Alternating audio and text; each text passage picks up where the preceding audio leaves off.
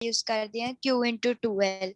हाँ जी ਸਰ ਤੇ ਜੇ ਆਪਾਂ ਨੂੰ ਕਿਸੇ ਕੁਐਸਚਨ ਦੇ ਵਿੱਚ ਗਿਵਨ ਹੋਵੇ ਮਤਲਬ ਉਹ ਲੈਂਥ ਗਿਵਨ ਹੋਵੇ ਤਾਂ ਸਰ ਆਪਾਂ ਉਹ ਲੈਂਥ ਨੂੰ 2L ਦੇ ਇਕੁਅਲ ਮੰਨਦੇ ਆ ਜਾਂ ਫਿਰ L ਨੂੰ 2 ਦੇ ਨਾਲ ਹਜੇ ਮਲਟੀਪਲਾਈ ਕਰਨਾ ਹੁੰਦਾ ਆਪਾਂ।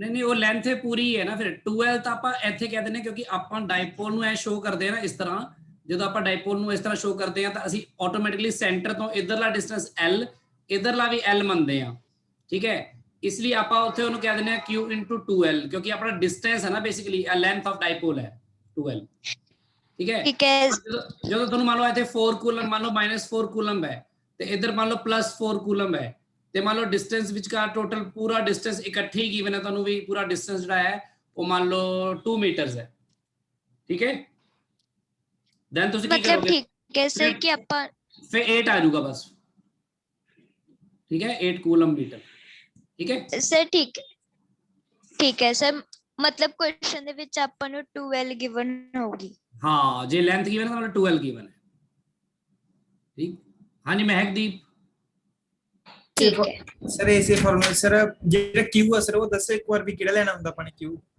ਚਾਰਜ ਮਤਲਬ ਚਾਰਜ ਲੈਣਾ ਹੁੰਦਾ ਉੱਥੇ Q ਜਿਹੜਾ ਆਹ ਵਾਲਾ Q ਲੈਣੇ ਨਾ ਆਪਾਂ ਇਹਦੇ ਚ ਤੁਸੀਂ ਪੋਜ਼ਿਟਿਵ ਨੈਗੇਟਿਵ ਦੇ ਚੱਕਰ ਚ ਨਹੀਂ ਪੈਣਾ ਜਿਵੇਂ ਇੱਥੇ ਇਹਦਾ ਮਤਲਬ ਹੈ 4 ਕੂਲਮ ਚਾਰਜ ਦੀ ਸੈਪਰੇਸ਼ਨ ਹੋਈ ਆ ਫਿਰ ਆਪਾਂ 4 ਕੂਲਮ ਲਵਾਂਗੇ ਉਹਨੂੰ ਪਲੱਸ ਮਾਈਨਸ ਚੱਕਰ ਚ ਨਹੀਂ ਪੈਣਾ ਮਤਲਬ ਆਈਦਰ ਚਾਰਜ ਇਸ ਲਈ ਆਪਾਂ ਬੋਲਦੇ ਹਾਂ ਆਈਦਰ ਚਾਰਜ ਠੀਕ ਹੈ ਵੀ ਇੱਕ ਚਾਰਜ ਲੈ ਲਓ ਦੋਨਾਂ ਚ ਜਿਹੜਾ ਮਰਜ਼ੀ ਜਿਵੇਂ 4 ਤੇ 6 ਹੋਵੇ ਬੇਸਿਕਲੀ ਮੈਗਨੀਟਿਊਡ ਲੈ ਰਹੇ ਆਪਾਂ ਤੇ ਇਨਟੂ ਲੈਂਥ ਆਫ ਡਾਈਪੋਲ ਐ ਦੇਖੋ ਆ ਜਿਹੜਾ ਮੈਂ ਹੁਣ ਲਿਖ ਰਿਹਾ ਇਹ ਜ਼ਿਆਦਾ ਬੈਟਰ ਹੋ ਗਿਆ ਵੀ ਮਤਲਬ ਆਈਦਰ ਚਾਰਜ ਵੀ ਚਾਰਜ ਦਾ ਮੈਗਨੀਟਿਊਡ ਆਫ ਆਈਦਰ ਚਾਰਜ ਕਿਉਂਕਿ ਸੇਮ ਹੀ ਨੇ ਤੇ ਇੱਕ ਪਾਸੇ ਲੈਂਥ ਆਫ ਡਾਈਪੋਲ ਮਲਟੀਪਲਾਈ ਕਰਤਾ ਡਾਈਪੋਲ ਮੂਵਮੈਂਟ ਦਾ ਆਪਣਾ ਮੈਗਨੀਟਿਊਡ ਬਣਦਾ ਹੈ ਤੇ ਡਾਇਰੈਕਸ਼ਨ ਜਿਹੜੀ ਹੈ ਡਾਇਰੈਕਸ਼ਨ ਤਾਂ ਆਪਾਂ ਦੱਸਦੇ ਹੀ ਵੱਖਰੀ ਹੈ ਨੈਗੇਟਿਵ ਟੂ ਪੋਜ਼ਿਟਿਵ ਹੈ ਨਾ ਸਰ ਜਿਵੇਂ ਇੱਥੇ 4 ਕੂਲਮ ਆ ਜੇ 4 ਕੂਲਮ ਤੇ ਇੱਕ 6 ਕੂਲਮ ਹੋਵੇ ਫਿਰ ਨਹੀਂ ਫੇਰ ਨਹੀਂ ਨਾ ਫਿਰ ਡਾਈਪੋਲ ਲਈ ਤੂੰ 4 ਕੂਲਮ ਲੈ ਕੇ ਇੱਕ ਡਾਈਪੋਲ ਬਣਾ ਲੇਗਾ ਦੂਜਾ ਹੋਏ ਪੁਆਇੰਟ ਚਾਰਜ ਅੱਛਾ ਦੂਜੇ ਲਈ ਫਿਰ ਦੂਜੇ ਆ ਜਾਊ ਦੂਜਾ ਹੋਏ ਪੁਆਇੰਟ ਚਾਰਜ ਹੋ ਗਿਆ ਹਾਂਜੀ सर ओके ठीक है सर हाँ जी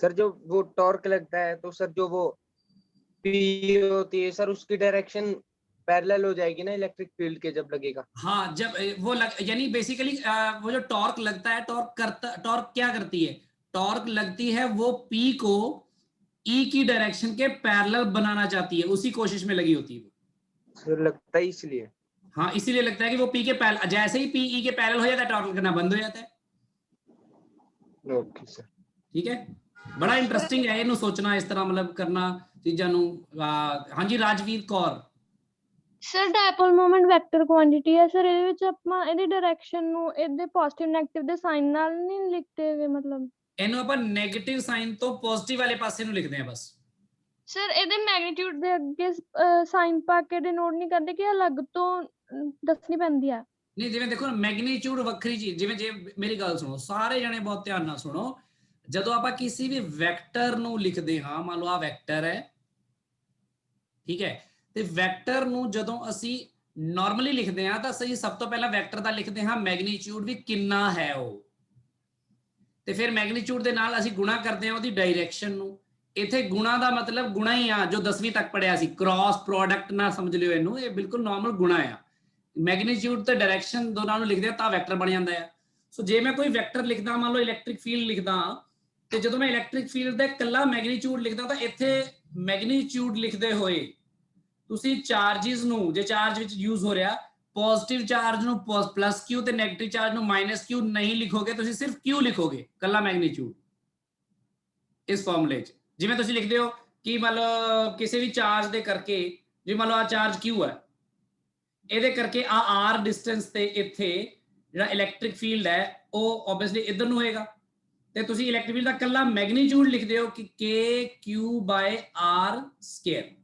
ਠੀਕ ਹੈ ਜੇ ਇੱਥੇ ਚਾਰਜ -q ਹੁੰਦਾ ਮੰਨ ਲਓ ਤੇ ਉਹਦੇ ਤੋਂ r ਡਿਸਟੈਂਸ ਤੇ ਤੁਸੀਂ ਗੱਲ ਕਰਦੇ ਇੱਥੇ ਤੇ ਇੱਥੋਂ ਇਲੈਕਟ੍ਰਿਕ ਫੀਲਡ ਇਧਰ ਨੂੰ ਦਿਖਾਉਂਦੇ ਨਾ ਤੁਸੀਂ ਪਰ ਉਹਦਾ ਮੈਗਨੀਟਿਊਡ ਤੁਸੀਂ ਆਹੀ ਲਿਖਣਾ ਸੀ k/r², ਕਹਿਣ ਦਾ ਭਾਵ ਇੱਥੇ q ਦੀ ਜਗ੍ਹਾ -q ਨਹੀਂ ਲਿਖਣਾ ਕਿਉਂਕਿ ਡਾਇਰੈਕਸ਼ਨ ਤਾਂ ਤੁਸੀਂ ਦਿਖਾ ਹੀ ਰਹੇ ਹੋ ਐਰੋ ਦੇ ਵਿੱਚ ਦੇਖੋ ਹੈਨਾ ਇੱਥੇ ਪਤਾ ਲੱਗ ਰਿਹਾ ਡਾਇਰੈਕਸ਼ਨ ਸਿਰਫ ਡਾਇਗਰਾਮ 'ਚ ਡਿਨੋਟ ਕਰਨੀ ਹੈ ਕਿ ਵੈਸੇ ਨਹੀਂ ਕਰਨੀ ਜਿਵੇਂ ਡਾਇਗਰਾਮ ਜਨਰੇਟ ਕਰਤੀ ਪਰ ਹੁਣ ਬੰਦਾ ਕਹਿੰਦਾ ਵੀ ਇੱਥੇ ਵੀ ਤਾਂ ਦੱਸਣੀ ਆ ਇੱਥੇ ਦੱਸਦੇ ਹੋਏ ਫਿਰ ਅਸੀਂ ਯੂਜ਼ ਕਰਦੇ ਆ ਡਾਇਰੈਕਸ਼ਨ ਦੱਸਣ ਲਈ ਜਾਂ ਤਾਂ ਯੂਜ਼ ਕਰਦੇ ਆ ਅਲੋਂਗ ਸਮ 2 ਪੁਆਇੰਟਸ ਹੈ ਨਾ along A B B C C D कुछ भी है लिखते हैं जिवें मैं लिखता रहा पहला, या फिर ਅਸੀਂ ਕੀ ਯੂਜ਼ ਕਰਦੇ ਹਾਂ ਯੂਨਿਟ ਵੈਕਟਰ ਯੂਜ਼ ਕਰਦੇ ਹਾਂ ਉਸ ਡਾਇਰੈਕਸ਼ਨ ਦੇ ਵਿੱਚ, ਉਸ ਯੂਨਿਟ ਵੈਕਟਰ ਨੂੰ ਫਿਰ ਇੱਥੇ ਲਿਖਦੇ ਹਾਂ ਤੇ ਮੈਗਨੀਟਿਊਡ ਆ ਵਾਲਾ ਐਂ ਉਤਾਰਦੇ ਹਾਂ ਤੇ ਇਸ ਤਰ੍ਹਾਂ ਬਣ ਜਾਂਦਾ ਹੈ ਵੈਕਟਰ ਦਾ ਰਿਪਰੈਜ਼ੈਂਟੇਸ਼ਨ ਕਿਸੇ ਦਾ ਵੀ। ਇਹ ਗੱਲ ਕਲੀਅਰ ਹੋਈ? ਪਹਿਲਾਂ ਦੱਸੋ ਇੰਨੀ ਗੱਲ ਸਮਝਾਈ? ਹਾਂਜੀ ਸਰ।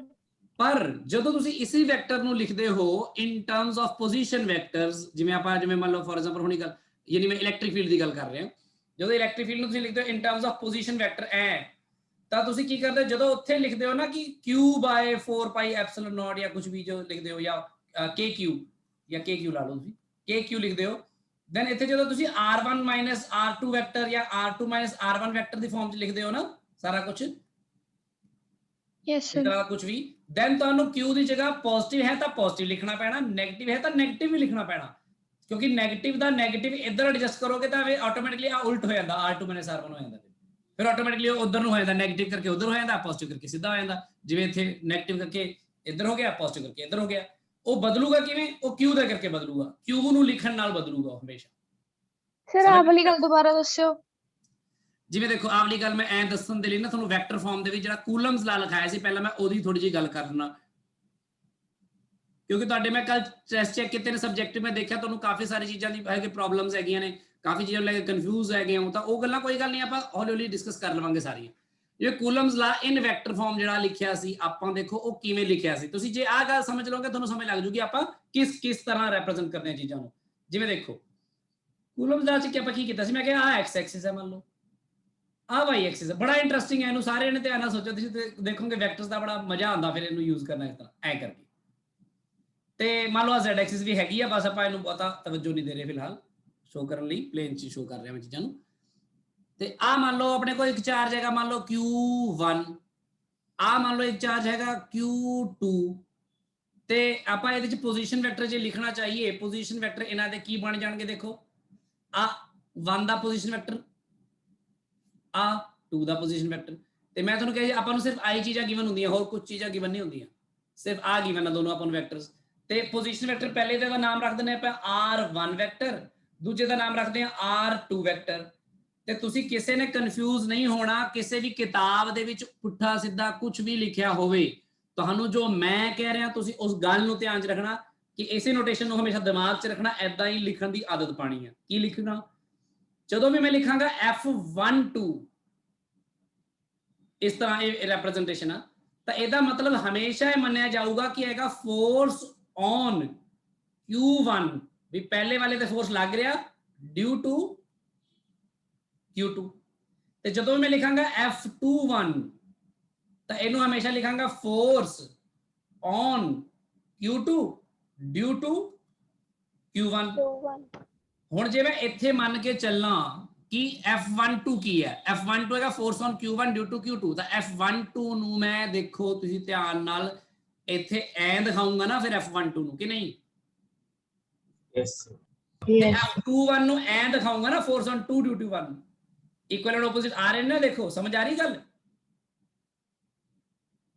ਤਾਂ ਆਹ ਵਾਲਾ ਜਿਹੜਾ ਫੋਰਸ ਹੈ ਇਹ ਹੈਗਾ f12 ਵੈਕਟਰ, ਇਹ ਫੋਰਸ ਹੈ, ਇਹ ਹੈਗਾ f21 ਵੈਕਟਰ, ਆ ਫੋਰਸ ਹੈ। ਤੇ ਇਸ ਫੋਰਸ ਨੂੰ ਆਪਾਂ ਲਿਖਣਾ ਹੈ magnitude as well as direction. ਮੈਂ ਇਹ ਕਹਿ ਰਿਹਾ ਵੀ ਮੈਗਨੀਟਿਊਡ ਲਿਖਣ ਲੱਗੇ ਤਾਂ ਇਹਦੇ ਡਿਸਟੈਂਸ ਦੀ ਲੋੜ ਪੈਣੀ ਹੈ ਤੁਹਾਨੂੰ, ਤੇ ਡਿਸਟੈਂਸ ਤਾਂ ਤੁਹਾਡੇ ਕੋਲ ਹੈ ਨਹੀਂ।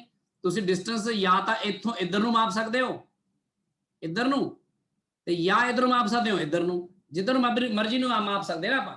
ਤਾਂ ਮੈਂ ਇਹ ਕਹਿ ਰਿਹਾ ਤੁਸੀਂ ਐਂ ਕਰੋ, ਤੁਸੀਂ ਇਹਨਾਂ ਦੋਨਾਂ ਨੂੰ ਐਂ ਲਿਖ ਲਓ ਕਿ ਜਿਹੜਾ ਤਾਂ ਡਿਸਟੈਂਸ ਇੱਧਰੋਂ ਇੱਧਰ ਨੂੰ ਮਾਪਣਾ ਤੁਸੀਂ ਆਹ ਵਾਲਾ, ਕਿਉਂਕਿ ਪੋਜੀਸ਼ਨ ਵੈਕਟਰ ਆ ਤੁਹਾਡੇ ਕੋਲ f12 f21 ਦੇ ਡਾਇਰੈਕਸ਼ਨ 'ਚ ਐਸੇ ਕੁਝ ਨਹੀਂ ਹੈਗਾ। ਪਰ ਜੇ ਤੂੰ ਇੱਧਰੋਂ ਉੱਧਰ ਨੂੰ ਹਰੇ ਰੰਗ ਦਾ ਵੈਕਟਰ ਜਿਹੜਾ ਮੈਂ ਬਣਾਇਆ ਉਹ ਬਣਾਓਗੇ, ਇਸ ਵੈਕਟਰ ਨੂੰ ਤੁਸੀਂ ਕੀ ਲਿਖਦੇ ਹੋ? r1 vector minus r2 vector. ਇਹਦਾ ਗੱਲ ਪਤਾ ਨਾ ਸਾਰਿਆਂ ਨੂੰ? ਪਰ ਜੇ ਮੈਂ ਬਲੂ ਵੈਕਟਰ ਬਣਾਵਾਂ ਇੱਧਰੋਂ ਇੱਧਰ ਨੂੰ ਬਣਾ ਦੇਵਾਂ ਪੁੱਠਾ ਇੱਧਰ ਨੂੰ, ਤਾਂ ਉਹ ਕੀ ਹੋਏਗਾ?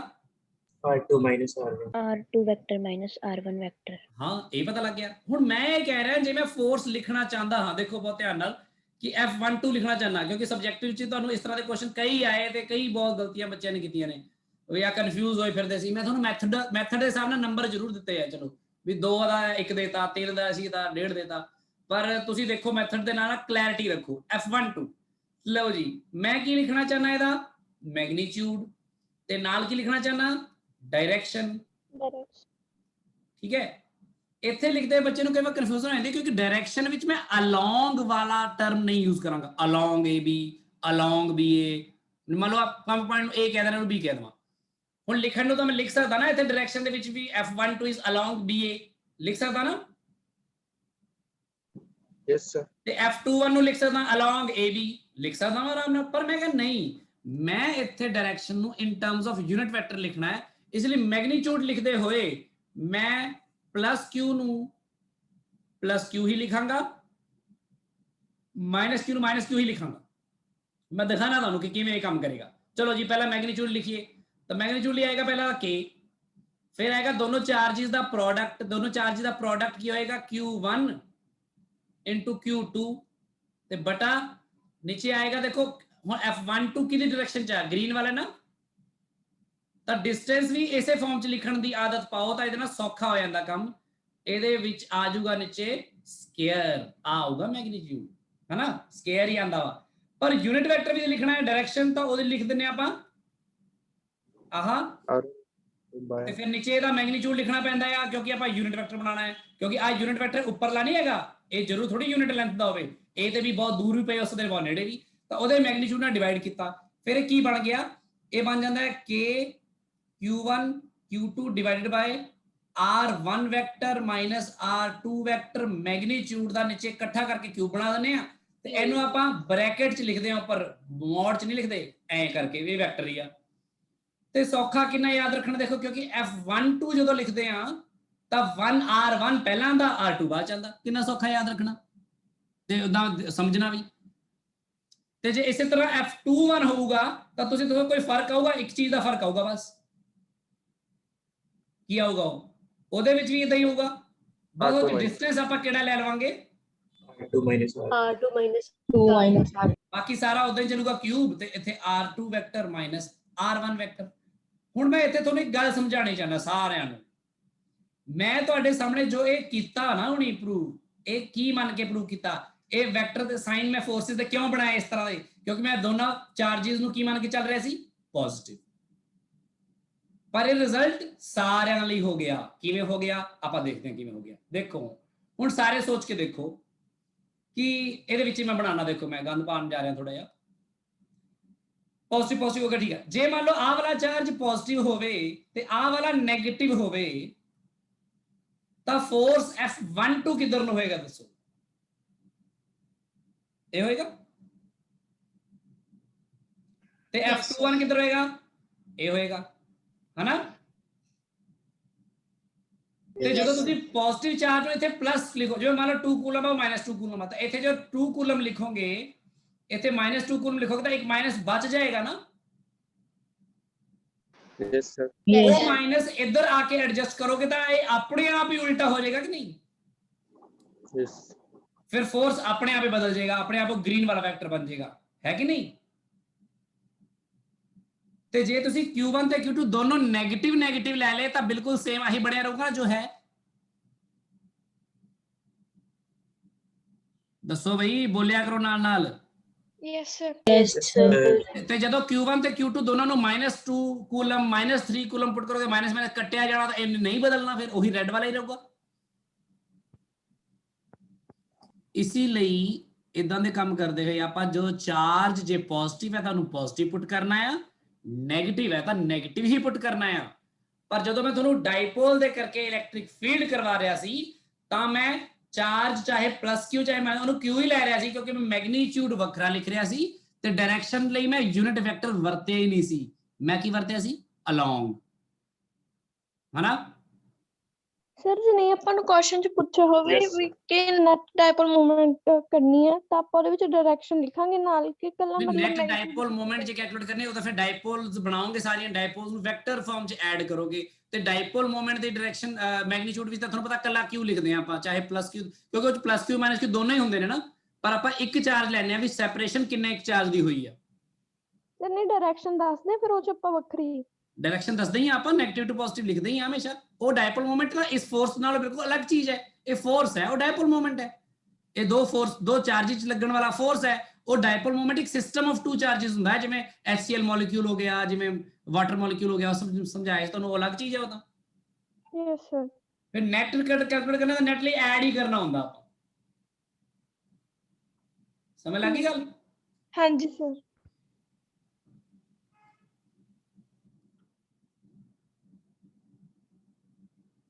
ਹੁਣ ਆਪਾਂ ਕੁਝ ਹੋਰ ਚੀਜ਼ਾਂ ਕੁਝ ਵਿੱਚ ਐਡ ਕਰਦੇ ਹਾਂ। ਦੇਖੋ ਜਿਵੇਂ ਆਪਾਂ ਜੋ ਕਰ ਰਹੇ ਸੀ, ਆਪਾਂ ਡਾਇਪੋਲ ਦੀ ਗੱਲ ਕਰ ਰਹੇ ਸੀ, ਡਾਇਪੋਲ ਨੂੰ ਜਦੋਂ ਲੱਗਦੇ, ਜਿਵੇਂ ਹੁਣ ਸ਼ੁਭਮ ਪੁੱਛ ਰਿਹਾ ਸੀ, ਬਹੁਤ ਵਧੀਆ ਗੱਲ ਪੁੱਛ ਰਿਹਾ ਸੀ ਉਹ, ਤੁਸੀਂ ਆਪ ਸੋਚਣ ਲੱਗ ਜਾਓ, ਤੁਹਾਡੇ ਦਿਮਾਗ 'ਚ ਕਾਮਨ ਸੈਂਸ ਨਾਲ ਹੀ ਉਹ ਚੀਜ਼ਾਂ ਆਉਣ ਲੱਗ ਜਾਣਗੀਆਂ, ਜੋ ਮੈਂ ਕਹਿਣਾ ਚਾਹਨਾ, ਜੋ ਮੈਂ ਸਿਖਾਉਣਾ ਚਾਹਨਾ, ਆਪਣੇ ਆਪ ਹੀ ਤੁਹਾਨੂੰ ਪਤਾ ਲੱਗ।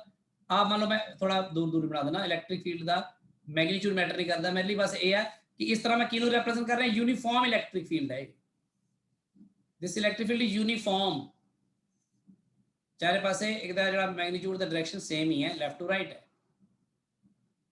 ਤੇ ਤੁਸੀਂ ਦੇਖੋ ਮੈਂ ਡਾਇਪੋਲ ਜਦੋਂ ਤੁਹਾਨੂੰ ਕਰਾ ਰਿਹਾ ਸੀ, ਮੈਂ ਜਾਣਬੁੱਝ ਕੇ ਡਾਇਪੋਲ ਮੈਂ ਇਸ ਤਰ੍ਹਾਂ ਰੱਖੀ ਸੀ ਨਾ, ਇਸ ਤਰ੍ਹਾਂ ਇਹਦੇ ਵਿੱਚ, ਤੇ ਡਾਇਪੋਲ ਦਾ ਮੰਨ ਲਓ ਸੈਂਟਰ ਹੈ ਉਹ, ਤੇ ਆਪਾਂ ਇੱਥੇ ਮੰਨ ਲਓ ਚਾਰਜ ਰੱਖ ਲਿਆ ਪਲੱਸ Q, ਇੱਥੇ ਰੱਖ ਲਿਆ ਮੰਨ ਲਓ -Q।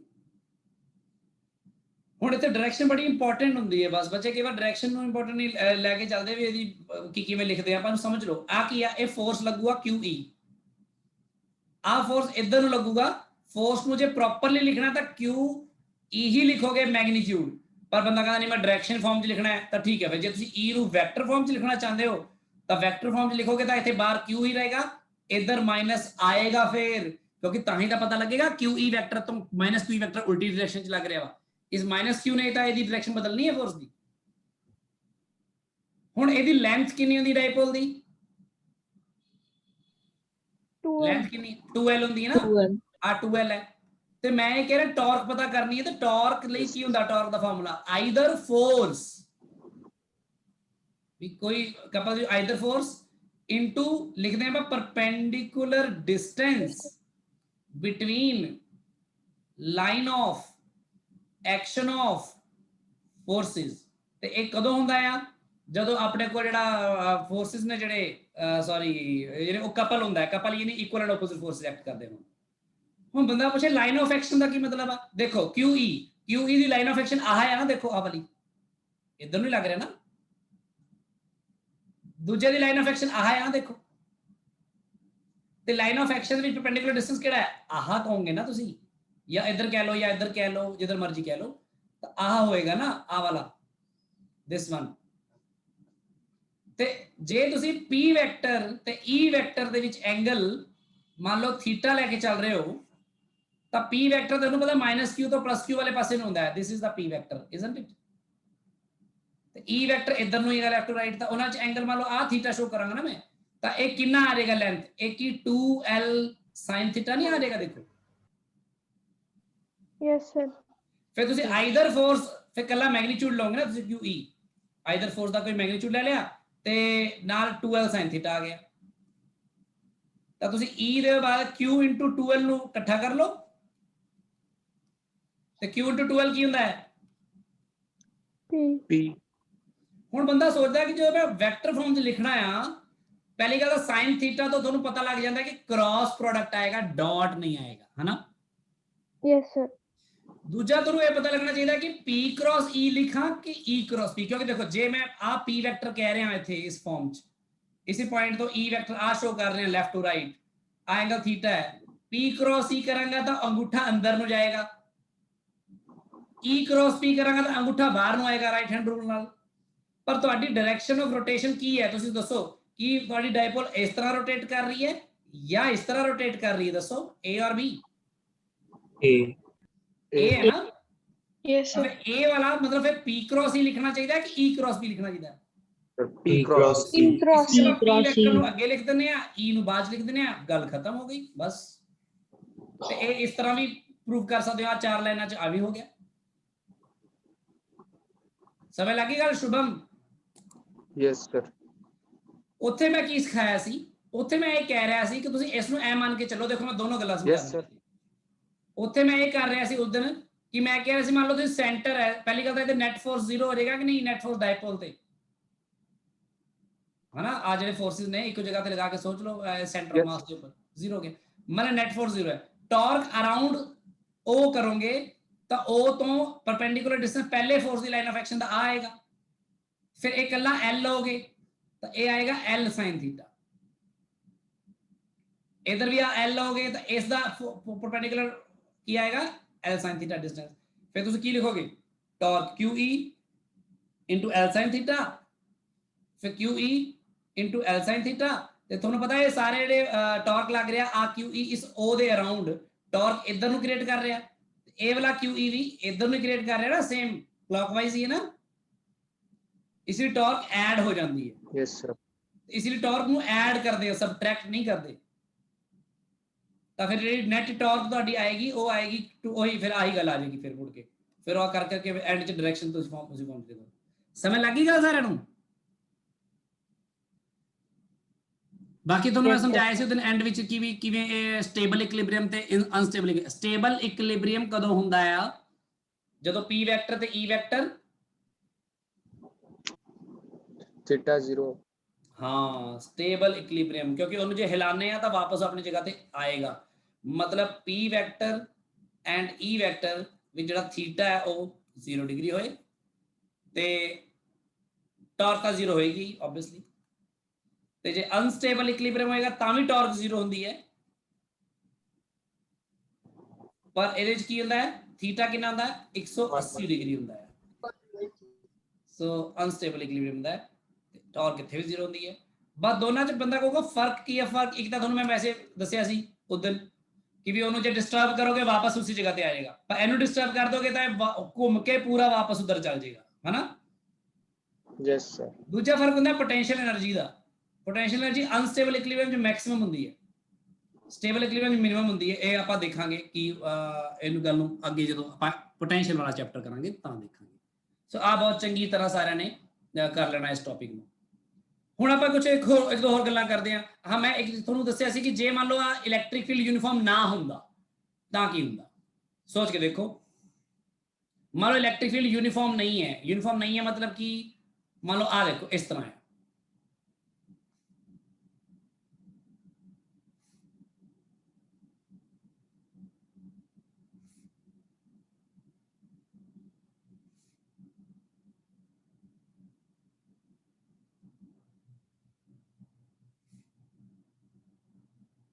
जशनजोत। हाँ जी सर। की समझा रहा है ਇਹਦੇ ਬਾਰੇ ਅੱਜ ਮੈਂ ਬਣਾਇਆ कि सर उत्ते इलेक्ट्रिक फील्ड ज्यादा की थले थोड़ी घट कंपैरेटिवली। ਉੱਪਰ ਇਲੈਕਟ੍ਰਿਕ ਫੀਲਡ ਸਟਰੋਂਗ ਆ ਤੇ ਨੀਚੇ ਘੱਟ ਆ। ਤਾਂ ਇੱਥੇ ਪਤਾ ਕੀ ਪੰਗਾ ਪੈਣ ਵਾਲਾ, ਜੇ ਆਪਾਂ ਡਾਈਪੋਲ ਰੱਖ ਦਈਏ ਇਸ ਦੇ ਵਿੱਚ ਵੀ ਇਸ ਤਰ੍ਹਾਂ ਮੰਨ ਲਓ ਤਾਂ ਕੀ ਹੋਏਗਾ? ਜਸ਼ਨਜੋਤ ਦੱਸ ਮੈਨੂੰ।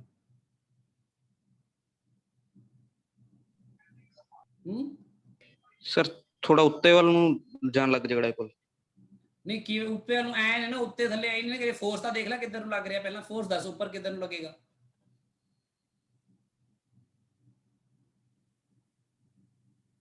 ਦੱਸ ਕਿੱਧਰ ਨੂੰ ਲੱਗੇਗਾ ਫੋਰਸ ਪਲੱਸ ਕਿਊ ਨੂੰ?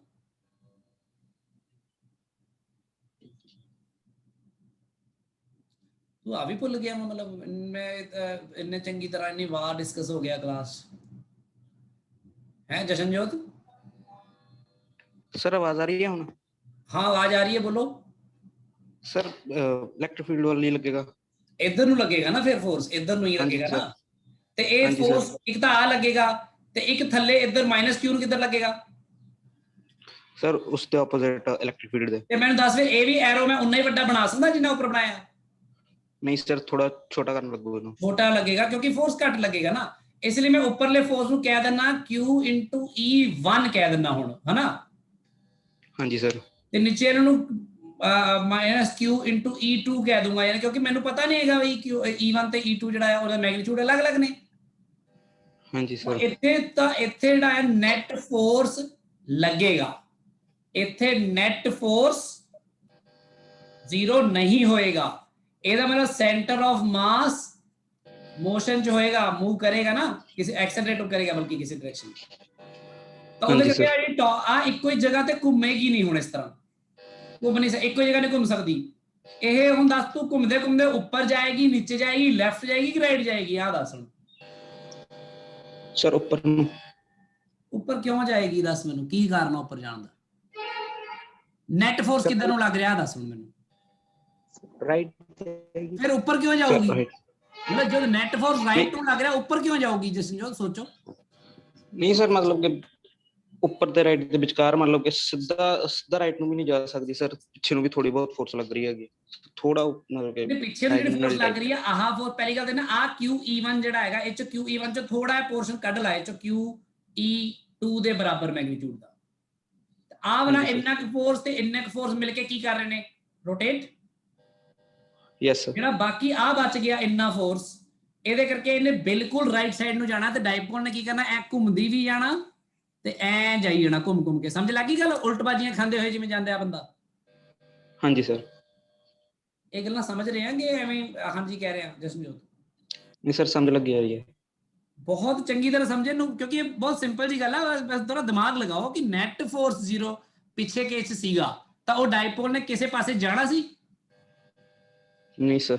ਇਹਨੇ ਇੱਥੇ ਘੁੰਮੀ ਜਾਣਾ, ਉਹਨੇ ਉਹਦੀ ਜਗ੍ਹਾ ਤੇ ਹੀ ਰਹਿਣਾ ਜਿੱਥੇ ਹੈਗਾ, ਗੋਲ ਗੋਲ ਗੋਲ ਗੋਲ ਘੁੰਮੀ ਜਾਣਾ। ਇਹਨੇ ਨਹੀਂ ਘੁੰਮਣਾ ਉੱਥੇ, ਇਹਨੇ ਅੱਗੇ ਵੀ ਜਾਈ ਜਾਣਾ ਕਿਉਂਕਿ ਇਹਦੇ ਨੈਟ ਫੋਰਸ 0 ਨਹੀਂ ਹੈਗਾ। ਹਾਂਜੀ ਸਰ ਜਿਹੜਾ ਉਹ ਘੁੰਮੇਗਾ ਉਹ ਸੈਂਟਰ ਆਫ ਮਾਸ ਦੇ ਲੌਂਗ ਹੀ ਘੁੰਮੇਗਾ? ਹਾਂ ਬਿਲਕੁਲ। ਹੁਣ ਸੈਂਟਰ ਆਫ ਮਾਸ ਆਪ ਵੀ ਚੱਲ ਰਿਹਾ ਨਾ ਅੱਗੇ ਅੱਗੇ ਨੂੰ ਇੱਥੇ ਇਸ ਕੇਸ 'ਚ। ਠੀਕ ਹੈ ਸਰ? ਹਾਂਜੀ ਸਰ ਬੋਲੋ ਸਰ ਬੋਲੋ। ਜਿੱਲੇ ਸਰ -Q ਸਰ ਜਿੱਲੇ -Q ਉੱਤੇ ਆਣਾ ਸਰ ਉਹਨੂੰ ਪਿੱਛੇ ਨੂੰ ਫੋਰਸ ਜ਼ਿਆਦਾ ਨਹੀਂ ਲੱਗਣੀ ਫਿਰ? ਨਹੀਂ ਮੇਰੀ ਗੱਲ ਸੁਣੋ ਨਾ, ਜਿਹੜਾ ਆ ਵਾਲਾ -Q ਹੈਗਾ, ਵੈਸੇ ਤਾਂ ਜਿਹੜੀ ਟਾਰਕ ਹੈ ਨਾ, ਟਾਰਕ ਵੀ ਹਰ ਮੂਵਮੈਂਟ ਤੇ ਬਰਾਬਰ ਨਹੀਂ ਲੱਗ ਰਹੀ। ਟਾਰਕ ਹਰ ਮੂਵਮੈਂਟ ਤੇ ਬਰਾਬਰ ਨਹੀਂ ਲੱਗ ਰਹੀ ਕਿਉਂਕਿ ਜਦੋਂ ਟਾਰਕ ਕੈਲਕੂਲੇਟ ਕਰਦੇ ਹੋ ਕੱਲੇ ਫੋਰਸ ਦਾ ਰੋਲ ਨਹੀਂ ਹੁੰਦਾ, ਪਰਪੈਂਡੀਕੂਲਰ ਡਿਸਟੈਂਸ ਦਾ ਰੋਲ ਵੀ ਹੁੰਦਾ ਹੈ। ਠੀਕ ਹੈ, ਸੋ ਉਹ ਤਾਂ ਬਦਲੇਗੀ ਪਰ ਉਹ ਘੁੰਮੇਗਾ ਜਿਵੇਂ ਉਹਦੇ ਜਿਵੇਂ ਜਦੋਂ ਤੱਕ ਉਹਦਾ ਨੈਟ ਫੋਰਸ ਤਾਂ ਹਮੇਸ਼ਾ 0 ਰਹੇਗਾ ਨਾ। ਹਾਂਜੀ ਸਰ। ਉਹ ਜਾ ਹੀ ਨਹੀਂ ਸਕਦੀ ਕਿਤੇ ਹੋਰ। ਹਾਂਜੀ ਪਰ ਉਹ ਘੁੰਮੇਗੀ ਵੀ ਐ ਨਹੀਂ ਕਿ ਲਗਾਤਾਰ ਘੁੰਮੀ ਜਾਏਗੀ, ਐਵੇਂ ਨਹੀਂ ਹੈਗਾ। ਇਹ ਤਾਂ ਮੈਂ ਤੁਹਾਨੂੰ ਵੈਸੇ ਮੇਰੀ ਗੱਲ ਸੁਣੋ ਸਾਰੇ ਨੇ, ਐ ਨਹੀਂ ਕਿ ਘੁੰਮੇ। ਮੈਂ ਇਹ ਕਹਿ ਰਿਹਾ ਇਹਨੂੰ ਜੇ ਆਪਾਂ ਕੰਟੀਨਿਊਟੀ ਜੇ ਸੋਚਦੇ ਆ ਤਾਂ ਪਰ ਇਸ ਤਰ੍ਹਾਂ ਹੋਏਗਾ ਨਹੀਂ ਕਿਉਂਕਿ ਜਿਵੇਂ ਹੀ ਉਹ ਘੁੰਮ ਕੇ, ਜਿਵੇਂ ਸ਼ੁਭਮ ਕਹਿ ਰਿਹਾ ਸੀ, ਬੜੀ ਵਧੀਆ ਗੱਲ ਕਹਿ ਰਿਹਾ ਸੀ ਕਿ ਜਦੋਂ ਇਹ ਇੱਥੇ ਆ ਜਾਏਗੀ ਡਾਈਪੋਲ, ਇੱਥੇ ਜਦੋਂ ਇੱਥੇ +Q ਹੋ ਜਾਏਗਾ, ਇੱਥੇ -Q ਹੋ ਜਾਏਗਾ, ਫੋਰਸ ਫਿਰ ਇੱਧਰ ਲੱਗ ਰਿਹਾ, ਇੱਧਰ ਲੱਗ ਰਿਹਾ, ਫਿਰ ਤਾਂ ਟਾਰਕ ਲੱਗਣੀ ਨਹੀਂ ਨਾ। ਹਾਂਜੀ ਸਰ। ਫਿਰ ਉੱਧਰ ਰੁਕ ਜਾਣਾ, ਉਹਨੇ ਅੱਗੇ ਜਾਣਾ ਨਹੀਂ ਹੈ। ਪਰ ਜਿਵੇਂ ਹੁਣ ਇੱਥੇ ਆ ਕੰਮ ਹੁੰਦੇ ਹੋਏ ਥੋੜਾ ਖਿਸਕ ਜਾਊਗੀ ਉਹ ਰਾਈਟ ਸਾਈਡ ਵੱਲ ਨੂੰ। ਖਿਸਕੂਗੀ ਕਿਉਂ? QE ਦੇ ਕਰਕੇ, QE1 ਦੇ ਕਰਕੇ। ਹੁਣ ਜਦੋਂ ਐ ਸਿੱਧੀ ਹੋ ਜੂਗੀ ਤਾਂ ਫਿਰ ਇਹਦਾ ਜਿਵੇਂ ਮੈਂ ਮੈਗਨੀਟਿਊਡ ਦਿਖਾ ਰਿਹਾ ਇਸ ਜਗ੍ਹਾ ਤੇ ਹੋ ਸਕਦਾ ਮੈਗਨੀਟਿਊਡ ਦੋਨੋਂ ਬਰਾਬਰ ਹੀ ਹੋਣ ਕਿਉਂਕਿ ਇੱਥੇ ਫਿਰ ਸੇਮ ਹੋ ਗਿਆ ਨਾ। ਪਹਿਲਾਂ ਉੱਪਰ ਸੀਗੀ ਜ਼ਿਆਦਾ ਸਟਰੋਂਗ ਇਲੈਕਟ੍ਰਿਕ ਫੀਲਡ, ਨੀਚੇ ਘੱਟ ਇਲੈਕਟ੍ਰਿਕ ਫੀਲਡ। ਚਲੋ ਇਹ ਸਭ ਸਿਚੁਏਸ਼ਨਸ ਜਿਹੜੀਆਂ ਇਸ ਤਰ੍ਹਾਂ ਦੀ ਬਹੁਤ ਸਾਰੀਆਂ ਆ ਸਕਦੀਆਂ ਨੇ। ਜਸ ਤੁਹਾਨੂੰ ਮੈਂ ਸੋਚਣ ਦੀ ਉਹ ਕਹਿ ਰਿਹਾ ਕਿ ਸੋਚਣਾ ਇਸ ਤਰ੍ਹਾਂ ਹੈ। ਤੁਸੀਂ ਕਲੀਅਰ ਹੈ ਗੱਲ? ਆ ਵੀ ਇੱਥੇ ਘੁੰਮਦੀ ਨਹੀਂ ਰਹੇਗੀ, ਇਹਨੇ ਵੀ ਸਿੱਧੀ ਹੋਇਆ ਨਾ, ਗੱਲ ਖਤਮ ਹੋਇਆ ਨਹੀਂ ਫਿਰ ਸਾਰੀ। ਠੀਕ ਹੈ, ਹੁਣ ਸਾਰਿਆਂ ਨੇ ਇੱਕ ਸੋਚੋ ਗੱਲ ਹੋਰ ਕਿ ਜੇ ਮੰਨ ਲਓ ਕੋਈ ਪੁਆਇੰਟ ਚਾਰਜ ਆ, ਹੁਣ ਇਲੈਕਟ੍ਰਿਕ ਫੀਲਡ ਹਾਲੇ ਤਾਂ ਮੈਂ ਤੁਹਾਨੂੰ ਦਿਖਾ ਰਿਹਾ ਸੀ ਕਿ ਇੱਕ ਇਸ ਤਰ੍ਹਾਂ ਦਾ ਮਤਲਬ ਲੈਫਟ ਟੂ ਰਾਈਟ ਇੱਕ ਪਾਰਟਿਕੂਲਰ ਡਾਇਰੈਕਸ਼ਨ ਚ। ਮੰਨ ਲਓ ਆ +Q ਚਾਰਜ ਹੈ ਤੇ ਮੰਨ ਲਓ ਇਹਦੇ ਕਰਕੇ ਆ ਇਲੈਕਟ੍ਰਿਕ ਫੀਲਡ ਲਾਈਨਸ ਨੇ ਤੇ ਤੁਹਾਨੂੰ ਪਤਾ +Q ਚਾਰਜ ਤੋਂ ਹਮੇਸ਼ਾ ਇਲੈਕਟ੍ਰਿਕ ਫੀਲਡ ਲਾਈਨ ਆਊਟਵਰਡ ਨਿਕਲਦੀਆਂ ਨੇ ਇਸ ਤਰ੍ਹਾਂ।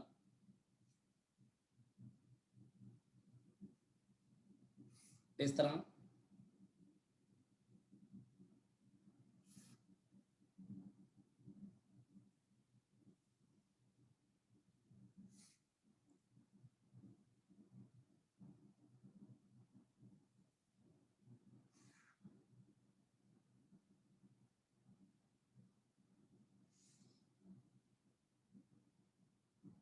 ਜਸ਼ਨਜੋਤ। ਹਾਂਜੀ ਸਰ।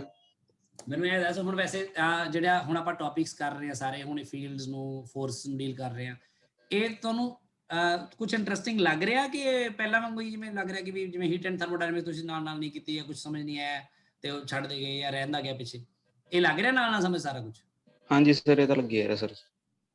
ਹੁਣ ਮੈਨੂੰ ਐ ਦੱਸ ਫਿਰ ਸੋਚ ਕੇ ਦੇਖਣਾ, ਇਹ ਬਿਲਕੁਲ ਨਵੀਂ ਗੱਲ ਜਿਵੇਂ ਮੈਂ ਤੁਹਾਨੂੰ ਕਹਿ ਰਿਹਾ ਤੁਸੀਂ ਸੋਚਣਾ ਹੈ, ਬਸ ਸੋਚ ਕੇ ਦੱਸ ਵੀ ਕੋਈ ਡਾਈਪੋਲ ਨੂੰ ਮੈਂ ਇੱਥੇ ਕਿਸ ਤਰ੍ਹਾਂ ਰੱਖਾਂ, ਇਸ ਦੇ ਅਰਾਊਂਡ ਆ ਜਿਹੜਾ ਫੀਲਡ ਪੈਦਾ ਹੋਇਆ ਨਾ ਪੋਜ਼ਿਟਿਵ ਚਾਰਜ ਕਰਕੇ, ਹਾਂਜੀ ਸਰ। ਮੈਂ ਡਾਈਪੋਲ ਨੂੰ ਕਿਵੇਂ ਰੱਖਾਂ ਕਿ ਉਹਦੇ ਚ ਜਿਹੜੀ ਨੈਟ ਫੋਰਸ ਹੈ ਉਹ 0 ਹੋਵੇ।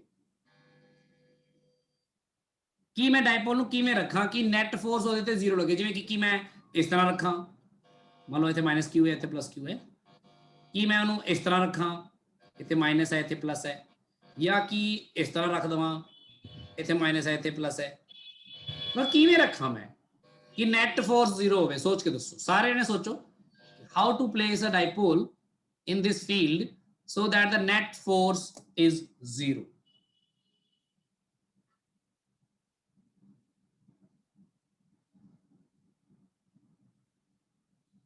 ਹੁਣ ਇੱਕ ਗੱਲ ਹੋਰ ਦੇਖ ਲੈ ਜਸ਼ਨ, ਜਦੋਂ ਨੈਟ ਫੋਰਸ ਲੱਗਦਾ ਆ ਤਾਂ ਬਾਡੀ ਉਸ ਨੈਟ ਫੋਰਸ ਦੀ ਦਿਸ਼ਾ 'ਚ ਮੂਵ ਕਰਦੀ ਹੈ, ਹਨਾ?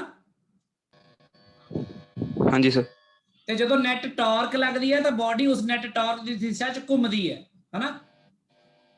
ਹਾਂਜੀ ਸਰ। ਜਦੋਂ ਨੈਟ ਫੋਰਸ ਲੱਗ ਰਿਹਾ ਹੋਵੇ ਪਰ ਨੈਟ ਟਾਰਕ ਨਾ ਲੱਗ ਰਹੀ ਹੋਵੇ ਤਾਂ ਬਾਡੀ ਘੁੰਮੇਗੀ ਨਹੀਂ, ਸਿੱਧੀ ਹੀ ਜਾਏਗੀ, ਹਨਾ? ਤੇ ਜਦੋਂ ਨੈਟ ਫੋਰਸ 0 ਹੋਵੇ ਪਰ ਨੈਟ ਟਾਰਕ ਲੱਗ ਰਹੀ ਹੋਵੇ ਤਾਂ ਬਾਡੀ ਘੁੰਮੇਗੀ ਆਪਣੀ ਹੀ ਜਗ੍ਹਾ ਤੇ, ਕਿਤੇ ਜਾਏਗੀ ਨਹੀਂ। ਤੇ ਜੇ ਨੈਟ ਫੋਰਸ ਵੀ ਨਾ ਲੱਗ ਰਿਹਾ ਹੋਵੇ, ਨੈਟ ਟਾਰਕ ਵੀ ਨਾ ਲੱਗ ਰਿਹਾ ਤਾਂ ਬਾਡੀ ਨੂੰ ਕੁਝ ਨਹੀਂ ਹੋਏਗਾ, ਜਿਵੇਂ ਹੋਏਗੀ ਉਵੇਂ ਪਈ ਰਹੇਗੀ। ਹੁਣ ਮੈਨੂੰ ਤੁਸੀਂ ਦੱਸਣਾ ਹੈ ਕਿ ਮੈਂ ਡਾਈਪੋਲ ਨੂੰ ਕਿਵੇਂ ਰੱਖਾਂ ਇਸ ਫੀਲਡ ਦੇ ਵਿੱਚ ਕਿ ਜਿਹੜਾ ਨੈਟ ਫੋਰਸ ਹੈ ਉਹ 0 ਹੋ ਜਾਵੇ। ਸਰ ਨੈਟ ਟਾਰਕ ਵੀ 0 ਹੋਣਾ ਚਾਹੀਦਾ? ਨਹੀਂ, ਨੈਟ ਫੋਰਸ 0 ਹੋਵੇ ਬਸ। ਸਰ ਫੇਰ ਤਾਂ ਇਹਦੇ ਪਰਪੈਂਡੀਕੂਲਰ ਰੱਖ ਸਕਦੇ ਆ ਉਹਦੇ ਡਾਈਪੋਲ ਦੇ ਸੈਂਟਰ ਨੂੰ, ਜਿਵੇਂ ਕਿ ਇੱਥੇ ਐ ਰੱਖ ਦਈਏ। ਯੈਸ ਸਰ, ਡਾਈਪੋਲ ਦੇ ਸੈਂਟਰ ਨਹੀਂ ਸਰ, ਹੌਰੀਜ਼ੌਂਟਲੀ। ਅੱਛਾ, ਐ ਰੱਖ ਦਈਏ। ਹਾਂਜੀ ਸਰ। ਜਦੋਂ ਮੈਂ ਐ ਰੱਖ ਦੂੰਗਾ ਤਾਂ ਨੈਟ ਫੋਰਸ 0 ਹੋ ਜਾਊਗਾ। ਯੈਸ ਸਰ, ਨੈਗੇਟਿਵ ਚਾਰਜ ਨੂੰ ਇਧਰ ਨੂੰ ਅਟਰੈਕਟ ਕਰੂਗਾ ਉਹ ਤੇ ਪੋਜ਼ਿਟਿਵ ਨੂੰ ਰਿਪੈਲ ਕਰੂਗਾ। ਅੱਛਾ, ਨੈਟ ਜਿਵੇਂ ਆ Q ਨੂੰ ਐ ਫੋਰਸ ਲੱਗੂਗਾ ਇਹਨੂੰ, ਹਨਾ? ਤੇ +Q ਨੂੰ ਐ ਫੋਰਸ ਲੱਗੂਗਾ ਨਾ? ਨਹੀਂ, ਯੈਸ ਸਰ, ਹੋਇਆ ਨਹੀਂ ਸਰ। ਪੈਰਲਲ ਰੱਖ ਸਰ। ਇਹੀ ਤਾਂ ਸੋਚਣਾ ਨਾ ਆਪਾਂ, ਇਹੀ ਸੋਚਣਾ ਆਪਾਂ ਕਿ ਵੀ ਹੁਣ ਆ ਦੇਖ ਲਓ ਇੱਥੇ ਨੈਟ ਫੋਰਸ 0 ਹੋਇਆ ਹੀ ਨਹੀਂ। ਇਲੈਕਟ੍ਰਿਕ ਫੀਲਡ ਜੇ ਸਰ ਅਲੋਂਗ ਲਾਈਨਸ ਰੱਖ ਕੇ ਦੇਖ ਲਈਏ, ਪੈਰਲਲ ਰੱਖ ਲਓ ਸਰ ਇਲੈਕਟ੍ਰਿਕ ਫੀਲਡ ਲਾਈਨ ਦੇ। ਚਲੋ ਐ ਰੱਖ ਕੇ ਦੇਖ ਲੈਣਾ, ਤੁਸੀਂ ਜਿਵੇਂ ਕਹੋਗੇ ਮੈਂ ਉਵੇਂ ਕਰਕੇ ਦੇਖ ਰਿਹਾ, ਆਪਾਂ ਉਹੀ ਡਿਸਕਸ ਕਰ ਰਹੇ, ਤਾਂ ਹੀ ਤਾਂ ਕਹਿ ਰਹੇ ਸਾਰੇ ਨੇ ਬੋਲਿਆ ਕਰੋ ਜੋ ਵੀ ਤੁਹਾਨੂੰ ਲੱਗੇ। ਆ ਮਾਈਨਸ ਰੱਖ ਦਿਓ, ਇੱਥੇ ਪਲੱਸ ਰੱਖ ਦਿਓ।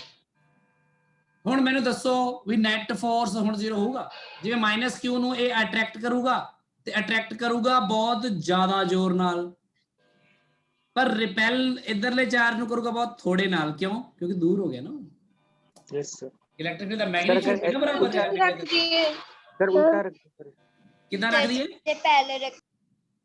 पैरेलल रखे था है सर, पॉजिटिव की जगह नेगेटिव चार्ज हो, अगर नेगेटिव की जगह।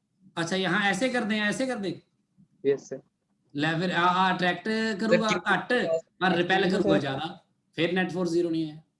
सर नहीं जे परसेंट रख दिए पास करूंगा सेंटर च रख दिए। एक मिनट रुक जाओ, नवी गल आई है। सेंटर च रख अगर सेंटर सेंटर च रख दिए, सेंटर च रख दे। चलो सेंटर च कहने दा भाव एक charge left side mid point होवे क्यू दे -Q ਤੇ +Q।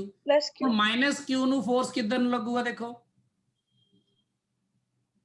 ਇੱਧਰ ਲੱਗੂਗਾ ਹੈ, ਤੇ +Q ਨੂੰ ਫੋਰਸ ਕਿੱਧਰ ਲੱਗੂਗਾ? ਇੱਧਰ ਲੱਗੂਗਾ। ਆ ਲੋ ਦੋਨੋਂ ਫੋਰਸ ਕਿਤੇ ਕੈਨਸਲ ਕਰ ਰਹੇ, ਦੇਖੋ। Excuse me sir. ਹਾਂਜੀ ਸਰ ਜੇ ਆਪਾਂ ਉਹਨੂੰ ਉੱਥੇ ਹੀ ਪਰਪੈਂਡੀਕੂਲਰ ਰੱਖ ਦਿੱਤਾ ਤਾਂ ਡਾਈਪੋਲ ਤਾਂ ਸਰ ਬਹੁਤ ਛੋਟਾ ਹੁੰਦਾ, ਤਾਂ ਫਿਰ ਸਰ ਉਹਨਾਂ ਨੂੰ ਅਪਰੋਕਸੀਮੇਟਲੀ ਛੋਟਾ ਹੁੰਦਾ, ਪਰ ਇੱਥੇ ਆਪਾਂ ਉਹਨੂੰ ਛੋਟਾ ਥੋੜੀ ਮੰਨਾਂਗੇ। ਐ ਛੋਟਾ ਹੁੰਦਾ ਤਾਂ ਫਿਰ ਤੁਸੀਂ 2L ਨੂੰ 0 ਮੰਨੋਗੇ, ਟਾਰਕ ਹਮੇਸ਼ਾ ਹੀ 0 ਰਹੂਗੀ। ਐ ਨਹੀਂ ਨਾ, ਆਪਾਂ ਐਟੋਮਿਕ ਡਾਇਮੈਂਸ਼ਨਸ ਤੇ ਜਾ ਕੇ ਗੱਲ ਕਰ ਰਹੇ ਹਾਂ। Yes sir. ਤੇ ਹੁਣ ਇੱਥੇ ਤੁਸੀਂ ਦੇਖੋ, ਇੱਥੇ ਵੀ ਨਹੀਂ ਹੋਇਆ ਨਾ 0 ਸੈਂਟਰ ਤੇ ਰੱਖ ਕੇ ਵੀ, ਕਿਉਂਕਿ ਨੈਗੇਟਿਵ ਦਾ ਇਲੈਕਟ੍ਰਿਕ ਫੀਲਡ ਦੇਖੋ ਨਾ, ਉਸ ਪੁਆਇੰਟ ਤੇ ਇੱਧਰ ਨੂੰ, ਉਸ ਪੁਆਇੰਟ ਤੇ ਉੱਧਰ ਨੂੰ ਆ, ਤੇ ਨੈਟ ਫੋਰਸ 0 ਨਹੀਂ ਹੋਇਆ। ਇਹ ਡਾਈਪੋਲ ਨੇ ਲੈਫਟ ਟੂ ਰਾਈਟ ਭੱਜ ਲੈਣਾ है कि नहीं? सर ऐसा हो ही नहीं सकता। कौन बोले ऐसा नहीं हो सकता? कौन बोल रहा? दसो भाई, मैं कोई थोड़ी करने लग गया वहां। शुभम? Yes sir. बिल्कुल ठीक गल है, ऐसा हो ही नहीं सकता। ठीक है, ਸੋ ਆਪਾਂ ਇਹਨੀ ਜਿਹੜੀ ਕੋਸ਼ਿਸ਼ਾਂ ਕਰ ਰਹੇ ਆ ਐਦਾਂ ਹੋ ਹੀ ਨਹੀਂ ਸਕਦਾ। ਸੋ ਜ਼ਰੂਰ ਨਹੀਂ ਹੈਗਾ ਕਿ ਜੋ ਕੁਝ ਪੁੱਛਿਆ ਜਾਵੇ ਉਦਾਂ ਹੁੰਦਾ ਹੀ ਆ। ਜੇ ਤੁਸੀਂ ਕਾਫੀ ਕੁਝ ਕਰਕੇ ਦੇਖ ਤਾਂ ਲਿਆ ਆਪ ਹੀ। यस सर, इसी बेस पे बोला था। हाँ, सारी पॉसिबिलिटीज ਤੁਸੀਂ ਆਪ ਹੀ ਰੱਖ, ਹੁਣ ਪੈਰਲਲ ਰੱਖ ਕੇ ਦੇਖ ਲਿਆ, ਪਰਪੈਂਡੀਕੂਲਰ ਰੱਖ ਕੇ ਦੇਖ ਲਿਆ, ਸੈਂਟਰ 'ਚ ਰੱਖ ਕੇ ਦੇਖ ਲਿਆ, ਲੈਫਟ ਰੱਖ ਕੇ ਦੇਖ ਲਿਆ, ਰਾਈਟ ਰੱਖ ਕੇ ਨਹੀਂ ਹੋ ਰਿਹਾ ਬਈ, ਹਨਾ। Yes sir. ਇਹਦਾ ਮਤਲਬ ਇੱਥੇ ਡਾਇਪੋਲ ਨੂੰ ਰੱਖ ਕੇ ਜੇ ਮੈਂ ਨੈਟ ਫੋਰਸ 0 ਕਰਨਾ ਚਾਹਾਂ, ਨੈਟ ਫੋਰਸ ਨੂੰ 0 ਕਰਨਾ ਚਾਹਾਂ ਤਾਂ ਇਹ ਹੋ ਹੀ ਨਹੀਂ ਸਕਦਾ। ਅੱਛਾ ਚਲੋ ਹੁਣ ਦੇਖਦੇ ਹਾਂ ਨੈਟ ਟਾਰਕ 0 ਕਰਨਾ ਚਾਹਾਂ ਤਾਂ ਉਹਦੇ ਲਈ ਕਿਵੇਂ ਰੱਖਿਆ ਜਾਊਗਾ, ਇਹ ਸੋਚ ਕੇ ਦੇਖੋ ਹੁਣ ਸਾਰੇ। ਕੀ ਇਹ ਹੋ ਸਕਦਾ ਨੈਟ ਟਾਰਕ सर 0 डिग्री 0 ਜਾਂ 9 0 या 180 डिग्री ਦੇ ਹੁਣ ਬੜੇ ਨੇ, ਹੁਣ ਭਾਵੇਂ ਤੁਸੀਂ ਡਾਇਪੋਲ ਨੂੰ ਚੱਕ ਕੇ ਤੁਸੀਂ ਐ ਰੱਖ ਦੋ, ਚਾਹੇ ਐ ਰੱਖ ਦੋ, ਹਨਾ, ਪੈਰਲਲ ਰੱਖ ਦੋ ਤੇ हाँ जी सर। ਐ ਰੱਖ ਦੋ, ਮਤਲਬ ਹੋ ਹੀ ਜਾਣਾ ਵਾ ਟਾਰਕ 0, ਕਿਉਂਕਿ ਟਾਰਕ ਲਈ ਕੀ ਆ ਫੋਰਸਿਸ ਦੇ ਵਿੱਚ ਪਰਪੈਂਡੀਕੂਲਰ ਡਿਸਟੈਂਸ ਵੀ ਤਾਂ ਦੇਖਦੇ ਆ ਨਾ ਆਪਾਂ।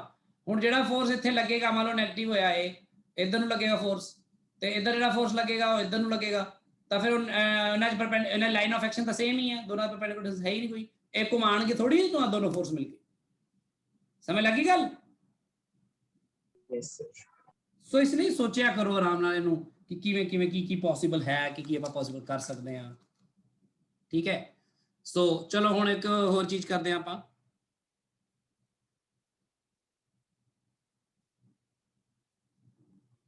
लिखो 2 point charges, क्वेश्चन वांगू ही है, 2 point charges are placed as shown,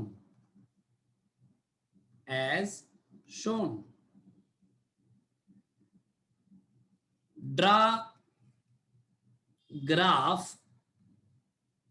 showing variation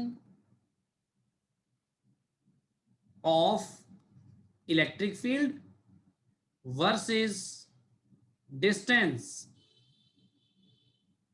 for various points on x axis। सो मैं ये क्योंकि एज शोन क्या था वो डायग्राम तो ये देख लो एक बार, मैं समझा देना। आ मान लो चार्ज आएगा वा Q, ਤੇ ਆ ਵੀ ਚਾਰਜ ਹੈਗਾ ਆ Q, ਠੀਕ ਹੈ, ਦੋਨੋਂ ਚਾਰਜ Q ਨੇ, ਤੇ ਇਹਨਾਂ ਵਿੱਚ ਕੋਈ ਵੀ ਡਿਸਟੈਂਸ ਹੋਏਗਾ, ਕੋਈ ਨਾ ਕੋਈ ਜੋ ਵੀ ਹੋਏਗਾ, ਚਲੋ ਤੇ ਆਪਾਂ ਇਹਨੂੰ ਐ ਸੋਚ ਲੈਂਦੇ ਆ, ਇਹ ਮੰਨ ਲਓ x ਐਕਸਿਸ ਤੇ ਹੀ ਪਏ ਨੇ, ਸਮਝ ਲਓ ਇਸ ਤਰ੍ਹਾਂ। ਆਪਾਂ ਪਲਾਟ ਕਰਨਾ ਹੈ graph showing the variation of electric field versus distance for various points on the x axis। तो आप एक्स एक्सिस के ऊपर जी आप एक प्लॉट करन जा रहे हैं इलैक्ट्रिक फील्ड दा ग्राफ। हुण बहुत ध्यान नाल समझियो, तुहानूं बड़ा इंटरेस्टिंग लगेगा, ये समझ भी आएगा। देखो कि मान लो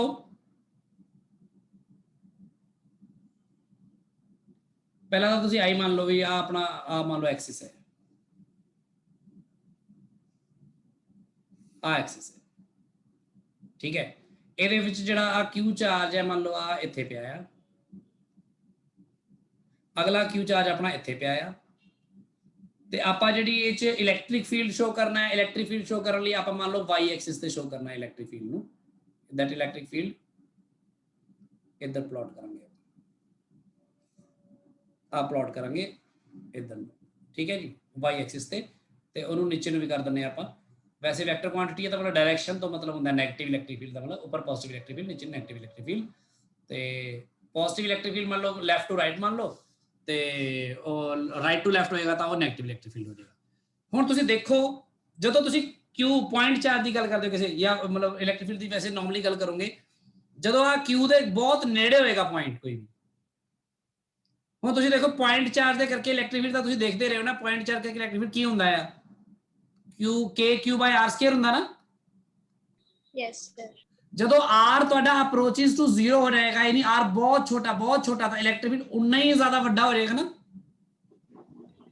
यस सर।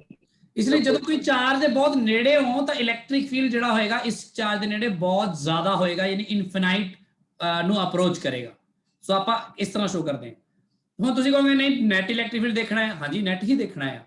ਜਿਵੇਂ ਸੋਚ ਕੇ ਦੇਖੋ, ਪਹਿਲੀ ਗੱਲ ਤਾਂ ਦੱਸੋ ਵੀ ਆ Q ਚਾਰਜ ਹੈ ਤੇ ਇੱਕ ਮਿੰਟ ਮੈਂ ਕਹਿੰਦਾ ਨਾ ਇੱਕ ਮੈਂ ਜੋ ਇੱਥੇ ਡਰਾ ਕੀਤਾ ਹੈ ਇੱਕ ਚਾਰਜ पॉजिटिव है तो दूसरा नेगेटिव। हाँ ठीक है ठीक है ठीक है ठीक जो कहता है दोनों पॉजिटिव ने आ क्यू चार्ज है आ क्यू चार्ज सेंटर च इलेक्ट्रिक फील्ड दस दो मैंने बस थोड़ा कॉमन सेंस ना पहला 0 हाँ बिल्कुल 0 क्योंकि ये करके इधर होएगा उन्ना ही उधर करके उधर होएगा इलेक्ट्रिक फील्ड 0 होएगा ये तो 0 आएगा ते जदों इस ਇਹਦੇ नेड़े पहुंचोगे इस जगह थोड़ा लेफ्ट से सोच के देखो ਇਹਦੇ करके इलेक्ट्रिक फील्ड ज्यादा स्ट्रांग होएगा इधर दूसरे करके थोड़ा कट हो जाएगा ना डिस्टेंस दूर हो गया ना तो नेट इलेक्ट्रिक फील्ड कितना आएगा लेफ्ट टू राइट आएगा कि नहीं yes sir yes sir left to right ਨੂੰ ਪੋਜ਼ਿਟਿਵ ਇਲੈਕਟ੍ਰਿਕ ਫੀਲਡ ਕਹਿੰਦੇ ਮੰਨ ਲਓ ਕੋਈ ਵੈਲਿਊ ਆਏਗੀ ਮੰਨ ਲਓ ਆ ਆਏਗੀ ਹੁਣ ਪਤਾ ਨਹੀਂ ਕੀ ਆਏਗੀ ਤੇ ਜਿਵੇਂ ਜਿਵੇਂ ਤੁਸੀਂ ਇਹਦੇ ਨੇੜੇ ਆਓਗੇ ਉਵੇਂ ਇਲੈਕਟ੍ਰਿਕ ਫੀਲਡ ਹੋਰ ਲੈਫਟ ਟੂ ਰਾਈਟ ਸਟਰੋਂਗ ਹੁੰਦਾ ਰਹੇਗਾ ਨਾ ਕਿਉਂਕਿ ਆਵਲਾ ਹੋਰ ਸਟਰੋਂਗ ਹੁੰਦਾ ਰਹੇਗਾ ਤੇ ਜਦੋਂ ਇਹਦੇ ਨੇੜੇ ਬਹੁਤ ਪਹੁੰਚੋਗੇ ਤਾਂ ਬੇਸਿਕਲੀ ਇਲੈਕਟ੍ਰਿਕ ਫੀਲਡ ਜਿਹੜਾ ਹੈ ਉਹ ਇਨਫਾਈਨਾਈਟ ਤੋਂ ਆਪਾਂ ਐ ਡਰਾ ਕਰਾਂਗੇ ਲਾਈਨ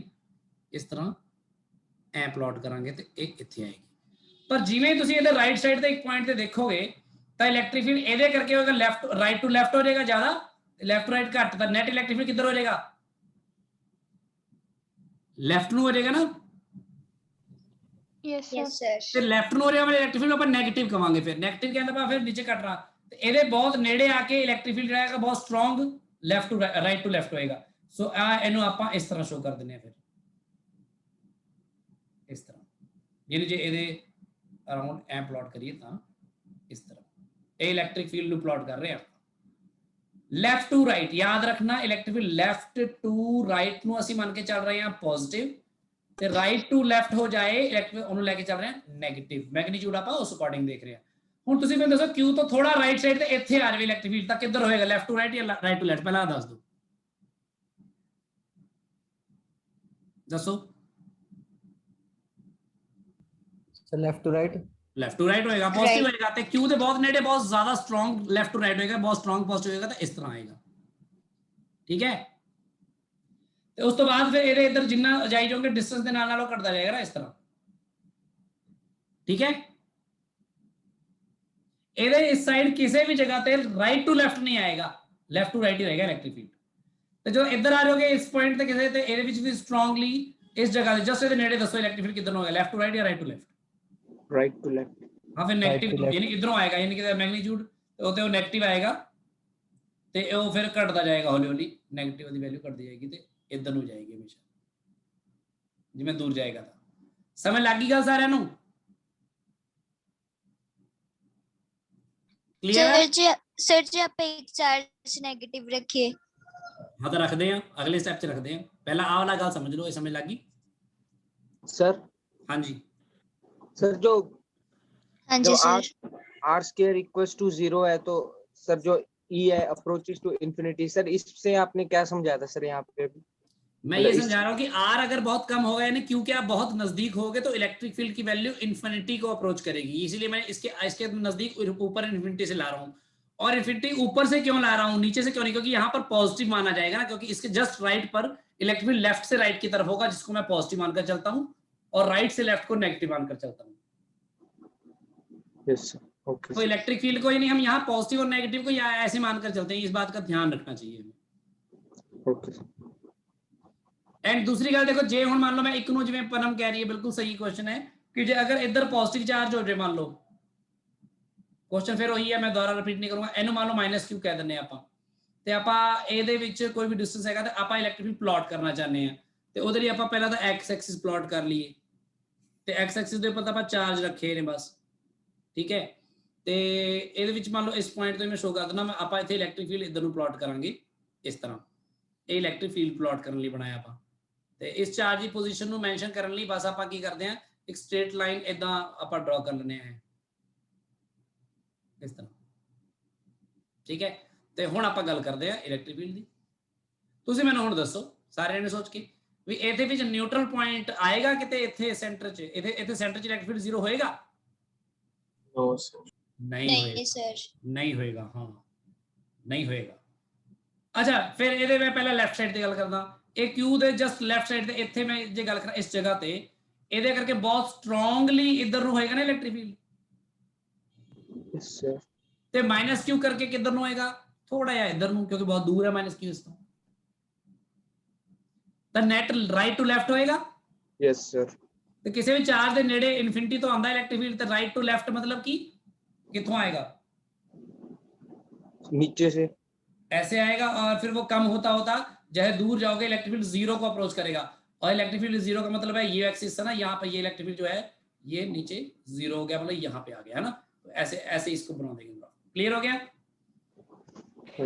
इस द जस्ट राइट साइड ਤੇ ਸੋਚੋ, ਇਸ ਦੇ ਜਸਟ ਰਾਈਟ ਸਾਈਡ ਤੇ ਤਾਂ ਇਲੈਕਟ੍ਰਿਕ ਫੀਲਡ ਆਪੋਜ਼ਿਟ ਤੁਹਾਨੂੰ ਪਤਾ ਇੱਥੇ ਪਲੱਸ ਕਿਊ ਚਾਰਜ ਹੈਗਾ ਤਾਂ ਰਾਈਟ ਨੂੰ ਟੁਵਾਰਡਸ ਰਾਈਟ ਹੋਏਗਾ ਤਾਂ ਇਨਫਿਨਿਟੀ ਤੋਂ ਤਾਂ ਲਿਆਣਾ ਹੀ ਪੈਣਾ ਹੈ ਨਾ। Yes sir. ਪਰ ਇਸ ਦੇ ਸੈਂਟਰ ਤੇ ਆ ਕੇ ਦੇਖੋ ਤਾਂ ਇਲੈਕਟ੍ਰਿਕ ਫੀਲਡ ਜ਼ੀਰੋ ਹੋ ਰਿਹਾ ਹੈ? नो नहीं हो रहा, नहीं हो रहा ਤੇ ਉਹ ਕਦੀ ਵੀ ਜ਼ੀਰੋ ਨਹੀਂ ਹੋਏਗਾ। ਇਸੇ ਲਈ ਇਹ ਵਾਲਾ ਜਿਹੜਾ ਗ੍ਰਾਫ ਬਣੇਗਾ ਤੇ ਜਿਹੜਾ ਮਾਈਨਸ ਕਿਊ ਦੇ ਕੋਲ ਜਸਟ ਇਸ ਸਾਈਡ ਤੇ ਰੱਖੋਗੇ ਇਸ ਜਗ੍ਹਾ ਤੇ ਇਲੈਕਟ੍ਰਿਕ ਫੀਲਡ ਸਟਰੋਂਗਲੀ ਕਿੱਧਰ ਨੂੰ ਹੋਏਗਾ? ਰਾਈਟ ਵੱਲ ਕਿ ਲੈਫਟ ਵੱਲ ਦੱਸੋ? राइट राइट यानी फिर पॉजिटिव ही आएगा यानी इधरों आएगा। सो बेसिकली ये सेंटर से आके कुछ इलेक्ट्रिक फील्ड होएगा तो वो जो कुछ होएगा लेफ्ट टू राइट होगा कि राइट टू लेफ्ट होएगा? लेफ्ट टू राइट बेसिकली इस तरह का ग्राफ बनेगा। समझ लगी गल? Yes sir. इससे फिर जो राइट साइड चल जाओगे इस जगह पे electric field left to right होएगा स्ट्रांगली यस सर। कि राइट टू लेफ्ट होएगा? नहीं, राइट टू लेफ्ट होएगा है ना। तो नीचे ही आएगा नेगेटिव होएगा ना इलेक्ट्रिक फील्ड कि नहीं? सोच के देखो इलेक्ट्रिक फील्ड की डायरेक्शन तो हुण आप बहुत स्ट्रांगली आए समझ सकते हैं कि नहीं? यस पन्नम समझ लगी गल? Yes sir. ठीक है। सो ये इस तरह आप ड्रॉ कर सकते हैं। एक और कर दे। हाँ जी सर वही पेज खोले कोई पिछला केड़ा बैक पेज खोले सर।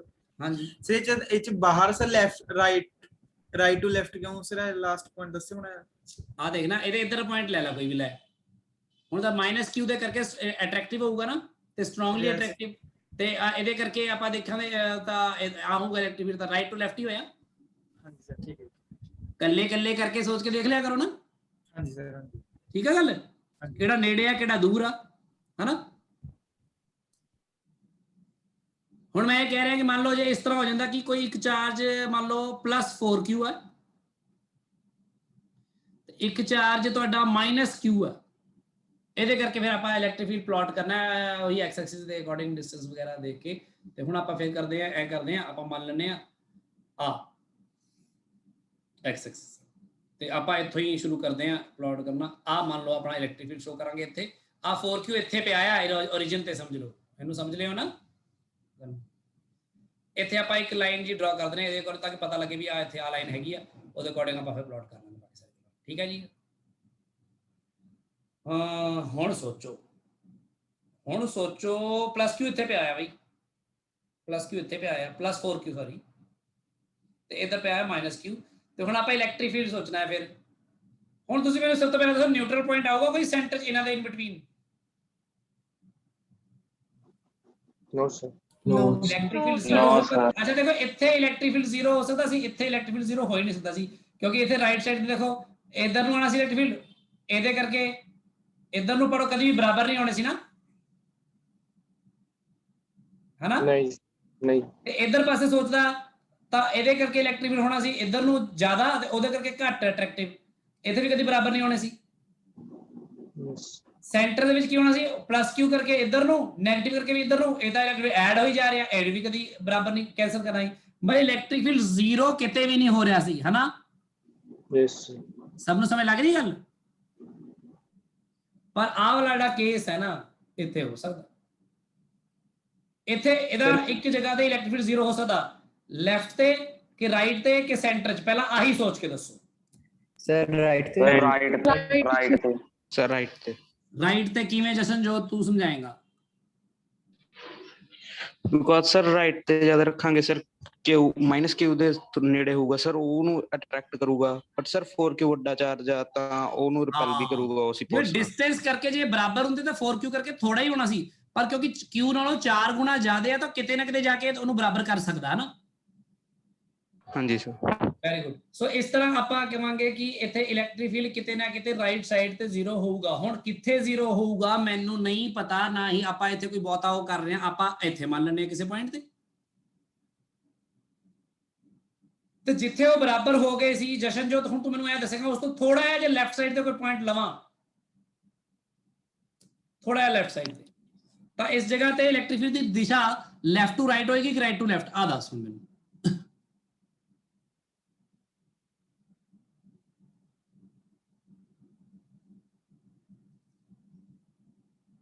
सोचो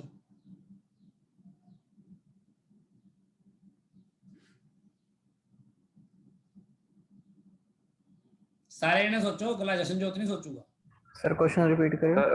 लेफ्ट राइट टू लेफ्ट मैं कह रहा आ पॉइंट ते मैं जिਵੇਂ शो ਕਰਤਾ ਇਲੈਕਟ੍ਰਿਕ ਫੀਲਡ 0 ਹੋਊਗਾ, ਜੇ ਇਹ ਤੋਂ ਥੋੜਾ ਯਾਰ ਲੈਫਟ ਸਾਈਡ ਇੱਥੇ ਪੁਆਇੰਟ ਲੈ ਲਵਾਂ, ਜਿਵੇਂ ਇਹਨੂੰ ਤੁਸੀਂ ਇੱਥੇ ਮੰਨੋ ਨਾ, ਨੀਚੇ ਮੰਨੋ, ਮੈਂ ਤਾਂ ਉੱਪਰ ਸ਼ੋ ਕਰ ਰਿਹਾ ਤੁਹਾਨੂੰ ਵੈਸੇ, ਤਾਂ ਮਾਈਨਸ ਕਿਉਂ ਕਰਕੇ ਇਲੈਕਟ੍ਰਿਕ ਫੀਲਡ ਹੋਣਾ ਚਾਹੀਦਾ ਆ ਇੱਧਰ ਨੂੰ, ਹੈਨਾ? Yes sir. प्लस क्यू करके 4q करके ਹੁਣ ਇੱਧਰ ਨੂੰ, ਹੁਣ ਇੱਥੇ ਕੀ ਆ ਕਿ ਆ ਜ਼ਿਆਦਾ ਹੋਊਗਾ ਇਹਦੇ ਨਾਲੋਂ ਜਾਂ ਘੱਟ ਹੋਊਗਾ, ਮੈਨੂੰ ਨੈਟ ਇਲੈਕਟ੍ਰਿਕ ਫੀਲਡ ਕਿੱਧਰ ਨੂੰ ਆਊਗਾ? Sir right sir right to left बिल्कुल राइट टू लेफ्ट होगा। तो फिर नेगेटिव आया कि पॉजिटिव होया? सर पॉजिटिव और नेगेटिव राइट टू लेफ्ट, ठीक है। तो हुन ओ ते ए आऊगा इनफिनिटी तो इन चल के ना, क्योंकि माइनस क्यू दे बहुत नेड़े ता इनफिनिटी दा उत्थे ता आही चार्ज डोमिनेट करूगा, कोई दूर दा चार्ज डोमिनेट कर नहीं सकदा ना। Yes sir. ते फिर इलेक्ट्रिक इथे आके ए हो जाऊगा, समझ लगी गल? Yes sir. इस तो थोड़ा दूर जाके फिर क्या होगा, फिर ऑटोमेटिकली उधर जाके फिर एदी डोमिनेंस रहूगी 4q दी, है ना? यस। फिर उस तो बाद जो डिस्टेंस जो होर ज्यादा बदलणगे, फिर क्या है दोनों का डोमिनेंस फिर ओवरऑल जो इलेक्ट्रिक फील्ड होगा तो पॉजिटिव ही, पर कटना शुरू हो जाएगा क्योंकि दूर तक जाते जाते फिर इनफिनिटी ते 0 हो जाना। हुण विचकार दसो कि इस तरह का पॉइंट आऊगा जिथे इलेक्ट्रिक फील्ड 0 हो सकता है सेंटर च किते? नो सर नहीं होगा, ਇਹਦੇ ਕਰਕੇ ਦੇਖੋ, ਇਹਦੇ ਕਰਕੇ ਹੋਊਗਾ ਇੱਧਰ ਨੂੰ, ਹੈ ਨਾ? ਇਹਦੇ ਕਰਕੇ ਵੀ ਇੱਧਰ ਨੂੰ ਇਹ ਆਊਗਾ। ਬਸ ਇਹ ਹੈ ਕਿ ਇਹਦੇ ਨੇੜੇ ਇਲੈਕਟ੍ਰਿਕ ਫੀਲਡ ਸਭ ਤੋਂ ਜ਼ਿਆਦਾ ਸਟਰੋਂਗ ਇਹਦੇ ਕਰਕੇ ਹੋਊਗਾ, ਲੈਫਟ ਟੂ ਰਾਈਟ ਪੋਜ਼ਿਟਿਵ, ਤੇ ਇੱਥੇ ਰਾਈਟ ਟੂ ਲੈਫਟ, ਹੈ ਨਾ, ਨੈਗੇਟਿਵ। ਤੇ ਮਤਲਬ ਹੁਣ ਇੱਥੇ ਇਲੈਕਟ੍ਰਿਕ ਫੀਲਡ ਮਿਨੀਮਮ ਹੋਊਗਾ ਕਿਸ ਜਗ੍ਹਾ ਤੇ, ਇੱਥੇ ਮਿਨੀਮਮ ਵਾਲਾ ਪੁਆਇੰਟ ਜਿਹੜਾ ਹੋਊਗਾ ਉਹ ਇਧਰਲੇ ਪਾਸੇ ਥੋੜਾ ਝੁਕਿਆ ਹੋਇਆ ਹੋਊਗਾ, ਇਹ ਇੱਕਦਮ ਸੈਂਟਰ 'ਚ ਨਹੀਂ ਆਊਗੀ। ਆ ਜਿਹੜਾ ਮਿਨੀਮਮ ਵਾਲਾ ਪੁਆਇੰਟ ਹੈ ਇੱਧਰ ਪਾਸੇ ਝੁਕਿਆ ਹੋਊਗਾ। ਸੋਚ ਲਿਓ ਇਹਨੂੰ ਕਿਵੇਂ ਆਊਗਾ, सोच सकते हो ना सर? हाँ जी सर मैंने आ ग्राफ नहीं समझ आया सर, इधर वाला राइट वाला सेंटर वाला नहीं सर, राइट वाला आ वाला देख, आता तू आप दसया ना इथे किते 0 होगा, मैं इथे 0 मान लिया। एक तो जस्ट पहला जे देखा है इथे दा इथों ही आऊगा ना ग्राफ, ते तू आप दसया कि राइट टू लेफ्ट होगा तो यानी नेगेटिव होगा इलेक्ट्रिक फील्ड। इथे तक आ गया सर लेफ्ट टू राइट नहीं होना? लेफ्ट टू राइट दा हुन इस तो आगे जाके होगा ना राइट साइड ते। नहीं सर 0 थोड़ा सर ले मेरी गल सुन मेरी गल सुन, इस जगह ते तू ये कह रहा ना कि जेड़ा माइनस क्यू दे करके इलैक्ट्रिक फील्ड सीगा ते प्लस 4q करके इलैक्ट्रिक फील्ड सीगा, वो जमा बराबर हो गए ने, है ना? हाँ जी सर। ठीक है, ता करके इथे इलैक्ट्रिक फील्ड 0 आया ना।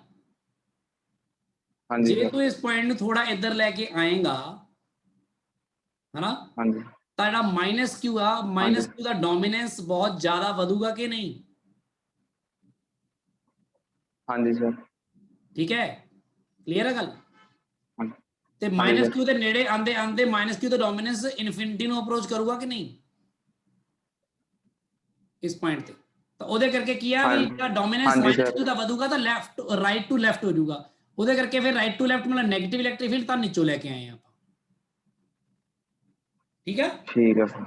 ਤੇ ਉਹਦੇ ਥੋੜਾ ਰਾਈਟ ਗਿਆ, ਹੁਣ ਤੁਹਾਨੂੰ ਪਤਾ 4q ਦਾ ਡੋਮੀਨੈਂਸ ਵਧੂਗਾ ਕਿਉਂਕਿ ਇੱਥੇ ਬਰਾਬਰ ਹੋ ਗਏ ਸੀ, ਤੇ 4q ਦਾ ਡੋਮੀਨੈਂਸ ਪਰ ਵਧੂਗਾ ਤਾਂ ਜ਼ਰੂਰ, ਪਰ ਉਹਨੇ ਇਨਫਿਨਿਟੀ ਤੇ ਨਹੀਂ ਲਿਆ ਸਕਦਾ ਕਿਉਂਕਿ ਜਿੰਨਾ ਦੂਰ ਜਾਊਗਾ ਉਹਨੇ ਕੱਟਣਾ ਵੀ 0 ਨੂੰ ਅਪਰੋਚ ਕਰਨਾ, ਤਾਂ ਆਪਾਂ ਐ ਕਰਕੇ 0 ਨੂੰ ਅਪਰੋਚ ਕਰਾਂਗੇ। ਸੋ ਕਿਸੇ ਜਗ੍ਹਾ ਤੇ ਪੀਕ ਵੀ ਆਏਗਾ, ਬਾਕੀ ਤਾਂ ਸਾਰਾ ਸੇਮ ਹੀ ਹੈ ਪਿਛਲਾ। ਠੀਕ ਹੈ ਜੀ ਗੱਲ? ਸੋ ਇਹ ਗੱਲ ਨੂੰ ਚੰਗੀ ਤਰ੍ਹਾਂ ਕਰਨਾ ਤੁਸੀਂ ਸਾਰਿਆਂ ਨੇ, ਇਹ ਤੁਹਾਡੇ ਲਈ ਉਹ ਗੱਲ ਹੈ ਇੱਕ ਤਰ੍ਹਾਂ ਦੀ ग्राफ वाले। मैं ख्याल सब्जेक्टिव च भी पेपर आया सी एक, है ना, ग्राफ ड्रॉ करना ਤੁਹਾਡਾ ਸਾਰਿਆਂ ਦਾ, ਇਸੇ ਲਈ ਮੈਂ ਉਹ ਸਕੋਰ ਨੂੰ ਇਸ ਲਈ ਨਹੀਂ ਉਹ ਇਸ ਤਰ੍ਹਾਂ ਦੇ ਕੁਝ ਚੀਜ਼ਾਂ ਮੈਂ ਮੰਨਦਾ ਕਿ ਤੁਹਾਡਾ ਨਹੀਂ ਸੀਗਾ ਕੀਤਾ, ਪਰ ਫਿਰ ਵੀ ਮੈਡੀਕਲ ਜਿਹੜੇ ਬੱਚੇ ਨੇ, ਮੈਡੀਕਲ ਦੇ ਬੱਚਿਆਂ ਦੇ ਸਕੋਰ ਕਈਆਂ ਦੇ ਜਿਵੇਂ 18 19 20 ਆਏ ਨਾ, ਬਹੁਤ ਵਧੀਆ ਮੈਂ ਮੰਨਦਾ ਉਸ ਚੀਜ਼ ਨੂੰ ਕਿ ਤੁਸੀਂ ਬਹੁਤ ਵਧੀਆ ਤਰ੍ਹਾਂ ਸਮਝ ਕੇ ਚੱਲੇ ਹੋ ਕਿ ਤੁਸੀਂ, ਕਿਉਂਕਿ ਉਹ ਸੀਗਾ ਕਹਿੰਦੇ ਆ ਸੈਕਸ਼ਨ A B C ਸਾਰਿਆਂ ਨੇ ਦਿੱਤਾ, ਮਤਲਬ ਨਾਨ ਮੈਡੀਕਲ ਦੇ, ਪਰ ਕਈ ਜਿਹੜੇ ਬੱਚੇ ਨੇ ਆਪਣੇ ਜਿਨ੍ਹਾਂ ਦੇ ਪਹਿਲਾਂ ਸਕੋਰ ਬਹੁਤ ਜ਼ਿਆਦਾ ਵਧੀਆ ਸੀਗੇ ਉਹ ਇੱਥੇ ਡਾਊਨ ਵੀ ਹੋਏ ਨੇ, ਕਿ ਇਹਦੇ ਪਹਿਲਾਂ ਘੱਟ ਸੀਗਾ ਉਹ ਵਧੀਆ ਵੀ ਕਰ ਗਏ ਨੇ, ਮਤਲਬ ਠੀਕ ਸੀ। ਮਤਲਬ ਮੈਂ ਓਵਰਆਲ ਬਲਜੀਤ ਦੇ 12 ਨੰਬਰ ਪਤਾ ਨਹੀਂ 11-12 ਨੰਬਰ ਆਏ ਨੇ, ਤੇ ਇਟਸ ਨਾਟ ਬੈਡ, ਮਤਲਬ ਬੈਡ ਕੀ ਮਤਲਬ ਕਿ ਇਸ ਲਈ ਤੁਹਾਨੂੰ ਕਹਿ ਰਿਹਾ ਮੈਂ ਕਿ ਤੁਸੀਂ ਨਾਲ ਨਾਲ ਸਿੱਖੋ, ਸਮਝੋ, ਮਿਹਨਤ ਕਰੋ। ਕਿਸੇ ਦੇ ਸਕੋਰ ਪਹਿਲਾਂ ਘੱਟ ਸੀਗੇ ਤਾਂ ਜ਼ਰੂਰ ਨਹੀਂ ਕਿ ਕੋਈ ਪਿੱਛੇ ਰਹਿਣ ਵਾਲਾ ਬੱਚਾ ਹੁਣ, ਤੁਸੀਂ ਬਹੁਤ ਵਧੀਆ ਕਰ ਜਾਓਗੇ ਸਾਰੇ ਜਣੇ, ਤੇ ਤੁਸੀਂ ਗੱਲ ਨੂੰ ਸਮਝ ਰਹੇ ਹੋ, ਜਵਾਬ ਦੇ ਰਹੇ ਹੋ, ਤੁਸੀਂ ਆਪ ਹੀ ਤਾਂ ਕਰ ਰਹੇ ਹੋ ਸਾਰਾ ਕੁਝ। ਬਸ ਟਾਈਮ ਦਿਓ ਥੋੜਾ ਜਿਹਾ, ਫਿਜ਼ਿਕਸ ਨੂੰ ਟਾਈਮ ਦਿਓ ਤੇ ਸਭ ਕੁਝ ਹੋਊਗਾ ਹੌਲੀ ਹੌਲੀ, ਠੀਕ ਹੈ ਨਾ। ਟਾਈਮ ਲਗਾਓ, ਕਿਤਾਬਾਂ ਪੜ੍ਹੋ, ਮੈਂ ਜੋ ਦੱਸਦਾ ਹਾਂ ਕਿਤਾਬਾਂ 'ਚ ਲੱਭੋ ਕਿ ਵਰੁਣ ਸਰ ਨੇ ਇਹ ਦੱਸਿਆ ਕਿਤਾਬਾਂ 'ਚ ਕੀ ਹੈਗਾ, ਕਿਤਾਬਾਂ 'ਚ ਕੀ ਲਿਖਿਆ, ਇਹਦੇ ਲਈ ਥੋੜਾ ਕਿਊਰੀਅਸ ਹੋਇਆ ਕਰੋ ਵੀ ਦੇਖੀਏ ਐਨਸੀਈਆਰਟੀ ਕਿਤਾਬ 'ਚ ਕੀ ਕਹਿੰਦੇ ਆ ਉਹ, ਹਨਾ, ਵੀ ਆ ਬੁਕਲੈਟ 'ਚ ਕੀ ਕੀ ਲਿਖਿਆ ਵਾ, ਤੇ ਉਹਨਾਂ ਗੱਲਾਂ ਨੂੰ ਸਮਝਣ ਦੀ ਕੋਸ਼ਿਸ਼ ਕਰੋ। सर ਹਾਂਜੀ सर जो सेंटर में जो बिलो वाला पॉइंट है वो उस साइड को ज्यादा है सर, क्योंकि 4Q की प्लस 4Q की डोमिनेंस के कारण ही कि उसकी तरफ से स्ट्रॉन्ग होगी इसीलिए ना। हाँ हाँ, इसीलिए क्योंकि वो हाँ यहाँ 4Q की डोमिनेंस ज्यादा होगी और माइनस क्यू की, अब यहाँ माइनस क्यू का क्योंकि चार्ज छोटा है ना, यस सर। ना, तो वो बेसिकली ओवरऑल मिलकर मिनिमा इस साइड स्ट्रॉन्गर चार्ज की ओर से बनाएंगे यहाँ पर, ठीक है सर क्योंकि ओवरऑल यहाँ से कहीं ना कहीं आके आपको माइनस क्यू नहीं डोमिनेट कर जाना है, यस ठीक है। और माइनस क्यू डोमिनेट करे या प्लस क्यू, वो राइट टू लेफ्ट तो रहेगा ही, लेफ्ट टू राइट तो रहेगा ही, इसलिए पॉजिटिव ही रहेगा ऊपर ही। इस तरह से सोच के देखना, तो सारे ने ग्राफ ਨੂੰ ਦੁਬਾਰਾ ਸੋਚ ਕੇ ਦੇਖਣਾ ਚੰਗੀ ਤਰ੍ਹਾਂ, ਕੋਈ ਗੱਲ ਨਹੀਂ, ਕੋਈ ਦਿਮਾਗ 'ਚ ਆਊਗੀ ਚੀਜ਼ਾਂ ਆਪਾਂ ਡਿਸਕਸ ਕਰ ਲਾਂਗੇ, ਬਸ ਇਹਨੂੰ ਸੋਚ ਕੇ ਦੇਖਣਾ ਇਸ ਤਰ੍ਹਾਂ ਦੀ ਚੀਜ਼ਾਂ। ਹੁਣ ਆਪਾਂ ਇਹ ਕਰਦੇ ਆਂ, ਆਪਾਂ ਇੱਕ ਹੋਰ ਨਵੀਂ ਚੀਜ਼ ਕਰਦੇ ਆਂ, ਚੈਪਟਰ ਖਤਮ ਹੋ ਚੁੱਕਿਆ ਹੈ ਇਲੈਕਟ੍ਰਿਕ ਫੀਲਡ ਤੱਕ। ਸਰ ਹਾਂਜੀ ਸਰ ਇੱਕ ਐਸਐਲ ਦਾ ਕੁਐਸਚਨ ਸੀਗਾ, ਹਾਂਜੀ ਬੋਲੋ। ਸਰ ਸੀਗਾ 2 point charges plus q and plus 4q are separated by a distance of 6a. 6a ठीक है। Find the point on line joining the two charges where the electric field is 0. ठीक है, आ देखो आ charge हैगा मान लो plus Q, ए charge हैगा मान लो plus 4q, ਤੇ ਆਪਾਂ ਇਹਨਾਂ ਨੂੰ ਲਾਈਨ ਜੁਆਇਨ ਕਰਨ ਵਾਲੀ ਜਿਹੜੀ ਹੈ ਇਹਦੇ ਉੱਪਰ ਕੋਈ ਪੁਆਇੰਟ ਫਾਈਂਡ ਕਰਨਾ ਹੈ ਜਿੱਥੇ ਇਲੈਕਟ੍ਰਿਕ ਫੀਲਡ 0 ਹੈ। ਇਸ ਤਰ੍ਹਾਂ ਦਾ ਕੁਝ ਕੁਐਸਚਨ ਸ਼ਾਇਦ ਤੁਹਾਨੂੰ ਉਹ 'ਚ ਵੀ ਆਇਆ ਸੀ ਪੇਪਰ, ਹੈ ਨਾ, ਟੈਸਟ ਵਿੱਚ ਵੀ।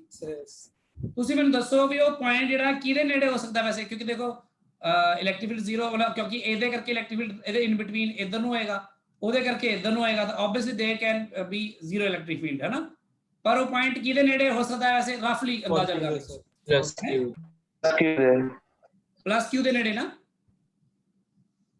ਇੱਥੇ ਕਿਤੇ ਹੋ ਸਕਦਾ। ਯੈਸ ਸਰ, ਕਿਉਂਕਿ ਇਹਦਾ ਕਿਉਂ ਛੋਟਾ ਚਾਰਜ ਆ ਤਾਂ ਉਹ ਮਾਈਨਸ ਪਲੱਸ 4 ਕਿਉਂ ਤੋਂ ਦੂਰ ਰਹਿਣਾ ਪੈਣਾ ਤਾਂ ਕਿ ਉਹਨੂੰ ਡੋਮੀਨੇਟ ਕਰਕੇ ਬਰਾਬਰ ਹੋਏ। ਚਲੋ ਇੱਥੇ ਮੰਨ ਲੈਂਦੇ ਆ ਆਹ ਪੁਆਇੰਟ ਤੋਂ ਆਪਾਂ ਐ ਕਰਦੇ ਆ ਟੋਟਲ 6a ਹੈਗਾ, ਇਹਨੂੰ ਮੰਨ ਲੈਂਦੇ x, ਇਹਨੂੰ ਮੰਨ ਲੈਂਦੇ ਆ 6a - x। ਹਾਂਜੀ ਠੀਕ ਹੈ ਗੱਲ। ਤੇ ਫਿਰ ਇਸ ਪੁਆਇੰਟ ਤੇ ਇਹਦੇ ਕਰਕੇ ਜਿਹੜਾ ਇਲੈਕਟ੍ਰਿਕ ਫੀਲਡ ਹੋਏਗਾ ਤੇ ਉਹਦੇ ਕਰਕੇ ਜਿਹੜਾ ਇਲੈਕਟ੍ਰਿਕ ਫੀਲਡ ਹੋਏਗਾ ਉਹਨਾਂ ਨੂੰ ਬਰਾਬਰ ਹੋਣਾ ਪੈਣਾ, है ना। Yes sir. तो फिर ਇਹਨਾਂ ਨੂੰ ਸਿੱਧਾ ਹੀ ਲਿਖ ਦਿੰਦੇ ਆ, ਫਿਰ ਆਪਾਂ ਉਹਨੂੰ ਲਿਖ ਦਿੰਦੇ ਆ kq ਬਟਾ x ਸਕੁਅਰ, ਉਹਨੂੰ ਲਿਖ ਦਿੰਦੇ ਆ k 4q ਬਟਾ 6a - x whole square। k ਨਾ k ਕੱਟ ਦੋ, q ਨਾ q ਕੱਟ ਦੋ, ਬੇਸਿਕਲੀ ਆ ਬਣ ਜਾਏਗਾ 6a - x ਦਾ whole square is equal to 4x square, ਹੈ ਨਾ। 6a - x ਜਿਹੜਾ ਹੈਗਾ ਆ ਤੁਸੀਂ ਇਸ ਨੂੰ ਲਿਖ ਸਕਦੇ ਹੋ plus - 2x, ਠੀਕ ਹੈ ਗੱਲ। ਕੋਈ ਚਾਹੇ ਕੁਆਡਰੈਟਿਕ ਬਣਾ ਲਵੇ, ਇਹਦੀ ਕੁਆਡਰੈਟਿਕ ਬਣਾ ਕੇ ਵੀ ਸੋਲਵ ਕਰ ਸਕਦਾ ਬੱਚਾ। ਆਪਾਂ ਇਹਨੂੰ ਐਡ ਕਰ ਸਕਦੇ ਹਾਂ, ਸਿੱਧਾ ਹੀ ਰੂਟ ਕਰ ਲਿਆ ਤਾਂ ਇਹ ਆ ਜਾਏਗਾ 6a - x ਬਰਾਬਰ ਹੈ 2x ਜਾਂ 6a - x ਬਰਾਬਰ ਹੈ -2x, ਦੋਨੋਂ ਗੱਲਾਂ। ਇੱਥੇ ਆ ਜਾਊਗਾ ਆਪਣੇ ਕੋਲ x equal to 2a sir ਇਹ ਤਾਂ ਆ ਗਿਆ ਸਰ, ਆ ਬਸ 2a ਇੱਥੇ ਆ ਜਾਊਗਾ 2a। ਹਾਂ ਯੈਸ ਸਰ। ਸਰ ਕਿ ਆਪਾਂ ਪੁਆਇੰਟ ਪਲੱਸ q ਦੇ ਨੇੜੇ ਰੱਖ ਲਿਆ ਤਾਂ ਕਿ ਇਲੈਕਟ੍ਰਿਕ ਫੀਲਡ 0 ਹੋ ਜਾਵੇ। ਸਰ ਮਤਲਬ ਜੇ ਹੋਵੇ ਕਿ ਆਪਾਂ ਇਲੈਕਟ੍ਰਿਕ ਫੀਲਡ 0 ਨਾ ਰੱਖਣੀ ਹੋਵੇ, ਕੋਈ ਹੋਰ ਵੈਲਿਊ ਹੋਵੇ ਇਲੈਕਟ੍ਰਿਕ ਫੀਲਡ ਦੀ, ਫਿਰ ਜਿਹੜੀ ਹੋਊਗੀ ਫਿਰ ਉਹ ਦੇਖਾਂਗੇ ਨਾ, ਫਿਰ ਉਹ ਤਾਂ ਡਿਪੈਂਡ ਕਰਦਾ ਇਲੈਕਟ੍ਰਿਕ ਫੀਲਡ ਕਿਹੜੀ ਆ, ਕਿੱਧਰ ਨੂੰ ਆ, ਉਸ ਤਰ੍ਹਾਂ ਦਾ ਕੁਐਸਚਨ ਹੋਊਗਾ, ਫਿਰ ਉਹਨੂੰ ਉਸ ਤਰ੍ਹਾਂ ਡੀਲ ਕਰਾਂਗੇ। ਇਹ ਵਾਲੀ ਗੱਲ ਤਾਂ ਆਪਣੀ ਉਦੋਂ ਆ ਜਦੋਂ ਬੈਲੈਂਸ ਕਰਨਾ ਦੋਨਾਂ ਨੂੰ। Okay sir. ਹੁਣ ਦੇਖ ਰਹੇ ਆ ਪੁਆਇੰਟ ਇੱਥੇ ਕਦੇ ਨਹੀਂ ਹੋ ਸਕਦਾ क्योंकि इतने जाके प्लस क्यू के दे करके इलेक्ट्रिक फील्ड आऊगा इधर ਨੂੰ ਹੋਊਗਾ 4q करके भी इधर होगा ਤੇ दोनों करके कभी जीरो होना ही नहीं है net electric field right to left बनया रहूगा ना यस सर सो बस आ गया जवाब ठीक है यस सर ਹੁਣ ਨਾ ਇੱਕ ਨਵੀਂ ਚੀਜ਼ ਹੈ ਜਿਹੜਾ ਨਵਾਂ ਟੌਪਿਕ ਹੈ ਤੁਹਾਡੇ ਲਈ ਡਿਸਕਸ ਕਰਨਾ ਹੈ ਆਪਾਂ ਬਹੁਤ ਇੰਟਰਸਟਿੰਗ ਵੀ ਹੈ ਉਸ ਨੂੰ ਬੋਲਦੇ ਆ ਹਾਂਜੀ ਮਹਿਕਦੀਪ ਜਿਹੜਾ ਆਪਾਂ ਸਰ ਪਿਛਲਾ ਕੁਐਸਚਨ ਹੀ ਦੇਖਿਆ ਸਰ +4q ਤੇ -4q ਵਾਲਾ ਹਾਂ ਜੋ ਚ -4q ਦੀ ਥਾਂ ਸਰ ਆਪਾਂ +4q ਧਰਦੇ ਨਾ -4q ਦੀ ਮਤਲਬ ਮੈਗਨੀਟਿਊਡ 4q ਧਰਦੇ ਫਿਰ ਸਰ ਇੱਥੇ ਨੈਟ ਹਾਂਜੀ ਸਰ ਇੱਥੇ ਨੈਟ ਇਲੈਕਟ੍ਰਿਕ ਫੀਲਡ 0 ਕਿੱਥੇ ਹੋਣੀ ਫਿਰ ਜੇ ਆਪਣਾ -q ਦੀ ਥਾਂ ਤੇ ਕੀ ਹੋ ਜਾਂਦਾ -4q ਇੱਥੇ ਹੋ ਜਾਂਦਾ ਜੀ -4q ਮੈਂ ਯੈਲੋ ਨਾਲ ਬਣਾ ਦਿੰਦਾ ਇੱਥੇ ਕੀ ਹੋ ਜਾਂਦਾ +4q ਪਲੱਸ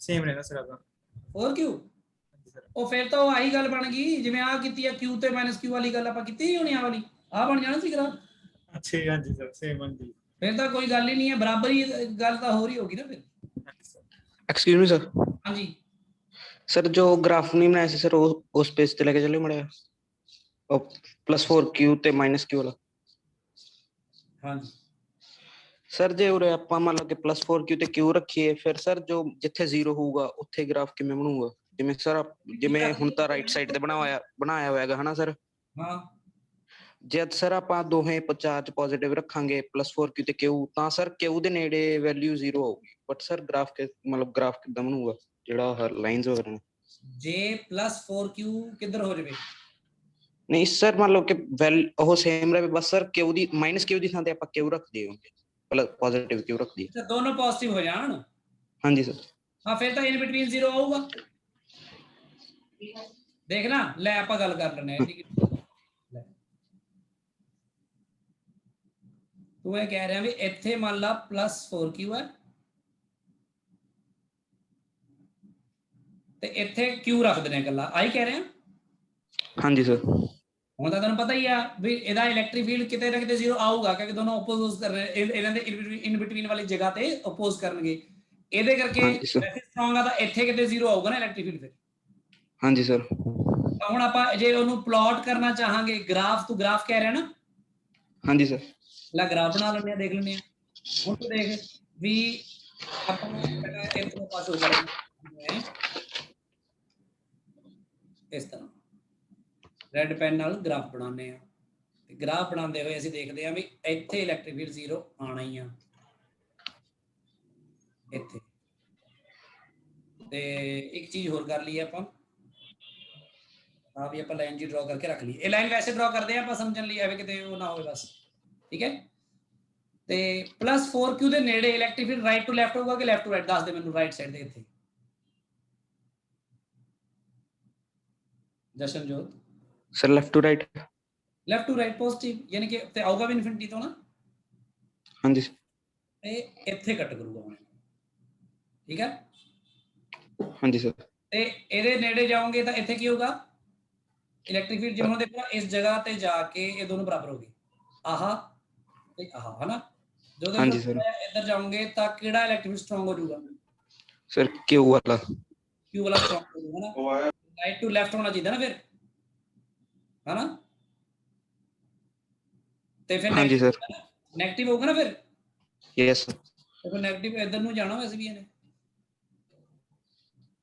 ਸਮਝ ਲੱਗੀ ਗੱਲ ਠੀਕ ਇੱਧਰ ਲਾ ਦੇ ਹਾਂਜੀ ਸਰ ਠੀਕ ਹੈ ਹਾਂਜੀ ਸਰ ਵਧੀਆ ਇਸ ਤਰ੍ਹਾਂ ਸੋਚਿਆ ਕਰੋ ਤੁਸੀਂ ਜੋ ਵੀ ਤੁਹਾਡੇ ਦਿਮਾਗ ਚ ਆਉਂਦਾ ਸੋਚ ਕੇ ਦੇਖਿਆ ਕਰੋ ਤੇ ਫੇਰ ਹੀ ਆਪਣਾ ਸੋਚ ਕੇ ਦਿਮਾਗ 'ਚ ਇਮੇਜ ਬਣਨ ਲੱਗ ਜਾਂਦੀ ਹੈ ਫਿਰ ਕੈਲਕੂਲੇਸ਼ਨ ਸਭ ਹੋਣ ਲੱਗ ਜਾਣਾ ਹੌਲੀ ਹੌਲੀ ਹੁਣ ਆਉਂਦੀ ਹੈ ਗੱਲ ਇਲੈਕਟ੍ਰਿਕ ਫਲਕਸ ਦੀ ਇਲੈਕਟ੍ਰਿਕ ਫਲਕਸ ਇੰਨਾ ਕਿ ਸਿੱਧਾ ਤੇ ਸਿੰਪਲ ਕਨਸੈਪਟ ਆ ਜਿਹਨੂੰ ਸਮਝ ਆ ਜਾਵੇ ਇੱਕ ਵਾਰੀ ਫਿਰ ਮੁੜ ਕੇ ਭੁੱਲਦਾ ਨਹੀਂ ਕਦੀ ਕਿਉਂਕਿ ਐਡਾ ਵੱਡਾ ਮਸਲਾ ਇਹ ਹੈ ਨਹੀਂ ਇਲੈਕਟ੍ਰਿਕ ਫਲਕਸ ਨੂੰ ਆਪਾਂ ਨਾਰਮਲੀ ਸਮਝਣ ਦੀ ਕੋਸ਼ਿਸ਼ ਕਰੀਏ ਇਸ ਤੋਂ ਪਹਿਲਾਂ ਸਾਨੂੰ ਸਮਝਣਾ ਚਾਹੀਦਾ ਹੈ ਕਿ ਏਰੀਆ ਵੈਕਟਰ ਕੀ ਹੁੰਦਾ ਹੈ ਬਹੁਤ ਧਿਆਨ ਨਾਲ ਸਮਝਿਓ ਸਾਰੇ ਜਣੇ ਵੀ ਏਰੀਆ ਵੈਕਟਰ ਕੀ ਹੁੰਦਾ ਹੈ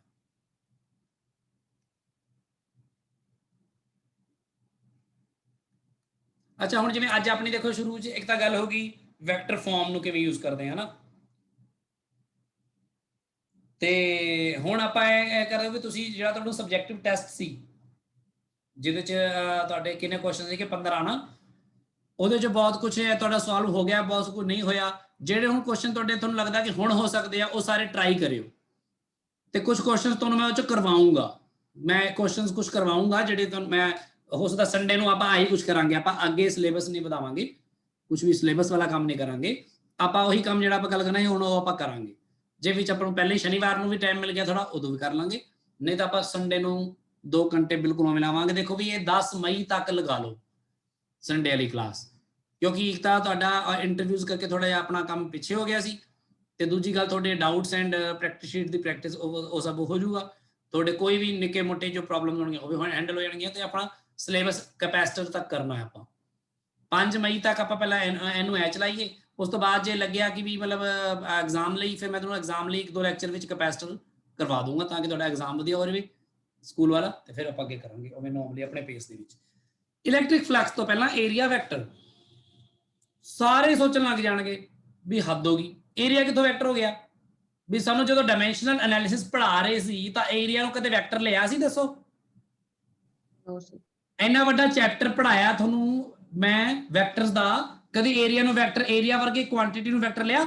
ਵੈਕਟਰ ਅਸੀਂ ਲੈਂਦੇ ਸੀ ਫੋਰਸ ਨੂੰ, ਵੈਲੋਸਿਟੀ ਨੂੰ। ਸਭ ਤੋਂ ਜ਼ਿਆਦਾ ਵੈਕਟਰ ਨੂੰ ਵਰਤਣ ਵਾਲੇ ਜਿਹੜੇ ਆਪਣੇ ਮਕੈਨਿਕਸ 'ਚ ਆਪਾਂ ਫੋਰਸ ਨੂੰ ਵਰਤਦੇ ਆ, ਇੱਕ ਵੈਲੋਸਿਟੀ ਨੂੰ ਵਰਤਦੇ ਆ, ਹੋਰ ਕਿਉਂ ਵਰਤਦੇ ਆ? मोमेंटम। एक मिनट भाई, भी रिकॉर्डिंग चल रही है ना? हाँ ठीक है चल रही है। हाँ, फोर्स ਨੂੰ ਵਰਤਦੇ ਆ, ਵੈਲੋਸਿਟੀ ਵਰਤਦੇ ਆ, ਐਕਸਲਰੇਸ਼ਨ ਵਰਤਦੇ ਆ, ਮੋਮੈਂਟਮ ਵਰਤਦੇ ਆ, ਵੈਕਟਰਸ ਨੂੰ ਜੋੜਨਾ ਘਟਾਉਣਾ, ਡਾਟ ਪ੍ਰੋਡਕਟ ਡਿਸਪਲੇਸਮੈਂਟ ਦਾ ਫੋਰਸ ਦੇ ਨਾਲ, ਹਨਾ, ਜਾਂ ਫੋਰਸ ਦਾ ਵੈਲੋਸਿਟੀ ਨਾਲ, ਆਪਾਂ ਇਹ ਸਾਰਾ ਕੁਝ ਕੀਤਾ।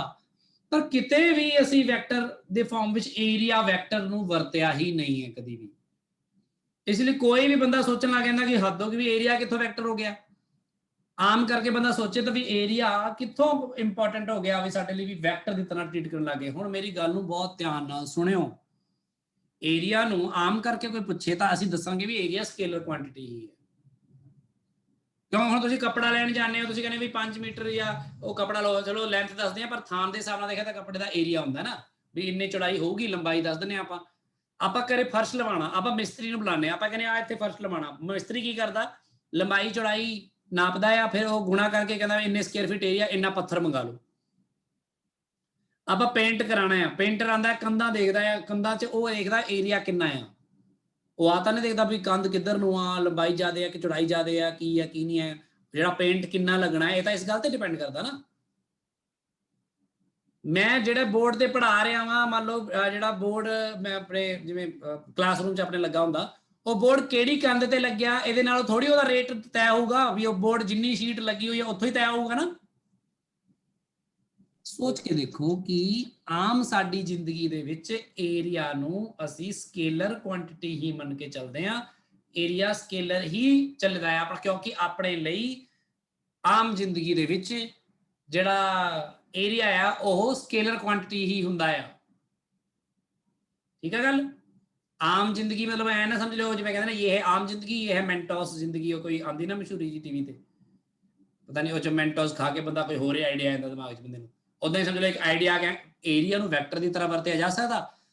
ਸੋ ਦੇਖੋ ਏਰੀਆ ਦੀ ਜਿੱਥੇ ਓਰੀਐਂਟੇਸ਼ਨ ਇੰਪੋਰਟੈਂਟ ਹੈ ਉੱਥੇ ਏਰੀਆ ਨੂੰ ਵੈਕਟਰ ਦੀ ਤਰ੍ਹਾਂ ਟ੍ਰੀਟ ਕੀਤਾ ਜਾਣਾ ਚਾਹੀਦਾ ਹੈ, ਕਰ ਸਕਦੇ ਹਾਂ ਆਪਾਂ, ਤੇ ਉਹਦੇ ਨਾਲ ਬਹੁਤ ਯੂਜ਼ਫੁਲ ਇਨਫੋਰਮੇਸ਼ਨ ਨਿਕਲਦੀ ਹੈ, ਯੂਜ਼ਫੁਲ ਬਣ ਜਾਂਦਾ ਹੈ ਏਰੀਆ ਵੈਕਟਰ। ਕਿਵੇਂ ਬਣ ਜਾਂਦਾ ਹੈ ਸਮਝੋ ਇਸ ਗੱਲ ਨੂੰ। ਮੈਂ ਵੀਡੀਓ ਔਨ ਕਰ ਰਿਹਾ, ਦਿਖ ਰਿਹਾ ਸਾਰਿਆਂ ਨੂੰ ਵੀਡੀਓ? Yes sir. यस। ਆ ਕਾਪੀ ਹੈ, यस सर। ਆ ਕਾਪੀ ਦਾ ਏਰੀਆ ਵਾ, ਆ ਏਰੀਆ ਵਾ, ਇਹਦੀ ਲੰਬਾਈ ਤੇ ਚੌੜਾਈ ਨੂੰ ਗੁਣਾ ਕਰ ਦੋ ਤਾਂ ਇਹਦਾ ਏਰੀਆ ਆ ਜਾਊਗਾ।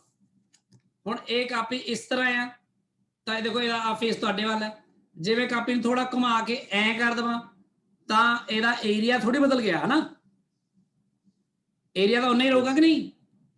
Yes sir. ਪਰ ਏਰੀਆ ਦੀ ਓਰੀਐਂਟੇਸ਼ਨ ਤਾਂ ਬਦਲ ਗਈ ਨਾ। ਇਹ ਪਹਿਲਾਂ ਇਦਾਂ ਓਰੀਐਂਟਡ ਸੀਗਾ, ਹੁਣ ਇਦਾਂ ਓਰੀਐਂਟਡ ਆ, ਜਾਂ ਫਿਰ ਮੈਂ ਇਸ ਨੂੰ ਜੇ ਇਦਾਂ ਕਰ ਦੇਵਾਂ ਤਾਂ ਵੀ ਏਰੀਆ ਨੀਚੇ ਨੂੰ ਹੋ ਗਿਆ ਨਾ ਹੁਣ ਉਹੀ ਵਾਲਾ, ਜਾਂ ਮੈਂ ਇਹਨੂੰ ਐ ਕਰ ਦੇਵਾਂ ਹੁਣ ਮੇਰੇ ਵੱਲ ਨੂੰ ਹੋ ਗਿਆ, ਤੁਹਾਡੇ ਪਾਸੇ ਪਿਛਲਾ ਸਾਈਡ ਹੋ ਗਿਆ, ਇਹਨੂੰ ਐ ਕਰ ਦੇਵਾਂ ਕੁਝ ਹੋਰ ਹੋ ਗਿਆ, ਐ ਕਰ ਦੇਵਾਂ ਕੁਝ ਹੋਰ ਹੋ ਗਿਆ। ਇਸ ਤਰ੍ਹਾਂ ਕਰਦੇ ਘੁਮਾਉਣ ਨਾਲ ਇਹਦੀ ਜਿਹੜੀ ਏਰੀਆ ਦੀ ਓਰੀਐਂਟੇਸ਼ਨ ਵੀ ਬਦਲ ਰਹੀ ਹੈ ਕਿ ਨਹੀਂ ਲਗਾਤਾਰ? Yes sir. पर मैं कह रहा भी एरिया दी ओरिएंट एरिया ਤਾਂ ਇਸ ਤਰ੍ਹਾਂ ਦਾ ਹੁੰਦਾ ਹੈ, ਇਹ ਕੋਈ ਸਟ੍ਰੇਟ ਵੈਕਟਰ ਥੋੜੀ ਹੁੰਦਾ ਹੈ। ਜਿਵੇਂ ਮੈਂ ਕਹਿੰਦਾ ਕਿ ਫੋਰਸ ਇੱਧਰ ਨੂੰ ਲੱਗ ਰਿਹਾ ਤਾਂ ਉਹ ਦਿਖਦਾ ਨਾ ਇੱਧਰ ਨੂੰ ਲੱਗ ਰਿਹਾ, ਵੈਲੋਸਿਟੀ ਇੱਧਰ ਨੂੰ ਆ, ਐਕਸਲਰੇਸ਼ਨ ਇੱਧਰ ਨੂੰ ਆ, ਮੋਮੈਂਟਮ ਇੱਧਰ ਨੂੰ ਆ, ਇਸ ਤਰ੍ਹਾਂ ਚੱਲਦਾ ਹੈ। ਪਰ ਮੈਂ ਕਿਹਾ ਏਰੀਆ ਕਿੱਧਰ ਨੂੰ ਹੈ, ਦੇਖੋ ਏਰੀਆ ਜਿਹੜਾ ਏਰੀਆ ਵਾ ਨਾ ਸਾਹਮਣੇ, ਇਸ ਏਰੀਆ ਦੇ ਨਾਰਮਲ ਹੁੰਦਾ ਹੈ ਹਮੇਸ਼ਾ ਆਹ ਵਾਲਾ ਵੈਕਟਰ, ਜਿਹੜਾ ਮੈਂ ਪੈਨ ਨਾਲ ਇਹਦੇ ਪਰਪੈਂਡੀਕੂਲਰ ਐ ਕਰਤਾ ਇਸ ਤਰ੍ਹਾਂ, ਦੇਖੋ ਇਸ ਤਰ੍ਹਾਂ, ਸਮਝ ਲੱਗ ਰਹੀ ਗੱਲ, ਬਿਲਕੁਲ ਪਰਪੈਂਡੀਕੂਲਰ ਆ ਹੋਏਗਾ ਏਰੀਆ ਵੈਕਟਰ। ਸੋ ਜਦੋਂ ਇਹ ਏਰੀਆ ਘੁੰਮੇਗਾ ਤਾਂ ਇਹ ਵੈਕਟਰ ਘੁੰਮੇਗਾ, ਦੇਖੋ ਜਿਵੇਂ ਜਦੋਂ ਆ ਏਰੀਆ ਇਸ ਤਰ੍ਹਾਂ ਆ ਤਾਂ ਆ ਏਰੀਆ ਵੈਕਟਰ ਕਿੱਧਰ ਹੈ, ਪਰਪੈਂਡੀਕੂਲਰ ਉੱਪਰ ਨੂੰ ਆ ਨਾ, ਵਰਟੀਕਲੀ। Yes sir. ਜੇ ਮੈਂ ਇਹਨੂੰ ਐ ਕਰ ਦਵਾਂ ਤਾਂ ਟੇਢਾ ਹੋ ਗਿਆ, ਦੇਖੋ, ਤੇ ਜੇ ਮੈਂ ਇਹਨੂੰ ਐ ਕਰ ਦਵਾਂ ਤਾਂ ਆ ਹੌਰੀਜ਼ੌਂਟਲ ਹੋ ਗਿਆ, ਹਨਾ, ਐ ਕਰਕੇ ਦੇਖੋ ਏਰੀਆ ਜਦੋਂ ਵੀ ਬਦਲ ਰਿਹਾ ਤਾਂ ਉਹਦੀ, ਜਿਵੇਂ ਆ ਦੇਖੋ ਐ ਲਓ, ਆ ਉਹਦਾ ਮੰਨ ਲਓ ਆ ਏਰੀਆ ਵੈਕਟਰ ਹੈ, ਇਸ ਏਰੀਆ ਦਾ, ਮੇਰੇ ਹੱਥ ਦੇ ਏਰੀਆ ਦਾ ਆ ਵੈਕਟਰ ਹੈ। ਤੇ ਹੁਣ ਜੇ ਮੈਂ ਇਹਨੂੰ ਐ ਕਰ ਦਵਾਂ, ਬਦਲ ਦਵਾਂ, ਏਰੀਆ ਵੈਕਟਰ ਵੀ ਬਦਲ ਰਿਹਾ ਇਸ ਤਰ੍ਹਾਂ ਹਨਾ, ਓਰੀਐਂਟੇਸ਼ਨ ਦੇ ਨਾਲ ਏਰੀਆ ਵੈਕਟਰ ਬਦਲ ਜਾਂਦਾ ਹੈ। ਕਲੀਅਰ ਹੈ ਗੱਲ ਸਭ ਨੂੰ? ਇਸ ਵੈਕਟਰ ਦੇ ਨਾਲ ਰੈਪਰੈਜ਼ੈਂਟ ਕਰਦੇ ਹਾਂ ਅਸੀਂ ਏਰੀਆ ਨੂੰ, ਤੇ ਇਸ ਵੈਕਟਰ ਦੀ ਲੰਬਾਈ ਅਸੀਂ ਉਨੀ ਲੈਂਦੇ ਹਾਂ ਜਿੰਨਾ ਏਰੀਆ ਦਾ ਮੈਗਨੀਟਿਊਡ ਹੋਵੇ, ਤੇ ਡਾਇਰੈਕਸ਼ਨ ਏਰੀਆ ਦੇ ਪਰਪੈਂਡੀਕੂਲਰ ਲੈਣੇ ਹਮੇਸ਼ਾ। ਇਸ ਨੂੰ ਇਸ ਨਾਲ ਇਹ ਯੂਜ਼ ਕਰਦੇ, ਜਸਟ ਮੈਂ ਤੁਹਾਨੂੰ ਦੱਸ ਰਿਹਾ ਏਰੀਆ ਵੈਕਟਰ ਨੂੰ ਡਿਫਾਈਨ ਕਰ ਰਿਹਾ। ਜਿਵੇਂ ਕਿ ਫॉर ਐਗਜ਼ਾਮਪਲ ਦੇਖੋ, ਹਾਂਜੀ ਮਹਿਕਦੀਪ, ਪਹਿਲਾਂ ਦਾ ਹੈਂਡ ਰੇਲ ਸਰ। ਅੱਛਾ, ਉਹ ਆਪਣੇ ਆਪ ਕੁਐਸਚਨ ਜਦੋਂ ਹੋ ਜਾਵੇ ਹੱਲ ਫਿਰ ਚੱਕ ਲਿਆ ਕਰੋ ਹੱਥ। ਦੇਖੋ ਸਾਰਿਆਂ ਨੇ, ਹੁਣ ਮੰਨ ਲਓ ਫॉर ਐਗਜ਼ਾਮਪਲ, ਮੰਨ ਲਓ ਜਿਵੇਂ ਇਸ ਤਰ੍ਹਾਂ ਇੱਕ ਹॉरिजॉन्टल 3 डायमेंशनल इमेजिन करो, इस तरह हॉरिजॉन्टली मैं कुछ कोई एरिया रखा, इस तरह इस तरह इस तरह इस तरह, सोच के देखो ये हॉरिजॉन्टली रखा है मान लो, तो ਇਹਦਾ ਏਰੀਆ ਵੈਕਟਰ ਜੋ ਹੋਏਗਾ, ਏਰੀਆ ਵੈਕਟਰ ਇਹਦਾ ਆਪਾਂ ਐ ਸ਼ੋ ਕਰਾਂਗੇ ਬਿਲਕੁਲ ਉੱਪਰ ਨੂੰ ਇਸ ਤਰ੍ਹਾਂ ਨਾਰਮਲੀ। ਤੇ ਜੇ ਮੈਂ ਕਹਾਂ ਕਿ ਇਹਦਾ ਏਰੀਆ ਜਿਹੜਾ ਆ, ਮੰਨ ਲਓ ਜੇ ਆ 2 ਮੀਟਰ ਹੈ ਤੇ ਆ ਵੀ 2 ਮੀਟਰ ਹੈ, ਤਾਂ ਇਹਦਾ ਏਰੀਆ ਕਿੰਨਾ ਹੋ ਜਾਏਗਾ ਦੱਸੋ? ਇਹ ਸਕੁਅਰ ਹੈ ਸਮਝ ਲਓ, ਕਿੰਨਾ ਏਰੀਆ ਹੋ ਜਾਏਗਾ ਬਈ? 4 ਹੋ ਜਾਏਗਾ। 4 ਯੂਨਿਟਸ। ਤਾਂ ਇਹਦੀ ਲੰਬਾਈ ਮੈਂ ਕਿੰਨੀ ਰੱਖਾਂਗਾ? 1 2 3 4, ਤਾਂ ਆ ਏਰੀਆ ਵੈਕਟਰ ਹੋ ਜਾਏਗਾ। ਇਹਦੇ ਨਾਲ ਮੈਨੂੰ ਇਹਦੀ ओरिएंटेशन ਵੀ ਪਤਾ ਲੱਗ ਰਹੀ ਹੈ ਤੇ ਮੈਗਨੀਟਿਊਡ ਇਸ ਦੀ ਲੈਂਥ ਤੋਂ ਪਤਾ ਲੱਗ ਰਹੀ ਹੈ। ਗੱਲ ਕਲੀਅਰ ਹੋਈ ਸਭ ਨੂੰ? ਤੇ ਜੇ ਮੈਂ ਇਸੇ ਨੂੰ ਐ ਕਰਾਂ, ਇਸੇ ਨੂੰ ਇਸ ਤਰ੍ਹਾਂ ਸਮਝਾਂ ਕਿ ਐ ਹੋ ਜਾਵੇ, ਆ 2 ਹੀ ਰੱਖਾਂ ਪਰ ਇਹਨੂੰ 1 ਰੱਖਾਂ, ਮੈਂ ਰੈਕਟੈਂਗੂਲਰ ਜਾਂ ਏਰੀਆ ਲੈ ਲਿਆ ਆਪਾਂ ਇਸ ਤਰ੍ਹਾਂ। ਹੁਣ ਆ ਮੰਨ ਲਓ ਹੈਗਾ 2, ਇਹ ਹੈਗਾ 1, ਤਾਂ ਆ ਏਰੀਆ ਕਿੰਨਾ ਹੋਏਗਾ ਦੱਸੋ? 2 ਤਾਂ ਇਹਦਾ ਏਰੀਆ ਵੈਕਟਰ ਇੰਨਾ ਹੋਏਗਾ। ਫਿਰ ਕਲੀਅਰ ਹੋਈ ਗੱਲ? Yes sir. Yes sir. ਤੇ ਜੇ ਮੈਂ ਇਸੇ ਸ਼ੀਟ ਨੂੰ ਵਰਟੀਕਲੀ ਥੋੜੀ ਜਿਹੀ ਇਸ ਤਰ੍ਹਾਂ ਰੱਖਾਂ,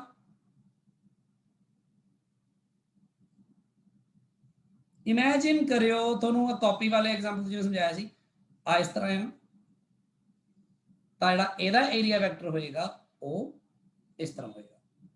ਸਮਝ ਲੱਗੀ ਗੱਲ? Yes sir. सर मतलब वो बॉडी ਦੇ ਹਮੇਸ਼ਾ ਪਰਪੈਂਡੀਕੂਲਰ ਰੱਖਣਾ ਹੈ? ਏਰੀਆ ਦੇ ਪਰਪੈਂਡੀਕੂਲਰ ਰੱਖਣਾ ਹੈ, ਜਿਹੜਾ ਵੀ ਏਰੀਆ ਤੁਸੀਂ ਦੱਸ ਰਹੇ ਹੋ ਉਹਦੇ ਪਰਪੈਂਡੀਕੂਲਰ ਹੋਣਾ ਹੈ ਹਮੇਸ਼ਾ ਇਹ। Okay sir. ਹੁਣ ਜੇ ਇਹਨੂੰ ਤੁਸੀਂ ਘੁਮਾਓਗੇ, ਆ ਇਹਨੂੰ ਫੜ ਕੇ ਘੁਮਾ ਦੋਗੇ ਥੋੜਾ ਜਿਹਾ, ਜੇ ਮੰਨ ਲਓ ਇਸ ਤਰ੍ਹਾਂ ਕਰ ਦੋਗੇ, ਇਸ ਤਰ੍ਹਾਂ ਥੋੜਾ ਇਸ ਤਰ੍ਹਾਂ ਟੇਢਾ ਕਰਤਾ ਇਸ ਤਰ੍ਹਾਂ, ਤਾਂ ਜਿਹੜਾ ਏਰੀਆ ਵੈਕਟਰ ਹੋਏਗਾ ਤੁਹਾਡਾ, ਏਰੀਆ ਵੈਕਟਰ ਤੁਹਾਡਾ ਇੱਧਰ ਨੂੰ ਹੋ ਜਾਏਗਾ ਫਿਰ, ਬਟ ਪਰਪੈਂਡੀਕੂਲਰ ਰਹੇਗਾ ਇਹਦੇ। ਕਲੀਅਰ ਹੈ ਗੱਲ? Yes sir. ਹਾਂਜੀ ਬੋਲੋ। ਸਰ ਇਹ ਜ਼ਰੂਰੀ ਤਾਂ ਨਹੀਂ ਵੀ ਆਪਣਾ ਜਿਹੜਾ ਨਾਰਮਲ ਸਿਰੇ ਸੈਂਟਰ ਤੋਂ ਹੀ ਹੋਵੇ, ਕਿਸੇ ਹੋਰ ਪੁਆਇੰਟ ਵੀ ਹੋ ਸਕਦਾ? ਨਾ ਜ਼ਰੂਰੀ ਨਹੀਂ ਹੈਗਾ ਇਹ, ਬਿਲਕੁਲ ਜ਼ਰੂਰੀ ਨਹੀਂ ਹੈਗਾ। ਬਿਲਕੁਲ ਸਹੀ ਹੈ, ਬਹੁਤ ਵਧੀਆ ਕੁਐਸਚਨ ਹੈ। ਬਸ ਉੱਥੋਂ ਮੈਨੂੰ ਪਤਾ ਲੱਗ ਗਿਆ ਵੀ ਇੱਥੇ ਕੋਈ ਏਰੀਆ ਹੈਗਾ ਤੇ ਜਿਹੜਾ ਇੱਧਰ ਨੂੰ ਹੈ ਉਹਦਾ ਜਿਹੜਾ ਡਾਇਰੈਕਸ਼ਨ ਹੈ, ਠੀਕ ਹੈ। ਸੈਂਟਰ ਤੋਂ ਦਿਖਾਉਣ ਵਰਗੀ ਕੋਈ ਸੈਂਸ ਨਹੀਂ ਹੈ, ਕਿਉਂਕਿ ਇਹ ਵੈਕਟਰ ਜਿਹੜਾ ਏਰੀਆ ਵੈਸੇ ਵੀ ਇਦਾਂ ਜ਼ਰੂਰ ਨਹੀਂ ਰੈਕਟੈਂਗਲ ਹੋਏਗਾ। ਜਿਵੇਂ ਏਰੀਆ ਤੇਰਾ ਐ ਵੀ ਹੋ ਸਕਦਾ ਨਾ, ਆਦੇ ਆ ਇਸ ਤਰ੍ਹਾਂ ਦੀ ਕੋਈ ਵੀ ਤੁਸੀਂ ਸ਼ੀਟ ਕੋਈ ਵੀ ਇਸ ਤਰ੍ਹਾਂ ਦੀ ਲੈ ਲਈ, ਮੰਨ ਲਓ ਆ ਇਸ ਤਰ੍ਹਾਂ ਕਰਕੇ, ਹੁਣ ਇਹਦਾ ਵੀ ਤਾਂ ਏਰੀਆ ਵੈਕਟਰ ਹੋਏਗਾ ਨਾ ਹਾਂਜੀ ਸਰ। ਨਾਰਮਲੀ। ਉਹ ਕਿਤੇ ਮਰਜ਼ੀ ਡਰਾ ਕਰ ਦੋ, ਪਰਪੈਂਡੀਕੂਲਰ ਹੋਣਾ ਚਾਹੀਦਾ। ਪਰ ਇਹ ਗੱਲ ਸਮਝ ਲੱਗੀ? ਸਰ ਹਾਂਜੀ ਸਰ ਆਹ ਜਿਹੜਾ ਤੁਸੀਂ A ਵੈਕਟਰ ਬਣਾਇਆ ਉਹ ਥੱਲੇ ਨੂੰ ਵੀ ਹੋ ਸਕਦਾ, ਉਦਾਂ ਵੀ ਪਰਪੈਂਡੀਕੂਲਰ ਹੋਊਗਾ। ਹਾਂ ਬਿਲਕੁਲ, ਜਿਹੜੇ ਇਸ ਤਰ੍ਹਾਂ ਦੇ ਏਰੀਆਜ਼ ਹੈਗੇ ਨੇ, ਜਿਹੜੇ ਆਹ ਵਾਲੇ ਏਰੀਆ ਜਿਹੜੇ ਓਪਨ ਸਰਫੇਸ ਹੁੰਦੇ ਨੇ, ਜਿਵੇਂ ਮੈਂ ਹੁਣੀ ਦਿਖਾਇਆ ਤੁਹਾਨੂੰ ਆ ਪਤਲਾ ਆ ਸਰਫੇਸ, ਤੇ ਇਹਦੇ ਚਾਹੇ ਇੱਧਰ ਨੂੰ ਡਰਾ ਕਰ ਦੋ ਚਾਹੇ ਇੱਧਰ ਨੂੰ, ਇਹਦੇ ਵਿੱਚ ਕੋਈ ਫਰਕ ਨਹੀਂ ਪੈਂਦਾ। ਪਰ ਜਿੱਥੇ ਜਾ ਕੇ ਅਸੀਂ ਏਰੀਆ ਵੈਕਟਰ ਦੀ ਸੈਂਸ ਬਣਾਵਾਂਗੇ, ਜੋ ਯੂਜ਼ ਕਰਾਂਗੇ, ਤਾਂ ਉੱਥੇ ਫਰਕ ਪਏਗਾ, ਕਿਉਂਕਿ ਉੱਥੇ ਅਸੀਂ ਹਮੇਸ਼ਾ ਕਲੋਜ਼ਡ ਸਰਫੇਸਿਸ ਦੀ ਗੱਲ ਕਰਾਂਗੇ, ਓਪਨ ਸਰਫੇਸਿਸ ਦੀ ਨਹੀਂ। ਜਿਵੇਂ ਕਿ ਅਸੀਂ ਇਸ ਤਰ੍ਹਾਂ ਦੀ ਕੋਈ ਡਿਸਕ ਦੀ ਗੱਲ ਘੱਟ ਕਰਾਂਗੇ, ਜਿਵੇਂ ਡਿਸਕ ਹੋਵੇ ਇਸ ਤਰ੍ਹਾਂ ਪਈ ਹੋਈ, ਤੇ ਇਹਦਾ ਆ ਏਰੀਆ ਵੈਕਟਰ ਹੋਇਆ ਨਾ ਇਹਦੇ ਪਰਪੈਂਡੀਕੂਲਰ,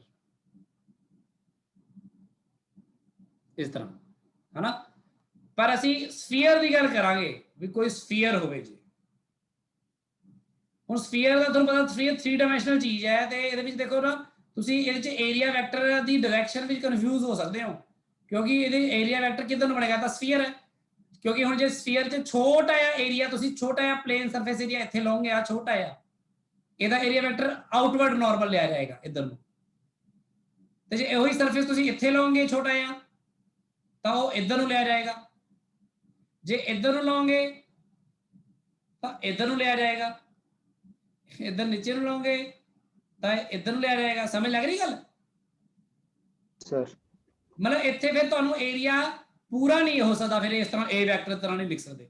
ਇਹ ਛੋਟੇ ਛੋਟੇ ਸਰਫੇਸ ਏਰੀਆ ਹੋਣਗੇ DS vector, DS vector. DS ਮਤਲਬ ਛੋਟਾ ਸਰਫੇਸ ਏਰੀਆ, ਜਿਵੇਂ DL ਛੋਟੀ ਲੈਂਥ, DV ਥੋੜੀ ਜਿਹੀ ਵੈਲੋਸਿਟੀ ਚੇਂਜ, DT ਛੋਟਾ ਜਿਹਾ time interval, D capital T थोड़ा है टेम्परेचर चेंज, उतने यार DS। DA नहीं बोलते सर, DS क्यों सर, DS क्यों सर, DA नहीं हो? DA बोल लो, ठीक है, DA भी ठीक है। DS मतलब S फॉर सरफेस एरिया बोल देना, क्योंकि आप इतने सरफेस एरिया वर्ड यूज करते हैं for the close surfaces. S for surface area कहता है, आ एक 3 डायमेंशनल चीज है। जिਵੇਂ कि ਇਹਨੂੰ ਸਰਫੇਸ ਏਰੀਆ, ਇਹਨੂੰ S ਵੈਕਟਰ ਦੀ ਤਰ੍ਹਾਂ ਪ੍ਰੈਜ਼ੈਂਟ ਨਹੀਂ ਕਰ ਸਕੋਗੇ, ਕਿਉਂਕਿ ਉਹਦੀ ਫਿਰ ਦਿਸ਼ਾ ਕੀ ਦੱਸੋਗੇ, ਉਹਦਾ ਚਾਰੇ ਦਿਸ਼ਾਵਾਂ 'ਚ ਉਹਦੇ ਏਰੀਆ ਵੈਕਟਰ ਹੋਣਗੇ। ਇਹਦੇ ਛੋਟੇ ਛੋਟੇ DS ਵੈਕਟਰਸ ਦੇ ਵਿੱਚ ਲੈ ਕੇ ਗੱਲ ਕਰਨੀ ਪੈਣੀ ਹੈ ਅਗਰ ਏਰੀਆ ਵੈਕਟਰ ਦੀ ਗੱਲ ਕਰਾਂਗੇ ਫॉर ਦਾ ਸਫੀਅਰ। ਸਮਝ ਲੱਗੀ ਗੱਲ ਸਾਰਿਆਂ ਨੂੰ? Yes sir. ਹੁਣ ਏਰੀਆ ਵੈਕਟਰ ਨੂੰ ਸਮਝਣਾ ਕਿ ਵੈਕਟਰ ਫਾਰਮ 'ਚ ਜਦੋਂ ਕਰਦੇ ਆ। ਹੁਣ ਦੂਜੀ ਗੱਲ ਇਹ ਆ ਕਿ ਮੈਂ ਹੁਣ ਤੁਹਾਨੂੰ ਦੱਸੂਗਾ, ਇਹਦਾ ਮਤਲਬ ਵੀ ਬਣਾ ਦਾਂਗੇ ਆਪਾਂ, ਪਹਿਲਾਂ ਇੱਕ ਵਾਰ ਗੱਲ ਸਮਝ ਲਓ। ਮੰਨ ਲਓ ਸਿਲੰਡਰ ਹੈ ਕੋਈ ਕਲੋਜ਼ ਸਰਫੇਸ ਏਰੀਆ। सिलेंडर भी ਤੁਹਾਨੂੰ ਪਤਾ ਕਿ ਸਿਲੰਡਰ 'ਚ ਇੱਕ ਤਾਂ ਉੱਪਰ ਤੇ ਨੀਚੇ plane surface, right circular cylinder ਹੈ, ਤੇ ਇਸ ਸਿਲੰਡਰ ਦੇ ਵਿੱਚ ਆ ਇੱਕ ਪਲੇਨ ਸਰਫੇਸ ਏਰੀਆ ਉੱਪਰ ਹੈ, ਇੱਕ ਆ ਨੀਚੇ ਹੈ, ਤੇ ਆ ਸਾਈਡ ਤੇ ਜਿਹੜੇ ਆ ਸਰਫੇਸ ਏਰੀਆ ਹੈਗੇ ਨੇ, ਇਹ ਸਾਰੇ ਉਹਦੇ ਕਰਵਡ ਸਰਫੇਸ ਏਰੀਆ ਨੇ। ਉੱਪਰ ਵਾਲਾ ਸਰਫੇਸ ਜੋ ਹੈ, ਇਸ ਨੂੰ ਤੁਸੀਂ ਇੱਕ ਹੀ ਵੈਕਟਰ ਨਾਲ ਰਿਪਰੈਜ਼ੈਂਟ ਕਰ ਸਕੋਗੇ ਕਿ ਨਹੀਂ? कर सकांगे, ਤੇ ਉਹਦਾ ਸਰਫੇਸ ਏਰੀਆ ਵੈਕਟਰ ਕਿੱਧਰ ਹੋਏਗਾ? Upward, radial upward. ਤੇ ਨੀਚੇ ਵਾਲੇ ਨੂੰ ਐ, ਹੁਣ ਤੁਸੀਂ ਕਹੋਗੇ ਜਦੋਂ ਮਰਜੀ ਨਹੀਂ, ਆਊਟਵਰਡ ਹੀ ਕਰਨਾ ਹੈ। ਆਊਟਵਰਡ ਮਤਲਬ ਫਿਰ ਆ ਹੋਏਗਾ ਨਾ ਨੀਚੇ ਵਾਲਾ, ਤੇ ਆ ਇਧਰ ਨੂੰ ਹੋਏਗਾ ਛੋਟਾ ਜਿਹਾ, ਤੇ ਆ ਇਧਰ ਨੂੰ ਹੋਏਗਾ। ਤੇ ਇਸ ਤਰ੍ਹਾਂ ਦੇ ਸਾਰੇ ਪਾਸੇ ਜਦੋਂ ਘੇਰੇ 'ਚ ਘੁੰਮ ਕੇ ਦੇਖੋਗੇ ਤਾਂ ਇਹ ਚਾਰੇ ਪਾਸੇ ਹੀ ਨੂੰ ਹੋਣਗੇ ਨਾ। ਇਹ ਸਮਝ ਲੱਗੀ ਗੱਲ? ਜਿਵੇਂ ਇੱਥੇ ਜੇ ਸਰਫੇਸ ਏਰੀਆ ਵੈਕਟਰ ਇਹਦਾ ਲਓਗੇ ਇਸ ਜਗ੍ਹਾ ਤੇ एकदम सामने पासे इधर, तो वो बिल्कुल मेरे वाल होएगा, बाहर ਨੂੰ, है ना, ਤੇ ਸਭ ਤੋਂ ਪਿਛਲੇ ਵਾਲੇ ਪਾਸੇ ਸਭ ਤੋਂ ਅੰਦਰ ਨੂੰ ਹੋਏਗਾ। ਸਮਝ ਲੱਗ ਰਹੀ ਗੱਲ? ਤਾਂ ਇਸ ਦੇ ਜੇ ਕਰਵਡ ਸਰਫੇਸ ਦੀ ਗੱਲ ਕਰੋਗੇ ਤਾਂ ਉੱਥੇ ਤੁਹਾਨੂੰ ਛੋਟੇ ਛੋਟੇ DS ਲੈ ਕੇ ਆਪਣੀ ਗੱਲ ਕਰਨੀ ਪਵੇਗੀ। ਪਰ ਸਭ ਤੋਂ ਉੱਪਰਲੇ ਲਈ ਤੇ ਸਭ ਤੋਂ ਨਿਚਲੇ ਲਈ ਤੁਸੀਂ ਉਹਨੂੰ ਇੱਕ ਵੈਕਟਰ ਦੀ ਫਾਰਮ 'ਚ ਵੀ ਲਿਖ ਸਕੋਗੇ। ਇਹ ਗੱਲਾਂ ਕੁਝ ਪਹਿਲਾਂ ਤਾਂ ਸਮਝ ਲਓ। ਕਲੀਅਰ ਹੈ ਗੱਲ? Outward normal. ਹੁਣ ਆਪਾਂ ਜਿਹੜੀ ਗੱਲ ਕਰਨੀ ਹੈ, ਜਿਹੜੀ ਆਪਾਂ ਗੱਲ ਸਿੱਖਣੀ ਹੈ ਏਰੀਆ ਵੈਕਟਰ ਤੋਂ ਬਾਅਦ, ਉਹ ਹੈਗੀ ਆ ਇਲੈਕਟ੍ਰਿਕ ਫਲਕਸ। ਇਲੈਕਟ੍ਰਿਕ ਫਲਕਸ ਕੀ ਹੁੰਦਾ?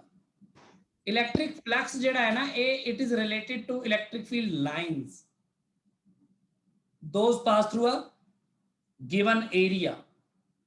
Electric field lines, ठीक है, ਦੇ ਨਾਲ ਰਿਲੇਟਡ ਚੀਜ਼ ਹੈ। ਮੈਂ ਪੂਰੀ ਡੈਫੀਨੇਸ਼ਨ ਪ੍ਰੋਪਰ ਲਿਖਾਉਂਗਾ ਪਹਿਲਾਂ, ਫਿਰ ਮੈਂ ਦੱਸਾਂ। ਹੁਣ ਇਲੈਕਟ੍ਰਿਕ ਲਾਈਨਸ ਤੁਸੀਂ ਸਮਝਦੇ ਹੋ ਸਾਰੇ। ਤੁਸੀਂ ਇਹ ਸਮਝ ਕੇ ਚੱਲੋ, ਤੁਸੀਂ ਥੋੜਾ ਜਿਹਾ, ਮੈਂ ਜੇ ਹੁੰਦਾ ਆਪਾਂ ਆਫਲਾਈਨ ਚ ਬੜਾ ਮਜ਼ਾ ਆਣਾ ਸੀ ਇਸ ਗੱਲ ਨੂੰ ਸਮਝਾਉਣ ਚ, ਮੈਂ ਕੋਸ਼ਿਸ਼ ਕਰਦਾ ਤੁਹਾਨੂੰ। ਤੁਸੀਂ ਦੇਖੋ, ਤੁਸੀਂ ਮੰਨ ਲਓ ਮੇਰਾ ਹੱਥ ਇਸ ਲੈਫਟ ਟੂ ਰਾਈਟ, ਮੇਰੇ ਲੈਫਟ ਟੂ ਰਾਈਟ, ਤੁਸੀਂ ਸੋਚ ਲਓ ਇਧਰ ਨੂੰ ਇਲੈਕਟ੍ਰਿਕ ਫੀਲਡ ਹੈਗਾ। ਜਿਵੇਂ ਤੁਸੀਂ ਹੁਣੇ ਯੂਨੀਫਾਰਮ ਇਲੈਕਟ੍ਰਿਕ ਫੀਲਡ ਮੈਂ ਬਣਾ ਰਿਹਾ ਸੀ ਨਾ, ਇਲੈਕਟ੍ਰਿਕ ਫੀਲਡ ਈ ਬਣਾ ਰਿਹਾ ਸੀ ਬਹੁਤ ਸਾਰੇ, ਵਿੱਚ ਡਾਈਪੋਲ ਰੱਖ ਰਿਹਾ ਸੀ ਇਸ ਤਰ੍ਹਾਂ। ਤੁਸੀਂ ਲੈਫਟ ਟੂ ਰਾਈਟ ਸਮਝ ਕੇ ਇੱਥੇ ਇਲੈਕਟ੍ਰਿਕ ਫੀਲਡ ਹੈਗਾ, ਤਾਂ ਸਾਰੀ electric field left to right ਐ ਜਾ ਰਹੀਆਂ ਨੇ। ਜਿਹੜਾ ਇਹ ਏਰੀਆ ਵਾ, ਆਹ ਵਾਲਾ ਏਰੀਆ, ਆ ਜਿਹੜਾ ਮੈਂ ਬੁੱਕ ਕਾਪੀ ਸਮਝਾ ਰਹੀ, ਜੇ ਮੈਂ ਇਸ ਏਰੀਆ ਨੂੰ ਇੱਕਦਮ ਸਾਹਮਣੇ ਐ ਰੱਖਾਂਗਾ ਤਾਂ ਇਲੈਕਟ੍ਰਿਕ ਫੀਲਡ ਲਾਈਨ ਇਹਦੇ ਵਿੱਚੋਂ ਹੋ ਕੇ ਪਾਸ ਕਰਨਗੀਆਂ ਨਾ, ਫਿਰ ਇਧਰੋਂ ਦੀ ਨਿਕਲ ਜਾਣਗੀਆਂ, ਇਧਰੋਂ ਦੀ ਐਂਟਰ ਕਰਕੇ, ਹੈ ਕਿ ਨਹੀਂ? Yes sir. ਕਿਸੇ ਵੀ ਏਰੀਆ ਦੇ ਵਿੱਚੋਂ ਕਿੰਨੀਆਂ ਇਲੈਕਟ੍ਰਿਕ ਫੀਲਡ ਲਾਈਨਸ ਨਾਰਮਲੀ ਪਾਸ ਕਰਦੀਆਂ ਨੇ, ਉਹਨਾਂ ਦਾ ਨੰਬਰ ਕਿੰਨਾ ਹੈ, ਕਿੰਨੀਆਂ? ਹਾਲਾਂਕਿ ਨੰਬਰ ਇੰਪੋਰਟੈਂਟ ਨਹੀਂ ਹੈ, ਹੁਣੇ ਤੁਹਾਨੂੰ ਸਮਝਾ ਦੂੰਗਾ ਕੀ ਗੱਲ ਹੈ, ਪਰ ਆਪਾਂ ਡਿਫਾਈਨ ਐ ਕਰਦੇ ਹਾਂ, ਡੈਫੀਨੇਸ਼ਨ ਐ ਲੈਂਦੇ ਹਾਂ ਵੀ number of electric field lines passing through a surface normally is called electric flux through that area. ਮੈਂ ਇਹਦੇ ਵਿੱਚੋਂ ਜੇ ਮੰਨ ਲਓ 10 ਇਲੈਕਟ੍ਰਿਕ ਫੀਲਡ ਲਾਈਨ ਪਾਸ ਕਰ ਰਹੀਆਂ ਨੇ ਇਹਦੇ ਵਿੱਚੋਂ ਹੋ ਕੇ ਇਸ ਤਰ੍ਹਾਂ, ਤਾਂ ਮੈਂ ਕਹੂੰਗਾ ਇਹਦਾ ਇਲੈਕਟ੍ਰਿਕ ਫਲਕਸ ਥਰੂ ਦਿਸ ਏਰੀਆ ਕਿੰਨਾ ਹੈ? 10 ਹੈ। 10।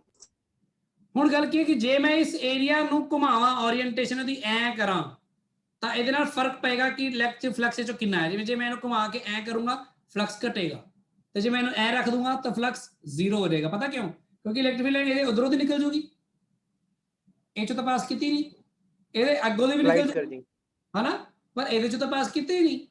ਕਲੀਅਰ ਹੈ ਗੱਲ? Yes sir. ਇਹਨੂੰ ਆਪਾਂ ਵਾਟਰ ਫਲਕਸ ਦੀ ਤਰ੍ਹਾਂ ਸਮਝਣ ਦੀ ਕੋਸ਼ਿਸ਼ ਕਰਦੇ। ਮੰਨ ਲਓ ਆ ਰਿੰਗ ਹੈ, ਠੀਕ ਹੈ, ਆ ਰਿੰਗ ਹੈ, ਇਸ ਰਿੰਗ ਦੇ ਸਰਫੇਸ ਏਰੀਆ, ਆ ਏਰੀਆ ਇਹਦਾ ਏਰੀਆ ਵੈਕਟਰ ਐ ਬਾਹਰ ਨੂੰ ਸਮਝ ਲਓ। ਇਸ ਰਿੰਗ ਦੇ ਵਿੱਚੋਂ ਦੀ ਪਾਸ ਹੋ ਕੇ ਨਿਕਲਣ ਵਾਲੀ ਲਾਈਨਸ ਜਿਹੜੀਆਂ ਹੋਣਗੀਆਂ ਉਹ ਫਲਕਸ ਹੋਊਗਾ ਥਰੂ ਦਿਸ ਰਿੰਗ। 3 ਲਾਈਨ ਪਾਸ ਕਰੀਆਂ 3 ਰਿੰਗ, 2 ਪਾਸ ਕਰੇ 2 ਰਿੰਗ, 2 ਫਲਕਸ ਹੈ ਇਹਦਾ ਮਤਲਬ। ਹੁਣ ਆ ਜਿਹੜੀ ਰਿੰਗ ਹੈ ਨਾ, ਲੈਫਟ ਟੂ ਰਾਈਟ ਮੰਨ ਲਓ ਪਾਣੀ ਇਧਰੋਂ ਇਧਰ ਨੂੰ ਇਧਰ ਫਲੋ ਕਰ ਰਿਹਾ, ਤਾਂ ਮੈਂ ਇਹਦੇ ਵਿੱਚ ਮੰਨ ਲਓ ਵਾਟਰ ਫਲਕਸ ਦੀ ਗੱਲ ਕਰਨ ਜਾ ਰਿਹਾ। ਵੈਸੇ ਹੀ ਆਪਣੇ ਵੱਲੋਂ ਆਪਾਂ ਵਰਡ ਬਣਾ ਲਿਆ ਵਾਟਰ ਫਲਕਸ, ਕਿ ਇਹਦੇ ਵਿੱਚੋਂ ਰਿੰਗ ਦੇ ਵਿੱਚੋਂ ਕਿੰਨਾ ਪਾਣੀ ਹੋ ਕੇ ਨਿਕਲੇਗਾ, that will be the flux through this water flux ਕਹਿ ਲਓ, through this ring। ਜੇ ਨਦੀ ਵਿੱਚ ਪਾਣੀ ਲੈਫਟ ਟੂ ਰਾਈਟ ਇਸ ਤਰ੍ਹਾਂ ਵਹਿ ਰਿਹਾ, ਤੇ ਮੈਂ ਇਹਦੇ ਵਿੱਚ ਇਹਨੂੰ ਲਿਆ ਕੇ ਰਿੰਗ ਨੂੰ ਇਸ ਤਰ੍ਹਾਂ ਲੈ ਕੇ ਆਣਾ, ਦੇਖੋ ਸਾਹਮਣੇ ਇਸ ਤਰ੍ਹਾਂ, ਤਾਂ ਉਹ ਪਾਣੀ ਇਹਦੇ ਵਿੱਚੋਂ ਦੀ ਪਾਸ ਕਰੇਗਾ ਨਾ। Yes sir. ਪਰ ਜੇ ਮੈਂ ਰਿੰਗ ਨੂੰ ਐ ਘੁਮਾ ਦੇਵਾਂ ਥੋੜੀ ਜੀ, ਤਾਂ ਇਸ ਰਿੰਗ ਵਿੱਚੋਂ ਪਾਣੀ ਘੱਟ ਪਾਸ ਕਰੇਗਾ ਨਾ ਹੁਣ। Yes sir. ਤੇ ਜੇ ਮੈਂ ਰਿੰਗ ਨੂੰ ਘੁਮਾ ਕੇ ਐ ਕਰ ਦਵਾਂ ਤਾਂ ਕੀ ਹੋਏਗਾ? ਪਾਣੀ ਇਸ ਰਿੰਗ ਦੇ ਇਧਰੋਂ ਦੀ ਨਿਕਲ ਜਾਏਗਾ, ਪਾਣੀ ਇਸ ਰਿੰਗ ਦੇ ਇਧਰੋਂ ਦੀ ਨਿਕਲ ਜਾਏਗਾ, ਉੱਪਰੋਂ ਦੀ ਨਿਕਲ ਜਾਏਗਾ ਨੀਚੇ, ਪਰ ਰਿੰਗ ਦੇ ਏਰੀਆ ਦੇ ਵਿੱਚੋਂ ਦੀ ਹੋ ਕੇ ਨਹੀਂ ਗੁਜ਼ਰੇਗਾ ਪਾਣੀ, ਹੈ ਕਿ ਨਹੀਂ? Yes sir.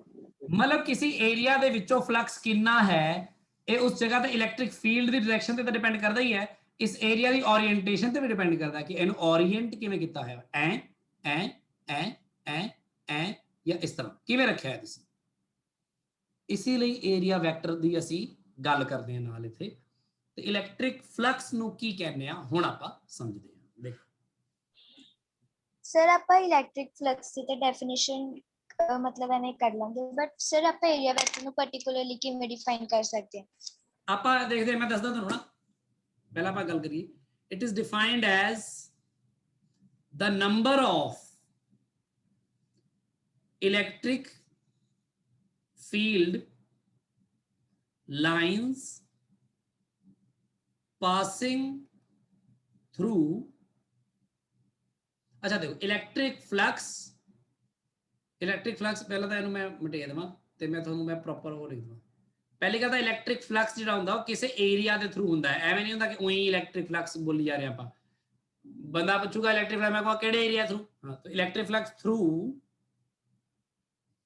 any area is defined as the number of electric field lines passing through that area normally वाला perpendicularly ਉਹਦੇ ਵਿੱਚੋਂ ਏਰੀਆ ਵਿੱਚੋਂ ਪਾਸ ਕਰਨ। ਜਿਵੇਂ ਕਿ ਆ ਏਰੀਆ ਵਾ, ਮੰਨ ਲਓ ਆ ਏਰੀਆ ਵਾ, ਤੇ ਇਹਦੇ ਵਿੱਚੋਂ ਦੀ ਇਲੈਕਟ੍ਰਿਕ ਫੀਲਡ ਲਾਈਨਸ ਜਿਵੇਂ ਐ ਪਾਸ ਕਰਨ। ਹੁਣ ਦਿਖ ਰਿਹਾ ਥੋੜਾ 3 ਡਾਇਮੈਂਸ਼ਨਲੀ ਸੋਚਣ ਦੀ ਕੋਸ਼ਿਸ਼ ਕਰੋ। ਇਹਦੇ ਚੋਂ ਕਿੰਨਾ ਫਲਕਸ ਹੈ? 4 ਹੈ ਨਾ, ਤੇ ਫਲਕਸ ਨੂੰ ਆਪਾਂ φ ਨਾਲ ਡਿਨੋਟ ਕਰਾਂਗੇ। ਹੁਣ ਬੰਦਾ ਪੁੱਛੇਗਾ ਏਰੀਆ ਕਿੰਨਾ ਆ, ਮਤਲਬ ਡਸਨਟ ਮੈਟਰ, ਮੈਂ ਫਿਲਹਾਲ ਮੇਰੇ ਲਈ ਮੈਟਰ ਨਹੀਂ ਕਰਦਾ ਏਰੀਆ ਕਿਸੇ ਪਾਰਟਿਕੂਲਰ ਜਗ੍ਹਾ ਤੇ ਕਿੰਨਾ ਹੈ। ਆ ਮੈਟਰ ਕਰਦਾ ਹੈ ਕਿ ਫਲਕਸ ਉਹਦੇ ਵਿੱਚੋਂ ਕਿੰਨਾ ਹੈ, ਮਤਲਬ ਕਿ ਉਹ 'ਚ ਜਿੰਨੀਆਂ ਇਲੈਕਟ੍ਰਿਕ ਫੀਲਡ ਲਾਈਨਸ ਉੱਥੋਂ ਪਾਸ ਕਰ ਰਹੀਆਂ ਨੇ ਨਾਰਮਲੀ ਪਰਪੈਂਡੀਕੂਲਰਲੀ, ਆ ਦੇਖੋ ਪਰਪੈਂਡੀਕੂਲਰਲੀ ਪਾਸ ਕਰ ਰਹੀਆਂ ਨੇ, ਤੇ ਇੱਥੇ ਇਲੈਕਟ੍ਰਿਕ ਫੀਲਡ ਲਾਈਨਸ ਦਾ ਤੁਸੀਂ ਦੇਖੋ ਏਰੀਆ ਦੇ ਨਾਲ ਐਂਗਲ ਕਿੰਨਾ ਬਣ ਰਿਹਾ ਹੋਏਗਾ, 90 ਹਾਂ 0 डिग्री। सॉरी ਉਹ ਪਾਸ Same हो ਨਾਰਮਲੀ गया ਕਰ ਰਹੀਆਂ ਨੇ, ਪਰ ਕਿਉਂਕਿ ਏਰੀਆ ਦੇ ਨਾਰਮਲੀ ਹੁੰਦਾ ਹੈ ਏਰੀਆ ਵੈਕਟਰ, ਇਸ ਲਈ ਇੱਥੇ E ਤੇ A ਪੈਰਲਲ ਨੇ ਬੇਸਿਕਲੀ, ਤਾਂ ਬਹੁਤ ਸਿੰਪਲੀ ਇਹ डिफाइन करता। समझ लगी गल सर? हाँ जी सर हम कंप्लीट लाइन नहीं बना सकते ना सर, ये मतलब बीच में आपने गैप रखा है।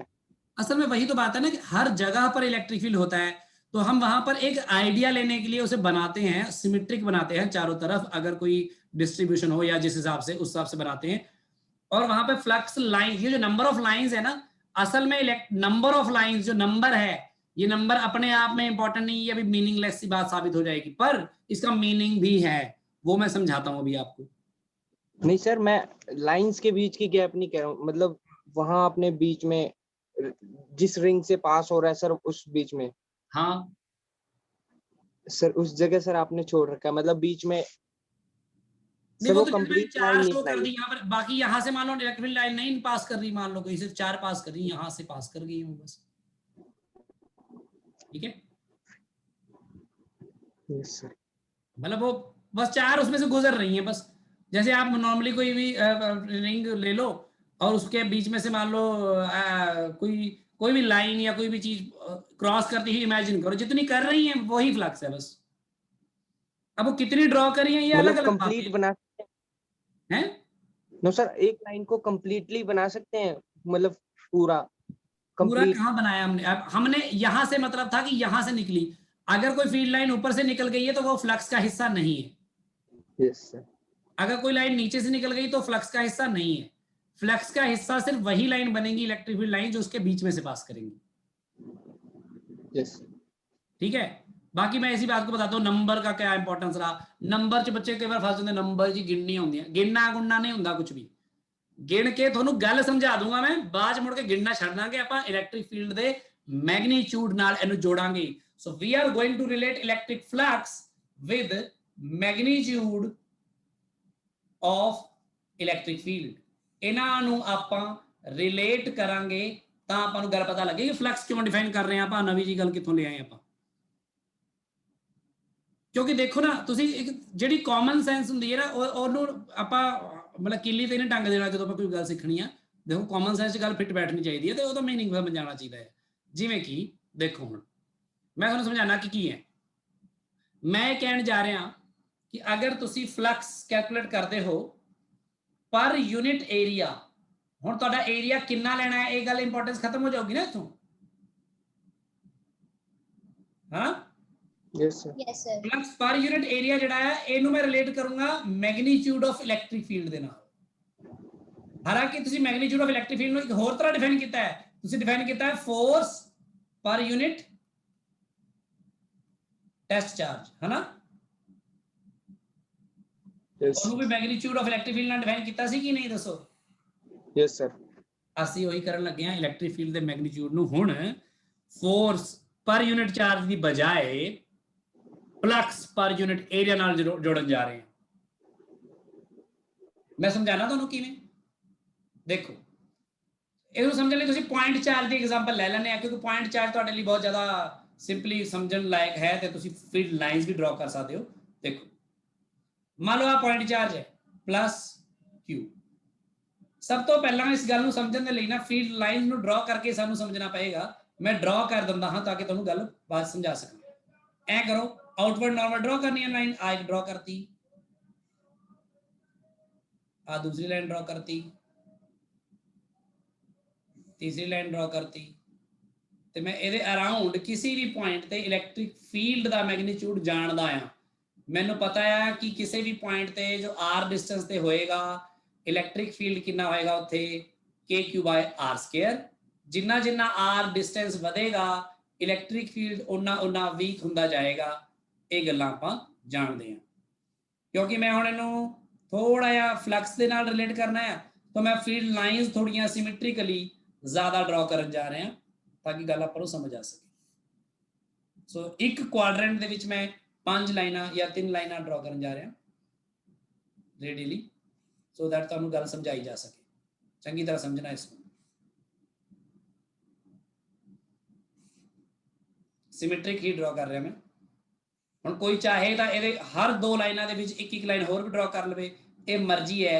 इसीलिए कह रहा नंबर इंपॉर्टेंट नहीं है, फ्लक्स डेंसिटी इंपॉर्टेंट है एक बार ड्रॉ करन तो बाद।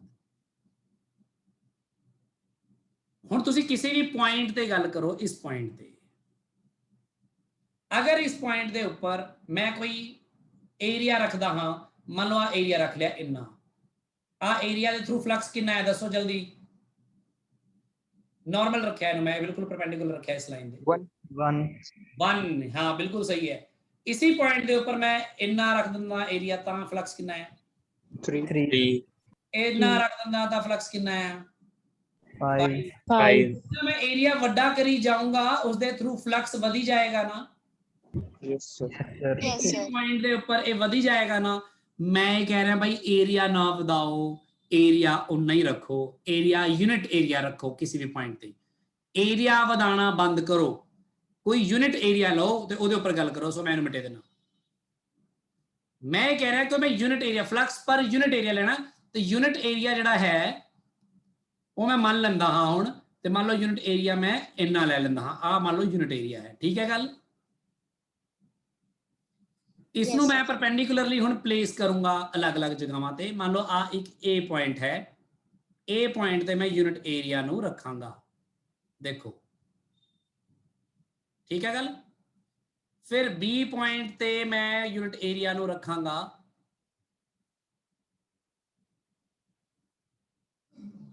फिर सी पॉइंट ते मैं यूनिट एरिया नूं रखांगा।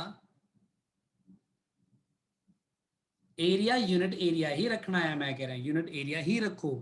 ए बी ते सी पॉइंट दे विचों हुण आ ए पॉइंट सी इत्थे इहदे सेंटर ते, आ बी सेंटर ते मान लो आ सी पॉइंट ते, तुसीं दसो फ्लक्स किस एरिया विच किथे फ्लक्स ज्यादा आ रहा। ए पॉइंट ए ते फ्लक्स ज्यादा है, बी ते कट सी ते सब तो कट। हाँ, ते इलैक्ट्रिक फील्ड दा मैग्नीट्यूड सब तो ज्यादा किथे है, ए ते कि बी ते कि सी ते? ए घट सी फिर उस तो घट सी, है ना। यस मतलब कि फ्लक्स पर यूनिट एरिया जिहड़ा है वो इलैक्ट्रिक फील्ड दे मैग्नीट्यूड नूं रिप्रेजेंट कर रहा है। समझ लग रही गल सब नूं? Yes sir. Number of lines दा सिर्फ एक कहण दी गल आ कि नंबर काउंट करना है, पर फ्लक्स नूं तुसीं देख सकदे हो। कोई बच्चा कहंदा सर मैं तां इस तरह बनाना ही नहीं सी, मैं तां जिहड़ा इलैक्ट्रिक फील्ड लाइंस ड्रॉ करनियां सी मैं तां किसी होर तरह ड्रॉ करनी सी, या मैं होर भी ड्रॉ करनियां सी, तुसीं तां घट ड्रॉ कीतियां ने। मैं कहा ठीक है सिमेट्रिक तो ड्रॉ करेंगे ना, क्योंकि चारे पासे सिमेट्रिक है ना इलैक्ट्रिक फील्ड। वो कहता सर देखो मैं आ भी ड्रॉ करूंगा, मैं ਇਹਦੇ ਵਿੱਚ ਇੱਥੇ ਵੀ ड्रॉ करूंगा, ਤੇ ਫਿਰ मैं ਇੱਥੇ भी ड्रॉ करूंगा, ਇੱਥੇ भी ड्रॉ करूंगा, ऐ ड्रॉ करूंगा, इधर भी ड्रॉ करूंगा, इधर भी ड्रॉ करूंगा, ऐ करूंगा। होया क्या हो गया? स्क्रीन शेयर बंद होगी ना? Yes sir. Yes sir. हाँ हुण ठीक है। यस ਹੁਣ ਕੋਈ ਕਹਿੰਦਾ ਦੇਖੋ ਸਰ ਹੁਣ ਪਹਿਲਾਂ C ਦੇ ਥਰੂ ਫਲਕਸ ਸੀਗਾ 1 ਹੁਣ 3 ਹੋ ਗਿਆ ਨਾ, ਤੇ ਤੁਸੀਂ ਤਾਂ ਕਹਿੰਦੇ ਸੀ ਵੀ ਨੰਬਰ ਆਫ ਲਾਈਨਸ ਹੈ ਫਲਕਸ ਵੱਧ ਗਿਆ। ਮੈਂ ਕਹੂੰਗਾ ਨਹੀਂ, ਫਲਕਸ ਸਿਰਫ C ਤੇ ਨਾ ਦੇਖੋ, ਆ ਦੇਖੋ B ਤੇ ਵੀ ਤਾਂ ਵੱਧ ਗਿਆ, A ਤੇ ਵੀ ਤਾਂ ਵੱਧ ਗਿਆ, ਹਜੇ ਵੀ ਸਭ ਤੋਂ ਜ਼ਿਆਦਾ ਕਿੱਥੇ ਹੈ? इसीलिए कह रहे हैं नंबर ऑफ फील्ड लाइंस कहण दी गल ठीक है, पर बेसिकली ज्यादा इंपॉर्टेंट गल ये है कि flux per unit area represent करता है किसनू? Magnitude of electric field. हाँ, इसीलिए एरिया तुसी कितना रखना है मैनू उस गल च इंटरेस्ट नहीं है, क्योंकि मैं एरिया नाल डिवाइड कर दूंगा टोटल फ्लक्स नू, तब पर यूनिट एरिया आ जाएगा। समझ लगी गल सबनू? Yes sir. ਸਰ हाँ जी ਸਰ ਆਹ ਜਿਹੜੀ ਤੁਸੀਂ ਪਿਛਲੇ ਪੇਜ ਤੇ ਬਣਾਈਆਂ ਸੀਗੀਆਂ हाँ जी ਇਹ electric field lines 3D space ਵਿੱਚ ਬਾਹਰ ਨੂੰ ਵੀ ਆ ਰਹੀਆਂ ਨੇ, ਅੰਦਰ ਵੀ ਜਾ ਰਹੀਆਂ ਨੇ। 3D ਚ ਨੇ, 3D ਚ ਸੋਚੋ ਇਹਨੂੰ। ਅਸਲ ਮੈਂ ਤਾਂ ਤੁਹਾਨੂੰ ਉੱਥੇ ਪਲੇਨ ਚ ਦਿਖਾ ਰਿਹਾ, 3D ਚ ਨੇ ਲਾਈਨਾਂ। ਸਰ ਫਿਰ ਇੱਥੇ ਪਰਪੈਂਡੀਕੂਲਰ ਦਾ ਕੀ ਮਤਲਬ ਰਹਿ ਗਿਆ ਯੂਨਿਟ ਏਰੀਆ ਦਾ? ਜਿਵੇਂ ਦੇਖੋ ਨਾ ਇੱਥੇ ਬੇਸਿਕਲੀ ਮੈਂ ਉਹੀ ਗੱਲ ਹੁਣੇ ਉਸ ਗੱਲ ਤੇ ਆਣਾ, ਫਿਲਹਾਲ ਮੈਂ ਤੁਹਾਨੂੰ ਰਫ ਆਈਡੀਆ ਦਿੱਤਾ ਹੈ, ਮੈਂ ਉਸ ਗੱਲ ਬਿਲਕੁਲ ਬਹੁਤ ਸਹੀ ਗੱਲ ਹੈ ਤੇਰੀ। ਪਰਪੈਂਡੀਕੂਲਰ ਦਾ ਕੀ ਮਤਲਬ ਰਹਿ ਗਿਆ ਇੱਥੇ, ਦੇਖੋ ਕਿੰਨੀ ਇੰਪੋਰਟੈਂਟ ਗੱਲ ਕਾਮਨ ਸੈਂਸ ਦੇ ਨਾਲ ਹੀ ਗੁਰਕੀਰਤ ਨੇ ਫੜ ਲਈ, ਜਿਹੜੀ ਗੱਲ ਨੂੰ ਇੱਥੇ ਸਕਿਪ ਹੋ ਰਹੀ ਸੀ ਗੱਲ। ਹਾਲਾਂਕਿ ਮੈਂ ਇਸ ਤੇ ਹੀ ਆਉਣ ਲੱਗਾ ਸੀ, ਪਰ ਪਹਿਲਾਂ ਤੁਹਾਨੂੰ ਮੈਂ ਫਲਕਸ ਪਰ ਯੂਨਿਟ ਏਰੀਆ ਨਾਲ ਇਲੈਕਟ੍ਰਿਕ ਫੀਲਡ ਨੂੰ ਰਿਲੇਟ ਕਰਨਾ ਸਿਖਾ ਰਿਹਾ ਸੀ ਬਸ। ਗੁਰਕੀਰਤ ਹਲੇ ਇੰਨੀ ਕੀ ਗੱਲ ਸਿੱਖ ਲੈ ਬਸ, ਤੂੰ ਨੰਬਰ ਆਫ ਲਾਈਨਸ ਦੇ ਹਿਸਾਬ ਨਾਲ ਇਲੈਕਟ੍ਰਿਕ ਫੀਲਡ ਦਾ ਮੈਗਨੀਟਿਊਡ ਰਿਲੇਟ ਕਰ ਰਿਹਾ ਕਿ ਨਹੀਂ ਕਰ ਰਿਹਾ। ਠੀਕ ਹੈ ਗੱਲ, ਮੈਂ ਤੇਰੀ ਹੀ ਗੱਲ ਕਰੂੰਗਾ ਹੁਣ, ਮੈਂ ਪੂਰੀ ਬਸ ਕੰਪਲੀਟ ਕਰਕੇ ਫਿਰ ਆਪਾਂ ਇੱਥੇ ਲੈਕਚਰ ਖਤਮ ਕਰਾਂਗੇ ਅੰਦਰ। ਸੋ ਦੇਖੋ ਵੀ ਗੁਰਕੀਰਤ ਨੇ ਕਿਹਾ ਬੜੀ ਇੰਪੋਰਟੈਂਟ ਗੱਲ, ਉਹ ਕਹਿੰਦਾ ਫਿਰ ਪਰਪੈਂਡੀਕੂਲਰ ਦਾ ਕੀ ਮਤਲਬ ਰਹਿ ਗਿਆ, ਨਾਰਮਲ ਦਾ ਕੀ ਮਤਲਬ ਰਹਿ ਗਿਆ। ਦੇਖੋ ਸਾਰੇ ਜਣੇ ਹੁਣ ਪਹਿਲੀ ਗੱਲ ਤਾਂ ਇਹ ਕਿ ਫਲਕਸ ਜਿਹੜਾ ਆ ਜਿੰਨੇ ਵੀ ਏਰੀਆ ਦੇ ਥਰੂ ਪਤਾ ਕੀਤਾ ਉਹਨੂੰ ਬਟਾ ਏਰੀਆ ਕਰ ਦਿਓ, ਕਿਉਂਕਿ ਫਲਕਸ ਪਰ ਯੂਨਿਟ ਏਰੀਆ ਚਾਹੀਦਾ ਹੈ, ਤਾਂ ਉਹਦੇ ਨਾਲ ਕੀ ਮਿਲੇਗਾ, ਇਲੈਕਟ੍ਰਿਕ ਫੀਲਡ ਨਾ magnitude of electric field relate ਕਰ ਰਿਹਾ ਡਾਇਰੈਕਟਲੀ।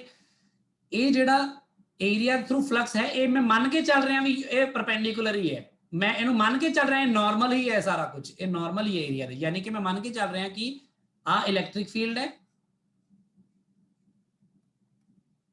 ਤੇ ਆ ਜਿਹੜਾ ਏਰੀਆ ਆਪਣਾ ਇਸ ਤਰ੍ਹਾਂ ਪਿਆ ਹੋਇਆ ਕਿ ਏਰੀਆ ਵੈਕਟਰ ਵੀ ਇਸੇ ਦਿਸ਼ਾ 'ਚ ਹੈ। ਠੀਕ ਹੈ ਗੁਰਕੀਰਤ? Okay sir. ਪਰ ਇਹ ਗੱਲ ਯੂਨਿਟ ਪੁਆਇੰਟ ਚਾਰਜ ਦੇ ਲਈ ਬਿਲਕੁਲ ਗਲਤ ਸੀ, ਇੱਥੇ ਤਾਂ ਹੋ ਹੀ ਨਹੀਂ ਸਕਦਾ ਨਾਰਮਲ। ਪਲੇਨ ਜਿਹਾ ਏਰੀਆ ਕਿਵੇਂ ਨਾਰਮਲ ਹੋ ਸਕਦਾ, ਹੋ ਹੀ ਨਹੀਂ ਸਕਦਾ ਨਾ। ਸਾਰੀਆਂ ਲਾਈਨਾਂ ਤਾਂ ਟੇਢੀਆਂ ਮੇਢੀਆਂ ਐ ਜਾ ਰਹੀਆਂ, ਇੱਕ ਪੁਆਇੰਟ ਤੋਂ ਨਿਕਲ ਰਹੀਆਂ ਨੇ, ਉਹ ਕਿਸੇ ਪਲੇਨ ਦੇ ਪਰਪੈਂਡੀਕੂਲਰ ਹੋ ਹੀ ਨਹੀਂ ਸਕਦੀਆਂ, ਹਨਾ ਗੁਰਕੀਰਤ? ਆਹੀ ਸੋਚ ਰਿਹਾ ਸੀ ਨਾ? ਯੈਸ ਸਰ, ਬਿਲਕੁਲ ਸਹੀ ਸੋਚ ਰਿਹਾ ਸੀ ਤੂੰ, ਪਰਫੈਕਟ।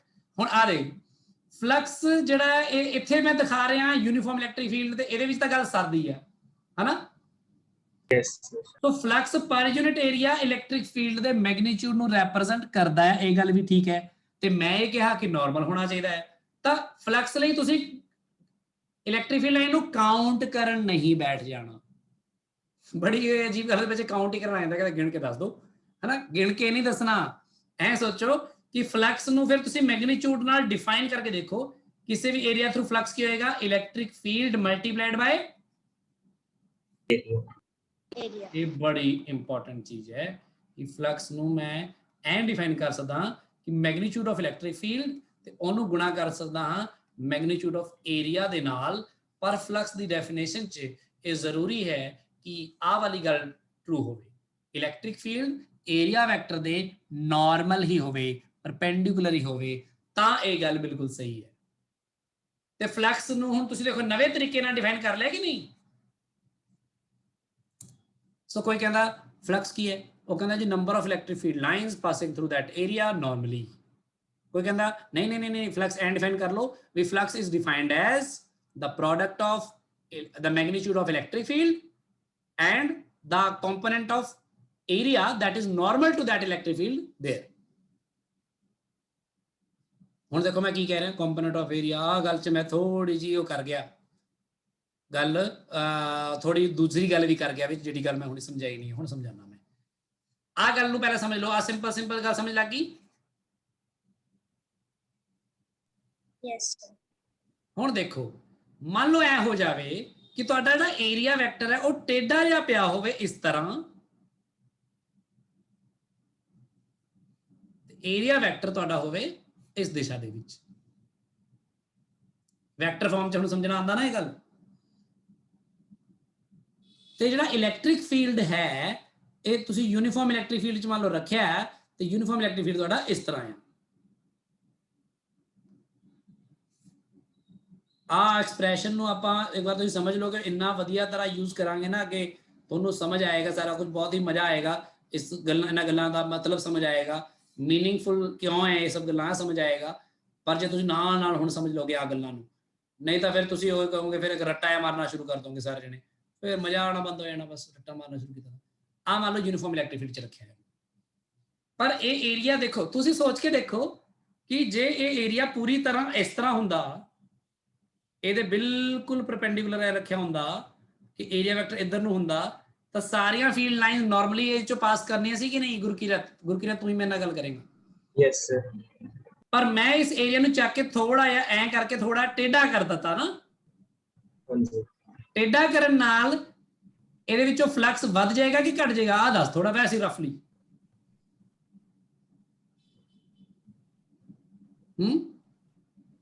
ਸਰ ਵਧੇਗਾ ਨਹੀਂ ਘਟੇਗਾ ਸਰ? ਘਟੇਗਾ, ਹਾਂ ਘਟੇਗਾ। ਕਿਉਂਕਿ ਜੇ ਇਹ ਸਿੱਧਾ ਹੁੰਦਾ ਤਾਂ ਸ਼ਾਇਦ ਆਹ ਵਾਲੀ ਲਾਈਨ ਤੇ ਆਹ ਵਾਲੀ ਲਾਈਨ ਵੀ ਇਹਦੇ ਵਿੱਚੋਂ ਆ ਜਾਂਦੀ ਨਾ। Yes sir. ਤੇ ਜੇ ਇਹਨੂੰ ਕਰਦੇ ਕਰਦੇ ਟੇਢਾ ਕਰਦੇ ਕਰਦੇ ਮੈਂ ਬਿਲਕੁਲ ਐ ਫਲੈਟ ਰੱਖ ਦਿੱਤਾ, ਜਿਵੇਂ ਪਲੇਟ ਰੱਖ ਕੇ ਆਪਾਂ ਰੋਟੀ ਖਾਂਦੇ ਆ, ਤਾਂ ਫਿਰ ਏਰੀਆ ਵੈਕਟਰ ਬਿਲਕੁਲ ਉੱਪਰ ਨੂੰ ਹੋ ਜਾਂਦਾ ਤੇ ਇਲੈਕਟ੍ਰਿਕ ਫੀਲਡ ਲਾਈਨਸ ਕੀ ਕਰਦੀਆਂ ਪਤਾ? ਇਹਦੇ ਉੱਪਰੋਂ ਦੀ ਲੰਘ ਜਾਂਦੀਆਂ ਐ ਤੇ ਨੀਚੋਂ ਦੀ ਲੰਘ ਜਾਂਦੀਆਂ। ਇਹਦੇ ਵਿੱਚੋਂ ਦੀ ਤਾਂ ਪਾਸ ਹੀ ਨਾ ਕਰਦੀਆਂ, ਨਾਰਮਲੀ ਤਾਂ ਦੂਰ ਦੀ ਗੱਲ ਆ, ਪਾਸ ਹੀ ਨਾ ਕਰਦੀਆਂ, ਹਨਾ? ਤਾਂ ਇੱਥੇ ਫਲਕਸ ਕਿੰਨਾ ਆਣਾ ਸੀ ਦੱਸ ਫਿਰ? 0। ਮਤਲਬ ਸਮਝ ਹੁਣ ਗੱਲ ਨੂੰ। ਮੈਂ ਇਹ ਕਹਿ ਰਿਹਾ ਕਿ ਹੁਣ ਇਹਦੇ ਚੋਂ ਫਲਕਸ ਜੇ ਪਤਾ ਕਰਨਾ, ਇਸ ਕੇਸ ਫਲਕਸ ਕਿਵੇਂ ਪਤਾ ਕਰਾਂਗੇ? ਮੰਨ ਲਓ ਇਲੈਕਟ੍ਰਿਕ ਫੀਲਡ ਹੈ, ਇਲੈਕਟ੍ਰਿਕ ਫੀਲਡ ਦੀ ਜੋ ਵੈਲਿਊ ਹੈ ਉਹ ਮੰਨ ਲਓ ਹੈਗੀ ਆ E, ਹਰ ਜਗ੍ਹਾ ਤੇ ਯੂਨੀਫਾਰਮ ਲੈ ਲਿਆ ਮੈਂ। ਤੇ ਏਰੀਆ ਵੈਕਟਰ ਦੇ ਨਾਲ ਜੇ ਮੈਂ E ਵੈਕਟਰ ਦਾ ਐਂਗਲ ਦੇਖਾਂ ਉਹ ਹੈ ਮੰਨ ਲਓ ਥੀਟਾ, ਤਾਂ ਹੁਣ ਮੈਂ ਦੋ ਕੰਮ ਕਰ ਸਕਦਾ ਮੈਂ ਫਲਕਸ ਪਤਾ ਕਰਨ ਲਈ, ਨਾਰਮਲ ਵਾਲੀ ਗੱਲ ਪੂਰੀ ਕਰਨ ਦੇ ਲਈ। ਜਾਂ ਤਾਂ ਮੈਂ ਇਲੈਕਟ੍ਰਿਕ ਫੀਲਡ ਨੂੰ ਦੋ ਕੰਪੋਨੈਂਟ ਚ ਡਿਵਾਈਡ ਕਰ ਲਵਾਂ ਤੇ ਇਲੈਕਟ੍ਰਿਕ ਫੀਲਡ ਦਾ ਇੱਕ ਕੰਪੋਨੈਂਟ ਆ ਜਾਏਗਾ ਏਰੀਆ ਦੀ ਡਾਇਰੈਕਸ਼ਨ ਚ, ਇਸ ਤਰ੍ਹਾਂ ਆਏਗਾ ਨਾ? Yes sir.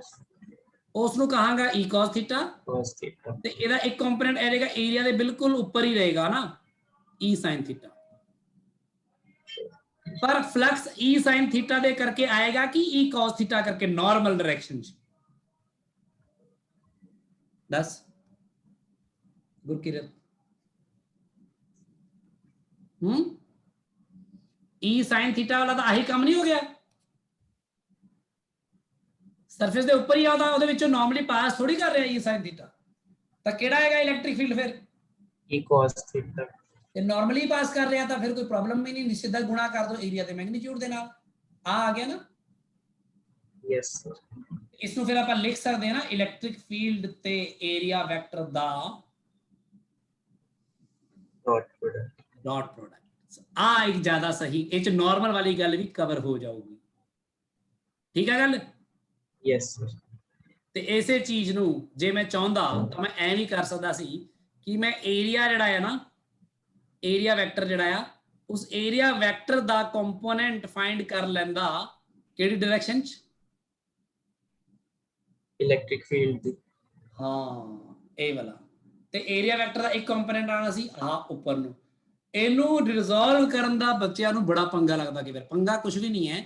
ਬੇਸਿਕਲੀ ਇਹਦੀ ਪ੍ਰੋਜੈਕਸ਼ਨ ਜਿਹੜੀ ਪਰਛਾਈ ਪਊਗੀ, ਸਮਝੋ ਇੱਥੇ ਸਾਹਮਣੇ ਇੰਨਾ ਕਿ ਜਿਹੜਾ ਏਰੀਆ ਆਏਗਾ ਨਾ ਉਹ ਆਏਗਾ ਇਹ, ਤੇ ਇਸੇ ਇਹਦੀ ਜਿਹੜੀ ਪਰਛਾਈ ਇੱਥੇ ਪਏਗੀ ਨਾ, ਪੰਜੇ ਉੱਪਰੋਂ ਜੇ ਇੱਥੇ ਟਾਰਚ ਜਲਾਵਾਂ, ਇੱਥੋਂ ਟਾਰਚ ਜਲਾ ਕੇ ਦੇਖੋ ਤਾਂ ਇਹਦੀ ਪਰਛਾਈ ਜਿਹੜੀ ਨੀਚੇ ਪਏਗੀ ਜਿੰਨੀ ਆ ਉਹਦਾ ਹੌਰੀਜ਼ੌਂਟਲ ਕੰਪੋਨੈਂਟ ਆਫ ਏਰੀਆ ਆਏਗਾ ਆ ਵਾਲਾ।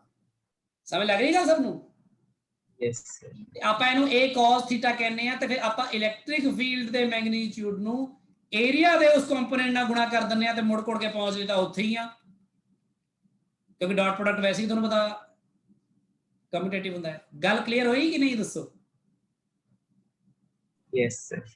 ਇਸੇ ਲਈ ਆਪਾਂ ਫਲਕਸ ਨੂੰ ਇਹ ਤਾਂ ਮੈਂ ਤੁਹਾਨੂੰ ਸਮਝਾਉਣ ਲਈ ਐ ਕਰ ਰਿਹਾ ਸੀ ਵੀ ਇਸ ਤਰ੍ਹਾਂ ਲਿਖਤਾ ਸੀ, ਐ ਨਹੀਂ ਲਿਖਾਂਗੇ, ਬਲਕਿ ਆਪਾਂ ਇਹਨੂੰ ਜ਼ਿਆਦਾ ਸਹੀ ਤਰੀਕੇ ਨਾਲ ਲਿਖਾਂਗੇ E dot A। ਸਮਝ ਲੱਗੀ ਗੱਲ?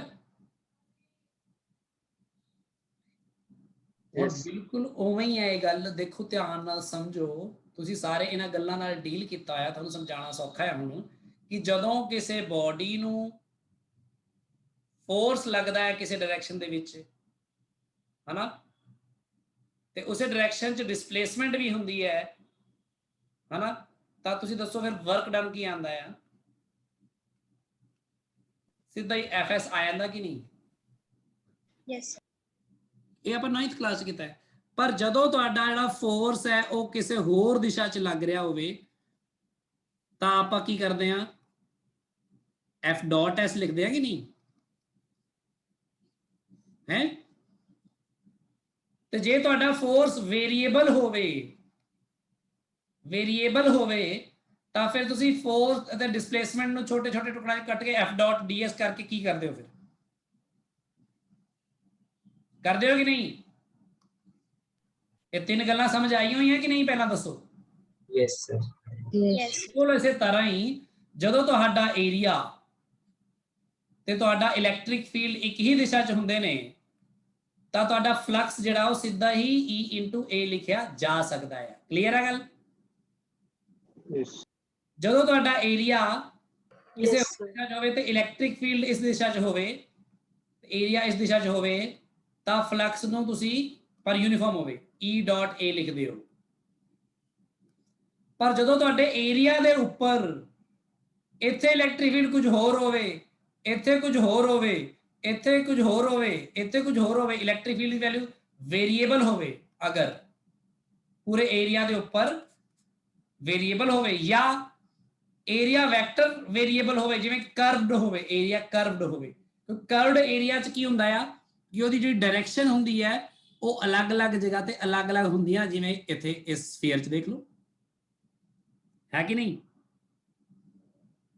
ਸਮਝ ਲੱਗ ਰਹੀ ਗੱਲ ਗੁਰਕੀਰਤ? Sir yes. ਹੁਣ ਦੇਖ, ਜੇ ਇੱਥੇ ਇਸ ਜਗ੍ਹਾ ਤੇ ਇਲੈਕਟ੍ਰਿਕ ਫੀਲਡ ਲਾਈਨਾਂ ਡਰਾ ਕਰ ਦਵਾਂ, ਇਲੈਕਟ੍ਰਿਕ ਫੀਲਡ ਤਾਂ ਯੂਨੀਫਾਰਮ ਆ ਆਪਣੇ ਵੱਲੋਂ, ਪਰ ਤੂੰ ਦੇਖ ਕੇ ਦੇਖ ਵੀ ਹਰ ਪੁਆਇੰਟ ਤੇ ਜਿਹੜਾ ਏਰੀਆ ਵੈਕਟਰ ਨਾਲ ਇਲੈਕਟ੍ਰਿਕ ਫੀਲਡ ਦਾ ਐਂਗਲ ਹੀ ਬਦਲਿਆ ਹੋਇਆ, ਦੇਖ, ਹੈ ਕਿ ਨਹੀਂ? ਯੈਸ। ਆ ਦੇਖ, ਜਿਵੇਂ ਇਸ ਜਗ੍ਹਾ ਤੇ ਆਹ ਵਾਲੇ ds ਦੇ ਤਾਂ ਪੈਰਲਲ ਹੀ ਹੋ ਗਿਆ ਇਲੈਕਟ੍ਰਿਕ ਫੀਲਡ, ਆਹ ਵਾਲੇ ds ਨਾਲ ਆ ਐਂਗਲ ਬਣ ਗਿਆ, ਇਧਰਲੇ ds ਨਾਲ ਪਰਪੈਂਡੀਕੂਲਰ ਹੀ ਹੋ ਗਿਆ, ਹਨਾ? ਯੈਸ। तो आह वाले ds ਨਾਲ इधर ਨੂੰ ਹੋ ਗਿਆ, ਆਹ ਵਾਲੇ ds ਨਾਲ ਆਬਟਿਊਜ਼ ਐਂਗਲ ਬਣੂਗਾ ਕਿਉਂਕਿ E इधर ਨੂੰ ਆ, ਆਬਟਿਊਜ਼ ਐਂਗਲ ਬਣ ਰਿਹਾ, ਹਨਾ? Yes sir. ਸਭ ਅਲੱਗ-ਅਲੱਗ ਹੋ ਗਿਆ। ਮੈਂ ਕਿਹਾ ਵੀ ਇੱਥੇ ਤਾਂ ਆ ਵੀ ਨਹੀਂ ਸਰਨਾ, ਆ ਵੀ ਨਹੀਂ ਸਰਨਾ। ਜਦੋਂ ਏਰੀਆ ਕਰਵਡ ਹੋ ਜਾਵੇ ਜਾਂ ਇਲੈਕਟ੍ਰਿਕ ਫੀਲਡ ਵੇਰੀਏਬਲ ਹੋ ਜਾਵੇ ਤਾਂ ਉਹਨਾਂ ਕੇਸਿਸ ਵਿੱਚ ਆਪਾਂ ਕੀ ਕਰਦੇ ਆ, ਫਲਕਸ ਨੂੰ ਕੀ ਲਿਖਦੇ ਆ, ਆਪਾਂ ਏਰੀਆ ਨੂੰ ਨਿੱਕੇ-ਨਿੱਕੇ ਟੁਕੜਿਆਂ 'ਚ ਵੰਡਦੇ ਆ, ਛੋਟੇ-ਛੋਟੇ ਏਰੀਆ ds ਉਹਨਾਂ ਦਾ ਫਿਰ ਇਲੈਕਟ੍ਰਿਕ ਫੀਲਡ ਦੀ ਉਸ ਜਗ੍ਹਾ ਤੇ ਜੋ ਵੀ ਵੈਲਿਊ ਹੋਵੇ ਉਹਦੇ ਨਾਲ ਡਾਟ ਪ੍ਰੋਡਕਟ ਕਰਦੇ ਆ ਤੇ ਉਹਦਾ ਕੀ ਕਰ ਦਿੰਦੇ ਆ, ਇੰਟੀਗ੍ਰਲ। ਆ ਫਲਕਸ ਕੈਲਕੂਲੇਟ ਕਰਨ ਦਾ ਮੋਸਟ ਜਨਰਲ ਮੈਥਡ ਇਹ ਹੈ। ਸੋ ਜਿਵੇਂ ਵਰਕ ਡਨ ਨੂੰ ਇੰਪਰੂਵ ਕੀਤਾ ਸੀ ਆਪਾਂ, ਉਵੇਂ ਫਲਕਸ ਨੂੰ ਇੰਪਰੂਵ ਕਰਤਾ। ਨਾਰਮਲ ਵਾਲੀ ਗੱਲ ਵਿੱਚ ਹੀ ਆ ਗਈ ਕਿਉਂਕਿ ਡਾਟ ਪ੍ਰੋਡਕਟ ਲਾਤਾ, ਗੱਲ ਖਤਮ ਹੋ ਗਈ। 10ਵੀਂ ਗੁਰਕੀਰਤ ਕਲੀਅਰ ਹੋਈ ਹੁਣ ਗੱਲ? Yes sir. ਬਹੁਤ ਚੰਗੀ ਤਰ੍ਹਾਂ ਦੋਨੋਂ ਗੱਲਾਂ ਨੂੰ ਸਮਝੋ। ਲਾਈਨਸ, ਨੰਬਰ ਆਫ ਲਾਈਨਸ ਵਾਲਾ ਕੰਸੈਪਟ ਵੀ ਸਮਝੋ ਤੇ ਉਹ ਵਾਲਾ ਕੰਸੈਪਟ ਵੀ ਸਮਝੋ ਜਿਹੜਾ ਮੈਂ ਹੁਣ ਦੱਸ ਰਿਹਾ ਤੁਹਾਨੂੰ ਕਿ ਫਲਕਸ ਨੂੰ ਇਸ ਤਰ੍ਹਾਂ ਕਿਵੇਂ ਡਿਫਾਈਨ ਕੀਤਾ ਤੇ ਕਿਉਂ। ਕਲੀਅਰ ਹੈ ਗੱਲ? ਹੁਣ ਥੋੜੀ ਜਿਹੀ ਗੱਲ ਕਰ ਲਓ units of flux the. Units of flux ਕੀ ਹੋਊਗਾ? ਦੇਖੋ ਐਸਾ ਯੂਨਿਟ ਆਫ ਫਲਕਸ, ਪਹਿਲੀ ਗੱਲ ਤਾਂ ਇਹ ਇਲੈਕਟ੍ਰਿਕ ਫੀਲਡ ਤੇ ਸਰਫੇਸ ਏਰੀਆ ਦਾ ਪ੍ਰੋਡਕਟ ਹੈ ਨਾ, ਇਹ ਹੈ ਕਿ ਨਹੀਂ? ਤਾਂ ਤੁਸੀਂ ਕੀ ਲਿਖੋਗੇ ਇਹਦੇ ਯੂਨਿਟਸ ਫਲਕਸ ਦੇ? E ਦੀ ਜਗ੍ਹਾ ਤੇ ਕੀ ਆਏਗਾ? ਨਿਊਟਨ ਪਰ ਕੂਲਮ, ਹੈ ਨਾ? ਫੋਰਸ ਪਰ ਯੂਨਿਟ ਚਾਰਜ ਹੁੰਦਾ ਹੈ, ਤੇ ਉਹ ਕੀ ਆਏਗਾ? Meter square. ਠੀਕ ਹੈ? ਸੋ ਇਹ ਯੂਨਿਟਸ ਹੁੰਦੀਆਂ ਨੇ ਇਹਦੀਆਂ, ਬਸ ਉਹੀ ਆਪਾਂ ਜਿਹੜੀ ਕੁਆਂਟੀਟੀ ਯੂਜ਼ ਹੋ ਰਹੀ ਹੈ ਉਹ ਲਿਖਤੀ ਹੈ ਆਪਾਂ। ਬਾਕੀ ਇਲੈਕਟ੍ਰਿਕ ਫੀਲਡ ਨੂੰ ਆਪਾਂ ਵੋਲਟ ਪਰ ਮੀਟਰ ਵੀ ਲਿਖਾਂਗੇ ਹਲੇ, ਪਰ ਤੁਹਾਨੂੰ ਹਲੇ ਔਖਾ ਲੱਗੂਗਾ ਕਿ ਆ ਕਿੱਥੋਂ ਆ ਗਿਆ ਵੋਲਟ, ਮੈਂ ਸਮਝਾਉਂਗਾ ਬਾਅਦ ਚ। ਵੋਲਟ ਮੀਟਰ ਵੀ ਕਹਿ ਸਕਦੇ ਹਾਂ। ਸੋ ਵੋਲਟ ਇਨਟੂ ਮੀਟਰ ਜਾਂ ਫਿਰ ਨਿਊਟਨ ਪਰ ਕੂਲਮ ਮੀਟਰ ਸਕੁਅਰ, ਇਸ ਤਰ੍ਹਾਂ ਬੜੀ ਫਾਰਮਸ ਹੁੰਦੀਆਂ ਨੇ, ਆਪਾਂ ਫਲਕਸ ਨੂੰ ਲਿਖ ਸਕਦੇ ਹਾਂ। ਸੋ ਆਈ ਹੋਪ ਤੁਹਾਨੂੰ ਇਹ ਗੱਲ ਸਮਝ ਲੱਗ ਗਈ ਹੋਵੇਗੀ ਫਲਕਸ ਨੂੰ ਅਸੀਂ ਕਿਵੇਂ ਕਿਵੇਂ ਕੈਲਕੂਲੇਟ ਕਰਦੇ ਹਾਂ, ਕਿਸ ਤਰ੍ਹਾਂ ਆਪਾਂ ਅਲੱਗ-ਅਲੱਗ ਏਰੀਆਜ਼ ਦੇ ਲਈ। ਤੇ ਇੱਕ ਗੱਲ ਯਾਦ ਰੱਖਣਾ ਕਿ ਯੂਨੀਫਾਰਮ ਇਲੈਕਟ੍ਰਿਕ ਫੀਲਡ ਅਗਰ ਹੋਏ ਤੇ ਏਰੀਆ ਤੁਹਾਡਾ ਕਰਵਡ ਹੋਵੇ ਤਾਂ ਤੁਸੀਂ ਕੁਝ ਖਾਸ ਗੱਲਾਂ ਦਾ ਧਿਆਨ ਰੱਖਣਾ ਹੈ ਕਿ ਉਸ ਏਰੀਆ ਦਾ ਨਾਰਮਲ ਪਰਛਾਵਾਂ ਦੇਖਣਾ ਹੈ ਕਿੰਨਾ ਪੈ ਰਿਹਾ, ਇਸ ਗੱਲ ਨੂੰ ਯਾਦ ਰੱਖਣਾ। ਇਲੈਕਟ੍ਰਿਕ ਫੀਲਡ ਦੀ ਦਿਸ਼ਾ ਦੇ ਵਿੱਚ ਏਰੀਆ ਦਾ ਕੰਪੋਨੈਂਟ ਦੇਖਣਾ ਹੈ, ਜਿਵੇਂ ਮੈਂ ਇੱਥੇ ਦਿਖ ਰਿਹਾ ਸੀ ਆਹ ਵਾਲੀ ਗੱਲ, ਆਹ ਵਾਲੀ ਦੂਸਰੀ ਗੱਲ। ਇਸ ਗੱਲ ਨੂੰ ਮੈਂ ਪ੍ਰੈਕਟੀਕਲੀ ਕਰਾਉਂਗਾ ਤਾਂ ਤੁਹਾਨੂੰ ਸਮਝ ਆ ਜਾਏਗਾ ਜ਼ਿਆਦਾ ਵਧੀਆ। ਇੱਕ ਐਗਜ਼ਾਮਪਲ ਕਰਦੇ ਹਾਂ, ਬਸ ਤੁਹਾਨੂੰ ਸਮਝ ਆ ਜਾਏਗਾ, ਫਿਰ ਆਪਾਂ ਗੱਲ ਅੱਗੇ ਕਰਾਂਗੇ।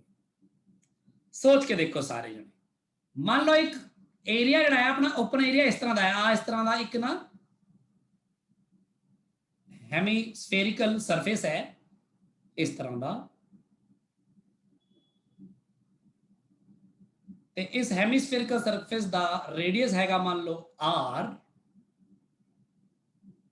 ਠੀਕ ਹੈ ਜੀ।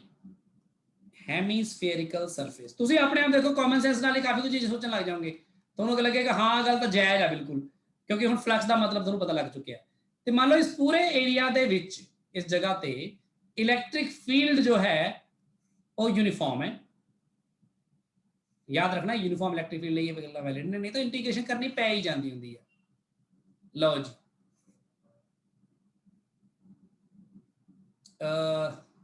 रुक जाओ,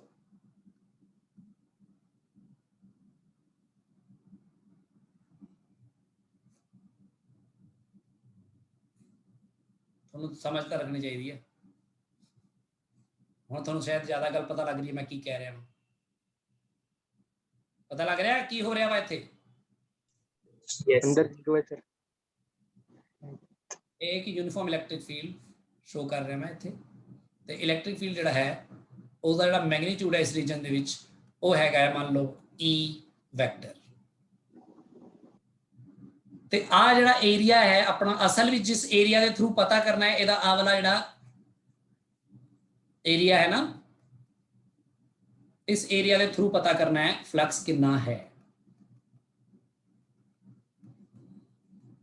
आर ਇਹਦਾ रेडियस है। तो मैं ये कह रहा कि जे ਇਹਦੇ थ्रू ਤੁਸੀਂ फ्लक्स पता करना है, एक कर्व्ड सरफेस एरिया है, तो इस एरिया ਦਾ ਤੁਸੀਂ ਕੰਪੋਨੈਂਟ ਹਰ ਛੋਟੇ ਛੋਟੇ ਏਰੀਆ ਦਾ ਕੈਲਕੂਲੇਟ ਕਰੋਗੇ ਤੁਸੀਂ ਬਹੁਤ ਜ਼ਿਆਦਾ ਵੱਡੇ ਪੰਗੇ 'ਚ ਪੈ ਜਾਓਗੇ। ਮੈਂ ਇਹ ਕਹਿ ਰਿਹਾ ਕਿ ਤੁਸੀਂ ਇਲੈਕਟ੍ਰਿਕ ਫੀਲਡ ਦੇ ਡਾਇਰੈਕਸ਼ਨ ਵਿੱਚ ਅਗਰ ਦੇਖਣਾ ਚਾਹੁੰਦੇ ਹੋ ਕਿ ਕਿਹੜਾ ਏਰੀਆ ਦਾ ਕੰਪੋਨੈਂਟ ਨਾਰਮਲ ਆਏਗਾ, ਤੁਸੀਂ ਰਫ 'ਚ ਸੋਚ ਕੇ ਦੇਖੋ ਕਿ ਜੇ ਇਧਰੋਂ ਤੁਸੀਂ ਟਾਰਚ ਮਾਰੋ, ਇੱਥੋਂ ਜੇ ਟਾਰਚ ਮਾਰੋ ਇਹਨੂੰ, ਤਾਂ ਇਸ ਦਾ ਪਰਛਾਵਾਂ ਬਿਲਕੁਲ ਸਾਹਮਣੇ ਬਿਲਕੁਲ ਸਟ੍ਰੇਟ ਲਾਈਨ ਇਮੇजिन ਕਰੋ ਜਿਹੜੀ ਲਾਈਟ ਰੇਜ਼, ਇਸ ਦਾ ਪਰਛਾਵਾਂ ਕੰਧ ਤੇ ਕਿਸ ਤਰ੍ਹਾਂ ਦਾ ਬਣੇਗਾ? ਇਸ ਤਰ੍ਹਾਂ ਦਾ ਬਣੇਗਾ ਕਿ ਨਹੀਂ? ਗੋਲ ਇੱਕਦਮ। Yes sir. ਤੇ ਫਿਰ ਇਹਦਾ ਮਤਲਬ ਪ੍ਰੋਜੈਕਟਡ ਏਰੀਆ ਇਲੈਕਟ੍ਰਿਕ ਫੀਲਡ ਦੇ ਪੈਰਲਲ ਆਹੀ ਵਾਲਾ ਏਰੀਆ ਹੋਏਗਾ ਨਾ, ਫਿਰ ਆਹੀ ਹੈ ਨਾ? Yes sir. ਤਾਂ ਤੁਸੀਂ ਸਾਰਾ ਕੁਝ ਭੁੱਲ ਕੇ ਸਿਰਫ ਇਸ ਏਰੀਆ ਦੇ ਬਾਰੇ ਸੋਚੋ ਜਿਹੜਾ ਆ ਵਾਲਾ ਏਰੀਆ ਹੈ ਜੋ ਮੈਂ ਯੈਲੋ ਕਲਰ ਨਾਲ ਸ਼ੋ ਕਰ ਰਿਹਾ। ਤੇ ਫਲਕਸ ਕੈਲਕੂਲੇਟ ਕਰਨ ਲਈ ਬਹੁਤ ਹੀ ਲੰਬੀ ਚੌੜੀ ਇੰਟੀਗ੍ਰੇਸ਼ਨ ਪੈਣ ਦੀ ਬਜਾਏ ਤੁਸੀਂ ਫਲਕਸ ਨੂੰ ਕੀ ਲਿਖ ਸਕਦੇ ਹੋ? ਇਲੈਕਟ੍ਰਿਕ ਫੀਲਡ ਤੇ ਏਰੀਆ ਦਾ ਉਹ ਕੰਪੋਨੈਂਟ ਜੋ ਪ੍ਰੋਜੈਕਟ ਕੀਤਾ ਤੁਸੀਂ, ਪ੍ਰੋਜੈਕਟਡ ਨਾਰਮਲ ਏਰੀਆ ਕਹਿ ਸਕਦੇ ਹੋ। ਤੇ ਪ੍ਰੋਜੈਕਟਡ ਨਾਰਮਲ ਏਰੀਆ ਤੇ ਕਿੰਨਾ ਹੈ ਦੱਸੋ? Pi R square. Yes, and this is the answer. हो गया काम? क्लियर होई गल? Yes sir. वो हरे वाले ਦਾ ਪੁੱਛਿਆ, ਹਰੇ ਵਾਲੇ ਦਾ ਸੀ ਏਰੀਏ ਦਾ, ਮੈਂ ਕਿਹਾ ਹਰੇ ਵਾਲੇ ਦਾ ਤਾਂ ਉਹੀ ਹੋਊਗਾ ਜਿਹੜਾ ਕਹਿੰਦੇ ਆ ਯੈਲੋ ਵਾਲੇ ਦਾ ਹੋਊਗਾ, ਫਿਰ ਮੈਨੂੰ ਕੀ ਲੋੜ ਆ ਉੱਚ ਪੰਗੇ ਲੈਣ ਦੀ? ਕਲੀਅਰ ਹੋਈ ਗਿਆ ਸਭ ਨੂੰ? Yes sir. ਪ੍ਰੋਜੈਕਟਡ ਏਰੀਆ ਸੋਚਣਾ ਸਿੱਖੋ। Yes sir. ਅੱਛਾ ਹੁਣ ਤੁਸੀਂ ਮੈਨੂੰ ਇੱਕ ਲਾਸਟ ਕੁਐਸਚਨ ਹੈ ਬਸ, ਇਸ ਦਾ ਜਵਾਬ ਦੇ ਦਿਓ ਤੇ ਆਪਾਂ ਖਤਮ ਕਰੀਏ ਅੱਜ ਦਾ ਲੈਕਚਰ। ਜੇ ਮੰਨ ਲਓ ਇਸ ਤਰ੍ਹਾਂ ਹੁੰਦਾ ਕੋਈ ਬਿਲਕੁਲ ਪਰਪੈਂਡੀਕੁਲਰਲੀ ਇਸ ਤਰ੍ਹਾਂ,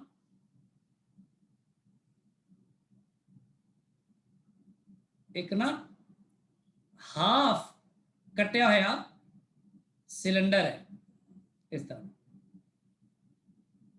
ਯੂ ਕੈਨ ਇਮੇजिन ਇਟ, ਇੱਕਦਮ ਸਾਹਮਣੇ ਹੈ ਇਹਦੇ ਹਾਫ ਕੱਟਿਆ ਸਿਲੰਡਰ, ਤੇ ਸਿਲੰਡਰ ਦਾ ਜਿਹੜਾ ਰੇਡੀਅਸ ਹੈ ਉਹ r ਹੈ, ਠੀਕ ਹੈ। ਸਿਲੰਡਰ ਦੇ ਥਰੂ ਮੈਂ ਫਲਕਸ ਪੁੱਛਣਾ ਕਿੰਨਾ ਹੋਏਗਾ, ਤੇ ਇਲੈਕਟ੍ਰਿਕ ਫੀਲਡ ਜਿਹੜਾ ਹੈ ਬਿਲਕੁਲ ਇਸ ਦੇ ਵਿੱਚੋਂ ਨਾਰਮਲੀ ਇੱਥੋਂ ਐਂਟਰ ਕਰਦਾ ਹੈ ਇੱਥੋਂ, ਤੇ ਇਧਰੋਂ ਦੀ ਨਿਕਲਦਾ ਹੈ ਇਹਦੇ, ਠੀਕ ਹੈ। ਤੇ ਇਲੈਕਟ੍ਰਿਕ ਫੀਲਡ यूनिफॉर्म ਹੈ, ਥੋੜਾ ਉੱਪਰਲਾ ਵੀ ਟੇਢਾ ਹੋ ਗਿਆ, ਇਹਨੂੰ ਸਿੱਧਾ ਕਰ ਲਿਓ ਇਸ ਤਰ੍ਹਾਂ,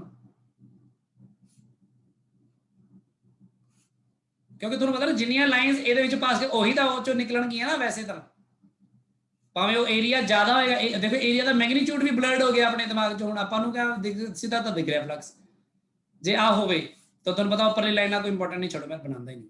ਇਲੈਕਟ੍ਰਿਕ ਫੀਲਡ ਦਾ ਮੈਗਨੀਟਿਊਡ ਹੈਗਾ ਜੀ E ਹਰ ਜਗ੍ਹਾ ਤੇ ਤੁਸੀਂ ਜਿਹੜਾ ਪਤਾ ਕਰਨਾ ਹੈ ਫਲਕਸ ਸਿਰਫ ਇਸ ਏਰੀਆ ਦੇ ਵਿੱਚੋਂ ਪਤਾ ਕਰਨਾ ਹੈ, ਜਿਹੜਾ ਆਹ ਵਾਲਾ ਇਹਦਾ ਕਰਵਡ ਏਰੀਆ ਹੈ ਨਾ, ਇਹਦੇ ਥਰੂ ਪਤਾ ਕਰਨਾ ਹੈ। ਤਾਂ ਦੱਸੋ ਕਿੰਨਾ ਆਏਗਾ flux? Sir E into 2R into अच्छा, H। हाइट h है, अभी हाइट h गिवन है, वो ERH E into 2RH। 2RH। E into RH। h, and correct है। ਸਮਝ ਲੱਗੀ ਸਾਰਿਆਂ ਨੂੰ ਕੀ ਨਹੀਂ ਦੱਸੋ? Yes sir. तो फ्लक्स ਨੂੰ ਬਾਈ ਡੈਫੀਨੇਸ਼ਨ ਸਮਝੋ, ਸਾਰੇ ਜਣੇ ਕਿਤਾਬਾਂ ਚੋਂ ਪੜੋਗੇ ਹੁਣ ਤੁਸੀਂ। ਇਹ ਐਕਸਪ੍ਰੈਸ਼ਨ ਜੋ ਮੈਂ ਲਿਖਿਆ ਇਹ ਕਿੱਥੋਂ ਲਿਖਿਆ, ਕਿਵੇਂ ਮੈਂ ਇਹਨੂੰ ਕੱਢਿਆ, ਕਿਵੇਂ ਇਹਨੂੰ ਲੈ ਕੇ ਆਇਆ, ਕਿਵੇਂ ਰਿਲੇਟ ਕੀਤਾ ਉਹਨੂੰ ਮੈਂ ਇਲੈਕਟ੍ਰਿਕ ਫੀਲਡ ਦੇ ਮੈਗਨੀਟਿਊਡ ਨਾਲ, ਸੋਚ ਕੇ ਸਾਰਾ ਕੁਝ ਬਣਾ ਕੇ ਰੱਖੋਗੇ ਦਿਮਾਗ ਦੇ ਵਿੱਚ। ਤੇ ਇੱਥੋਂ ਆਪਾਂ ਸ਼ੁਰੂ ਕਰਾਂਗੇ ਹੁਣ ਅਗਲਾ ਲੈਕਚਰ ਆਪਣਾ, ਕਿ ਜਿੱਥੇ ਆਪਾਂ ਫਲਕਸ ਨੂੰ ਬਹੁਤ ਮੀਨਿੰਗਫੁਲ ਬਣਾ ਦੇਵਾਂਗੇ ਤੇ ਗੌਸਿਸ ਥਿਊਰਮ ਦੀ ਡੈਫੀਨੇਸ਼ਨ ਤੇ ਉਹਦੇ ਸਾਰੀ ਐਪਲੀਕੇਸ਼ਨਸ ਇੱਕੋ ਹੀ ਲੈਕਚਰ ਵਿੱਚ ਆਪਣੀ ਬਹੁਤ ਵਧੀਆ ਤਰ੍ਹਾਂ ਹੋ ਜਾਣਗੀਆਂ। ਸਰ ਹਾਂਜੀ ਸਰ ਆ ਜਿਹੜਾ ਹੈਮਿਸਫੇਅਰ ਬਣਾਇਆ ਹੈ, ਹਾਂਜੀ ਸਰ ਉਹ ਤਾਂ ਜਿਹੜਾ ਨੀਚੇ ਵਾਲਾ ਸਰਕਲ ਵਾਲਾ ਸਰਫੇਸ ਆ ਉਹ ਵੀ ਜੇ ਫੀਲਡ ਹੁੰਦਾ ਤਾਂ ਫਿਰ ਉਹ ਤੋਂ ਅਲੱਗ ਫਲਕਸ ਕੱਢਦੇ। ਹਾਂ, ਜੇ ਉਹਦਾ ਆ ਯੈਲੋ ਵਾਲਾ ਵੀ ਫੀਲਡ ਹੁੰਦਾ ਹਨਾ, ਯੈਸ ਸਰ, ਉਹਦਾ ਫਲਕਸ ਵੱਖਰਾ ਤੇ ਫਿਰ ਉਹਦਾ, ਕਿਉਂਕਿ ਹੁਣ ਮੈਂ ਯੈਲੋ ਵਾਲਾ ਤਾਂ ਪ੍ਰੋਜੈਕਟਡ ਲਿਆ ਨਾ ਇੱਥੇ ਸਿਰਫ। Yes sir. ਬਾਕੀ ਤੁਸੀਂ ਦੇਖੋ ਟੈਨਸ਼ਨ ਨਾ ਲਓ, ਹੁਣੇ ਆ ਜਿਹੜੀ ਤੂੰ ਬਹੁਤ ਵਧੀਆ ਗੱਲ ਸੋਚੀ ਹੈ, ਇਹੀ ਗੱਲ ਤੇ ਤਾਂ ਲੈ ਕੇ ਆਣਾ ਆਪਾਂ ਤੁਹਾਨੂੰ। ਬੇਸਿਕਲੀ ਤਾਂ ਮੈਂ ਤੁਹਾਨੂੰ ਉੱਥੇ ਲੈ ਕੇ ਆਣਾ ਜਿੱਥੇ ਫੀਲਡ ਹੋਏਗਾ, ਪਰ ਫਲਕਸ ਤੈਨੂੰ ਸਿਰਫ ਇੱਕ ਏਰੀਆ ਚੋਂ ਕਿਵੇਂ ਕੱਢਣਾ ਬਸ ਉਹ ਸਮਝਾ ਰਿਹਾ ਸੀ ਹੁਣੀ ਮੈਂ। ਠੀਕ ਹੈ ਗੱਲ? ਸਰ ਚਲੋ ਸਾਰੇ ਜਣੇ ਬਹੁਤ ਵਧੀਆ ਤਰ੍ਹਾਂ ਇਹਨੂੰ ਤਿਆਰੀ ਕਰੋ, ਬਹੁਤ ਵਧੀਆ ਤਰ੍ਹਾਂ ਪੜੋ। ਪ੍ਰੈਕਟਿਸ ਸ਼ੀਟਸ ਜਿਹੜੀਆਂ ਤਿੰਨੋਂ ਕਰ ਲਈਆਂ ਸਭ ਨੇ ਸੋਲਵ, ਦੱਸੋ? Yes sir. yes yes sir sir, Yes, doubts ਹੈ। sir. ਠੀਕ ਹੈ, ਡਾਊਟਸ ਆਪਣੇ ਨੋਟ ਕਰ ਲਏ ਕਿਹੜੇ ਕਿਹੜੇ ਨੇ? Yes sir. Yes, sir. sir ਬਸ ਸਾਰੇ ਤਿਆਰ ਰਹੋ, 3 ਦੇ 3 ਪ੍ਰੈਕਟਿਸ ਸ਼ੀਟਸ ਦੇ ਪਹਿਲੇ, ਤੇ ਪਲੱਸ ਜਿਹੜਾ ਸਬਜੈਕਟਿਵ ਪੇਪਰ ਹੋਇਆ ਤੁਹਾਡਾ ਉਹ ਵੀ ਆਪਾਂ ਸੰਡੇ ਨੂੰ ਸਾਰਾ ਕੁਝ ਡਿਸਕਸ ਕਰ ਦੇਣਾ। sir ਇੱਕ ਵਾਰ ਦੁਬਾਰਾ PDF ਕੱਲ send ਨਹੀਂ ਕਰ ਦੋਗੇ? ਲਓਗੇ ਕਲਾਸ? ਕੱਲ ਨੂੰ, ਹਾਂ ਕੱਲ ਨੂੰ ਤਾਂ ਦੇਖਦਾ ਮੈਂ ਸ਼ਡਿਊਲ ਤੁਹਾਡਾ ਦੇਖ ਕੇ ਨਾ, ਤੁਹਾਡਾ ਸ਼ਡਿਊਲ ਕੀ ਹੈਗਾ। ਕੱਲ ਤੁਹਾਡੀ ਕੈਮਿਸਟਰੀ ਡਾਊਟ ਕਲਾਸ ਹੈ ਨਾ ਸਵੇਰੇ? Yes sir. yes sir ਚਲੋ ਮੈਂ ਦੇਖਦਾ ਮੈਂ ਤੁਹਾਡਾ, ਜੇ ਕੱਲ ਨੂੰ ਮੈਨੇਜ ਹੋ ਸਕਿਆ ਤਾਂ ਕੱਲ ਨੂੰ ਹੀ ਲਗਵਾਉਣਾ ਕਲਾਸ ਇੱਕ, ਤਾਂ ਕਿ ਪ੍ਰੈਕਟਿਸ ਸ਼ੀਟ ਸੀ ਹੋਊਗੀ, ਪਰ ਕੱਲ ਆਪਾਂ ਇਹਦੇ ਬਾਰੇ ਆਪਾਂ ਅਗਲੇ ਦਿਨ ਹੀ ਗੱਲ ਕਰਾਂਗੇ। Yes sir. हाँ जी शुभम। सर जो हेमिस्फेरिकल सरफेस है उसमें जो ग्रीन कलर से शेड किया हुआ एरिया हाँ जो हमने निकाला प्रोजेक्शन से सर, हाँ। तो मतलब हम उसको इंटीग्रेशन से भी निकाल सकते थे वो कर करके सकते, सारा कर सकते, लंबा बिल्कुल कर सकते हैं, पर हमें उसकी जरूरत नहीं पड़ी। यहाँ पे सेमी हमने अपना नंबर ऑफ फील्ड लाइंस वाले कंसेप्ट से निकाल लिया फिलहाल।